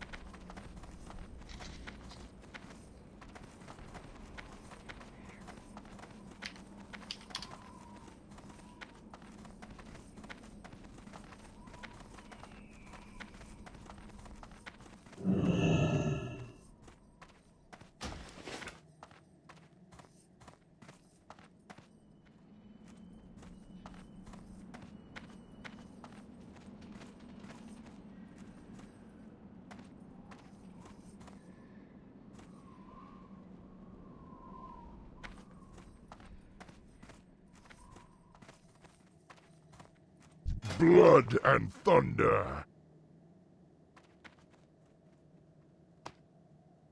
Go forth to victory.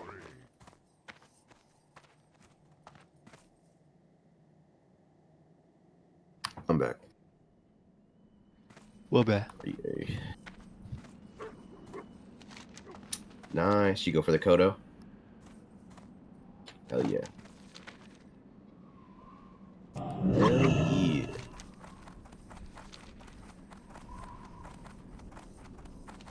I don't remember.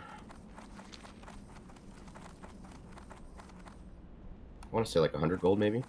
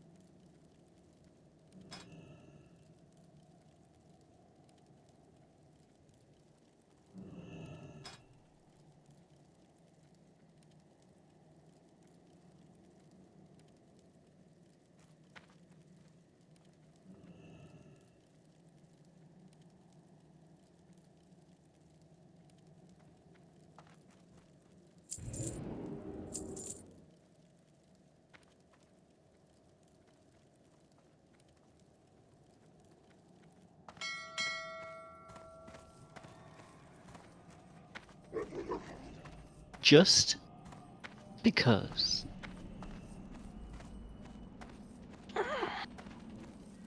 Blood and thunder. Strength and honor. For the Horde.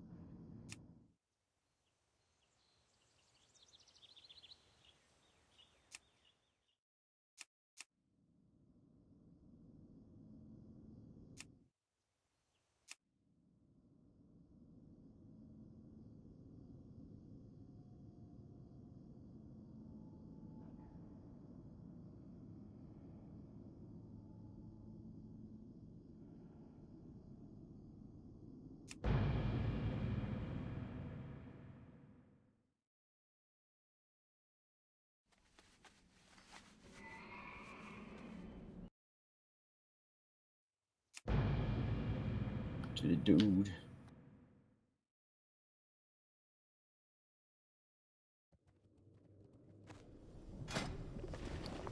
I need a target.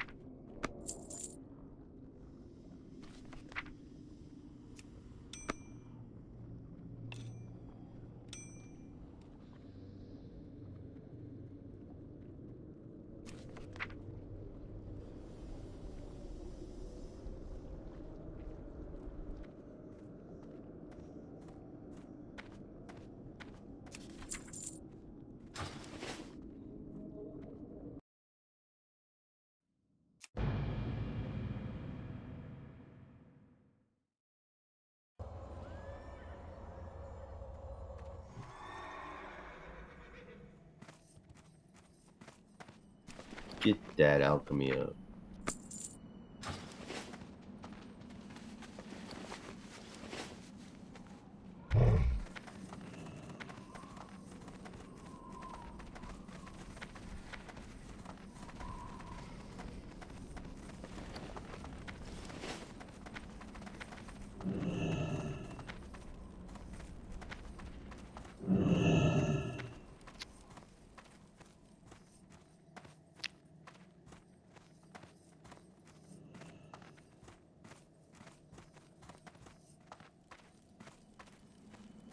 Loktar.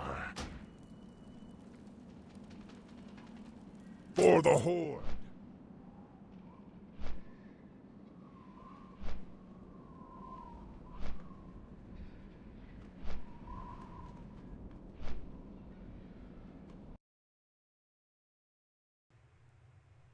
And she's deputizing her followers to do it too. So there's just no limit For the to it. whores.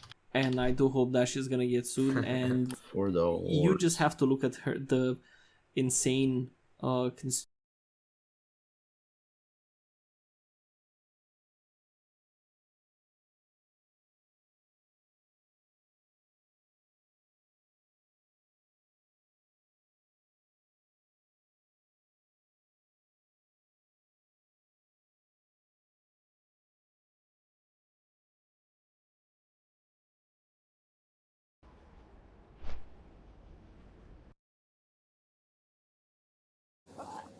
What are you doing? That is the worst fake seizure I have ever seen. Knock it off. You're having a seizure. I want to make sure you're okay. Breathe. Breathe. I don't know if you know this, but people are out there making fake body cam videos now. When I first saw this, it was so comical, I thought for sure it must be fake. But nope, it's real. I got the footage and edited it down to a nice, watchable format, so I hope you enjoy. We'll start as a man tells an officer about a strange woman walking around a neighborhood dressed as a UPS driver. And you say he's been around there for about 8 hours messing around? Been down there since this morning. And you've never seen him before in the neighborhood? All right, we'll go chat with him. Thank you. Are you associated with that black car over there?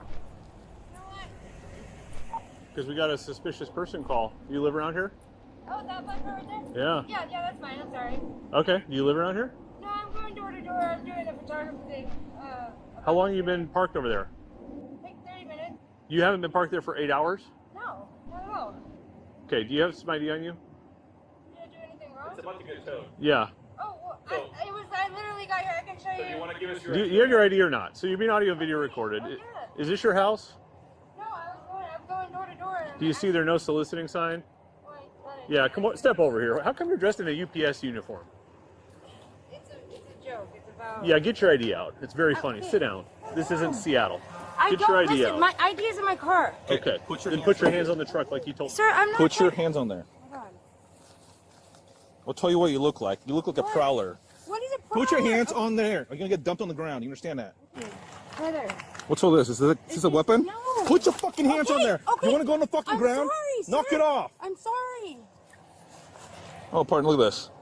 You're getting detained. Hands behind your back. Is that a fucking gun? What is that?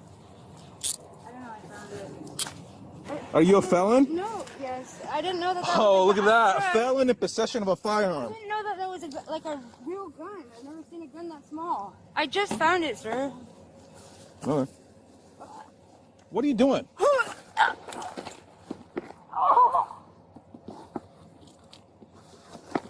That is the worst fake seizure I have ever seen. Knock it off.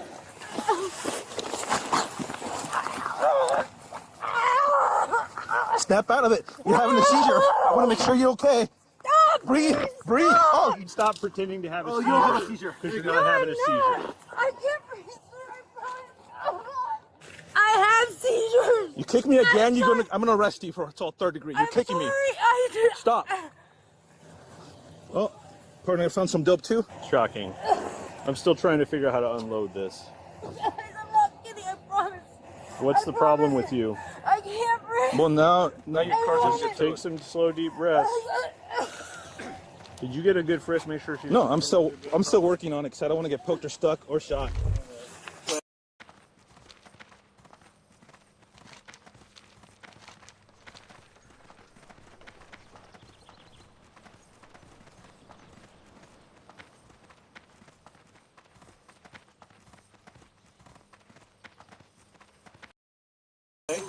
I know. Not that. Then what is it? Snap out of it. What is I'm it? trying to. What's the matter? Hey, partner, I think we should need Narcan. It looks like she's playing dead now. That's a good point. I think I have Narcan in the back. Oh, you're not dead. Now you can speak, okay? So are you going to stop being stupid or what? So do you need this Narcan or not? So I won't waste my life-saving medical supplies on this bullshit. I don't know where the heck you think you are. We're not in Seattle. Just let me talk. Let me talk. I found that, you guys. Like, I didn't know it was a real gun. It doesn't look like anything I've ever seen. Sir, I did 11 years in prison. And you think I should be like, wow, you did 11 years in prison. That's amazing. That's great. Obviously, 11 years wasn't long enough for you to learn. Listen, you have the right to remain silent. Anything you say can be used against you in court. You have the. I don't want to talk to you. You pissed me the fuck off. You had a gun. You're a felon. And you're faking stuff. Now the fire department's gonna come over here. These people are taxpayers. You're wasting their time and money. So how about you talk to my partner? Be honest with your rights.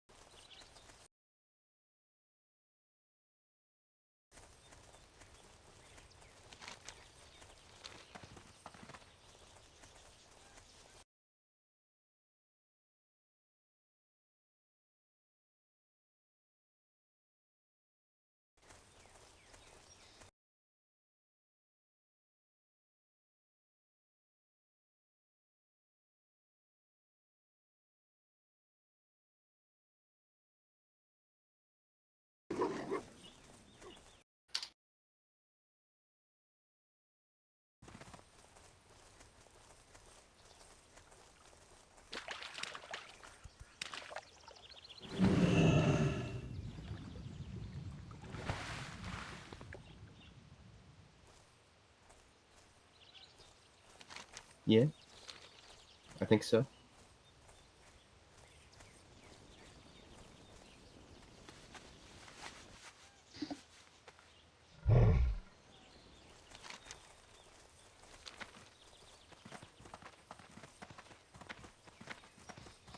Waggy waggy. Well met.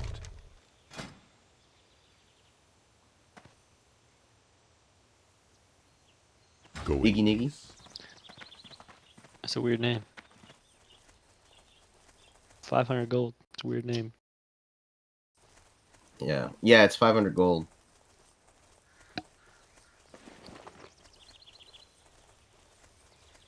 For training?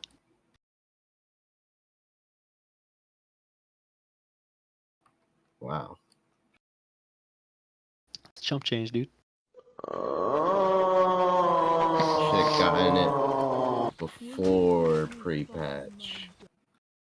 I'm pretty sure it was 100. And the mount's like 900.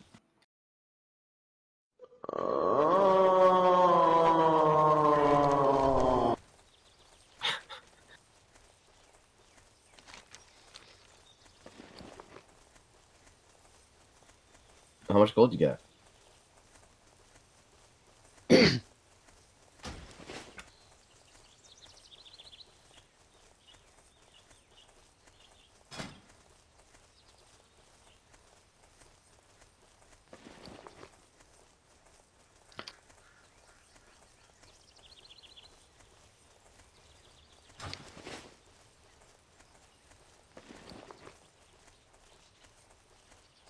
Should run some raids and should get you.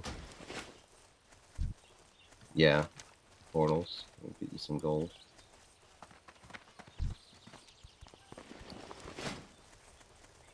You might want to get one of those add-ons or weak auras that auto invites when people are like, want to buy port. Yeah.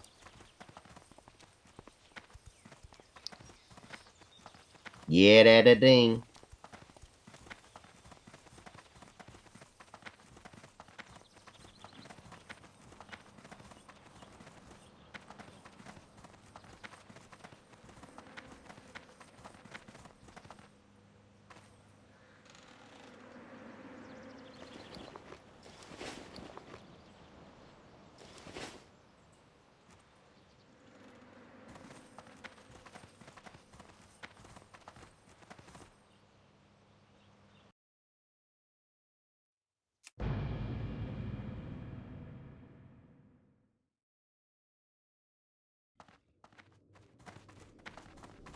Yeah, Cargas way better than Ord.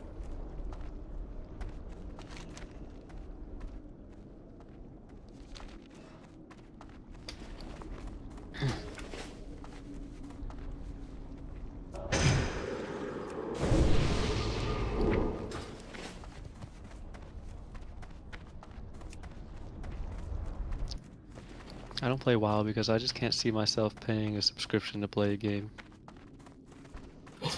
You did, and you do. What are you talking about? It's $5. Be quick about your business. Yeah. Do not. But this is worth it though. Did you ever unsub to retail? Yeah. I did like a month after my first month.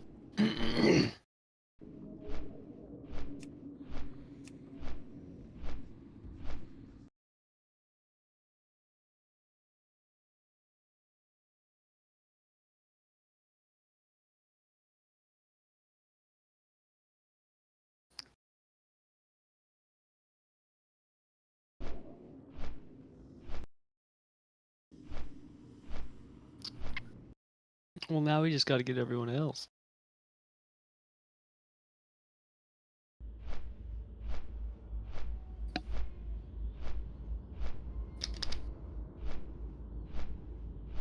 What time are you going to be back?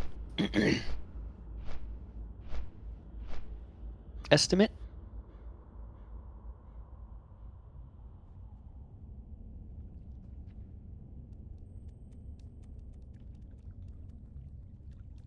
$9 o'clock? 10 o'clock? Estimate?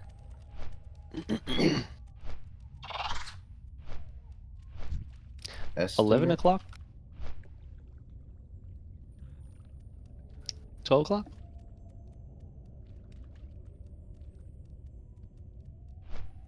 $13 So are you getting on?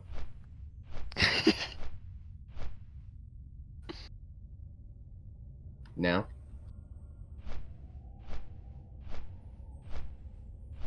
I mean, pretty much all of us are up to that time anyway.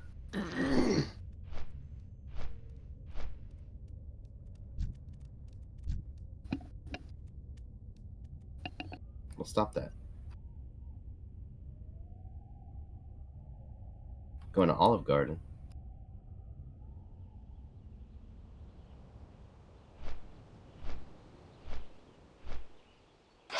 You're gonna be busy at Olive Garden?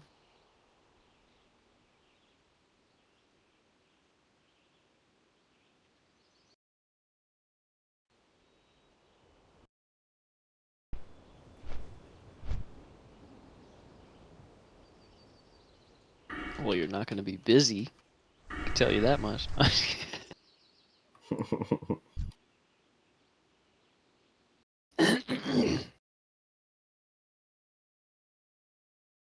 So let's start with question one.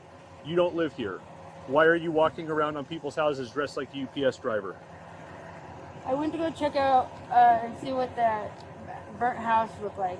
The burnt house. I was just looking at the burnt house. Okay. I didn't break in. You were going into the burnt house? I didn't go in. Why is it your house? No, I just heard about it. They said it was super fried, and I just wanted to look at it. How long have you been here? Literally, I promise you, like an hour and a half tops. Okay. So the people that said you've been here for 8 hours are lying to me. I promise on everything. Like, I'm not gonna lie to you again. Where'd you get the UPS costume? My friend had it. Why are She you used to wearing wear it? that. I just feel like people won't like look at me. I just wanted to So see to the house. conceal your presence in the neighborhood, you're dressed like a UPS driver. Well, yeah, but So I what are wasn't you trying doing to that you're not steal supposed to be anything. doing if you need to dress in a disguise? Well, I just didn't want it to draw any attention when I was looking at the house. Where did you get this gun? I promise you, I didn't know it was real, sir. Where'd you get it? Over there. Over where? By Brady Park. I did not know that was real, sir. Okay. I'm a felon, and Yeah, it's real. It's loaded. Sir, So why are you carrying it around on you? I was just gonna sell it or something. I thought it was like an ivory antique or something. I didn't even know how to open it. So here's the problem we have, okay, is you're in a neighborhood you don't live in, dressed in disguise with a loaded gun in your pocket, wearing gloves, with a face mask on, dressed like a UPS driver. What the fuck are you doing? I don't know. I'm bored. I don't have any You're friends. bored? I don't- It looks like you're fixing to kidnap somebody. Sir, I promise. I promise. I just don't know how to... Are you the owner of the burnt down house? Yes, Okay. and we've gotten stolen from. A Capadena was here last time. Yep. And my purse was on the thing. That's the person that knocked down our camera, and same bag, everything. Okay. Does she go into the house today? Right there. She go inside? Not inside today. We didn't see that, but look at what she did. Okay. I already searched through most of this. This is burglar's tools. Yeah. You want to just tow the car to the precinct for a warrant? I'll take her down to the jail. And then see what we can get out. All right.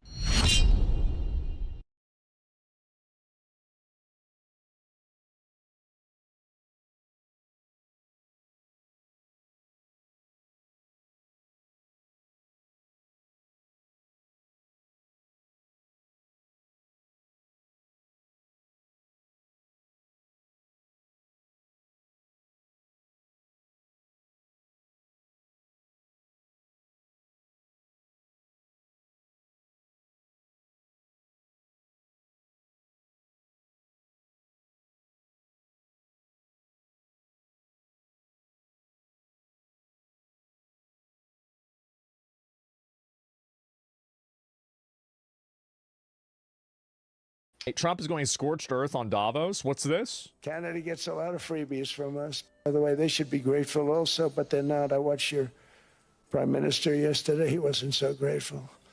But they should be grateful to us. Canada lives because of the United States. Remember that, Mark, the next time you make your statements. Just says his fucking name. Jesus. He sounds like a mob boss? No. Us. Canada, grateful to us. that they should be grateful to us.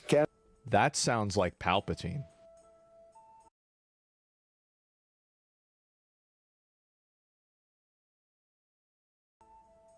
It does. That's Palpatine. I realized in that conversation that the United States is keeping the whole world afloat. Many places, I could give you 6, 7 places just in the people.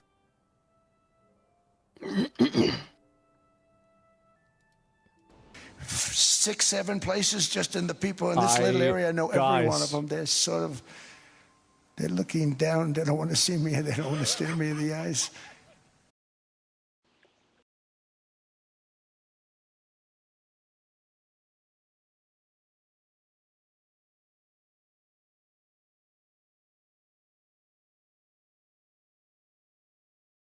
But they're taking advantage of, everybody took advantage of the United States. But I've been very fair, and I gave them a tariff, and it was fine. But I realized that without us, it's not Switzerland anymore. Without us, it's not any of the countries that are represented here. And we want to work with the countries. We want to work with them. We're not looking to destroy them. So, I mean, yeah, basically he's saying that the U.S. protects them. That's it. Oh, here we go. Oh, no, this is the new one? Yeah, here we go. To embrace the possibilities of tomorrow, we must reject the perennial prophets of doom and their predictions. To embrace the possibilities of tomorrow, we must reject the perennial prophets of doom and their predictions of the apocalypse. They are the heirs of yesterday's foolish fortune tellers, and I have them, and you have them, and we all have them. And they want to see us do badly, but we don't let that happen. Oh, this is old. I was about to say. Yeah, I was like, how does he look? He even got the same pin on. Because that's how I thought it was the new one. I did. I saw the same pin, and I was like, wait a minute. What the fuck is going on? You blind as shit? No, I am not. What happened? Here's what happened. I thought the camera was bad. Let's go back. We're going to look at the next one. Here we go. Actually, I'm just going to watch this. Overpopulation crisis in the 1960s, mass starvation in the 70s. Let's see how right he was. And an end of oil in the 1990s. These alarmists always demand the same thing, absolute power to dominate, transform, and control. So he just goes to this to talk shit to them straight to their face. Every aspect of our lives. We will never let radical socialists destroy our economy, wreck our country, or eradicate our liberty. America will always be the proud, strong, and unyielding bastion of freedom. To embrace. Man. Yep, and watching an old video, somebody said it was a new one. I wasn't sure if it was, and it turns out it was an old one, actually. This is 2020. But again, I think he's still right. I mean, he absolutely was right. Anyway, we'll go to this one after that. Here we go. So now our country and the world face much greater risks than it did ever before because of missiles, because of nuclear, because of weapons of warfare that I can't even talk about. 2 weeks ago, they saw weapons that nobody ever heard of. They weren't able to fire one shot at us. They said, what happened? Everything was discombobulated. They said, we've got them in our sights. Press the trigger, and nothing happened. No anti-aircraft missiles went up. There was one that went up about 30 feet and crashed down right next to the people that sent it. They said, what the hell is going on? Those defensive systems were made by Russia and by China. How'd that go? So they're going to go back to the drawing boards, I guess. So now our country. All right, well, there it is. Okay, so they gotta rethink that whole weapon system, I guess. There we go. And discombobulate you, I guess so. Talking trash, I guess, yeah. No, we'll look at the Nick Shirley thing after this. Somalian bandits, can you believe that Somalian, they turned out to be higher IQ than we thought. I saw this one, okay? And, I'm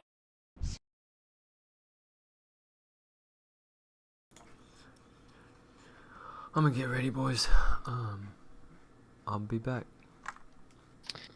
All right, man. See you later. Be safe. Thanks, man.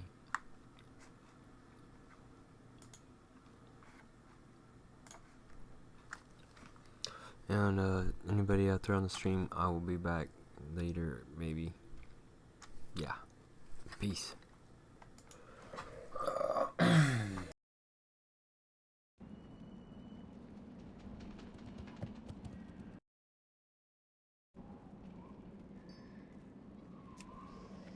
They can't join our group.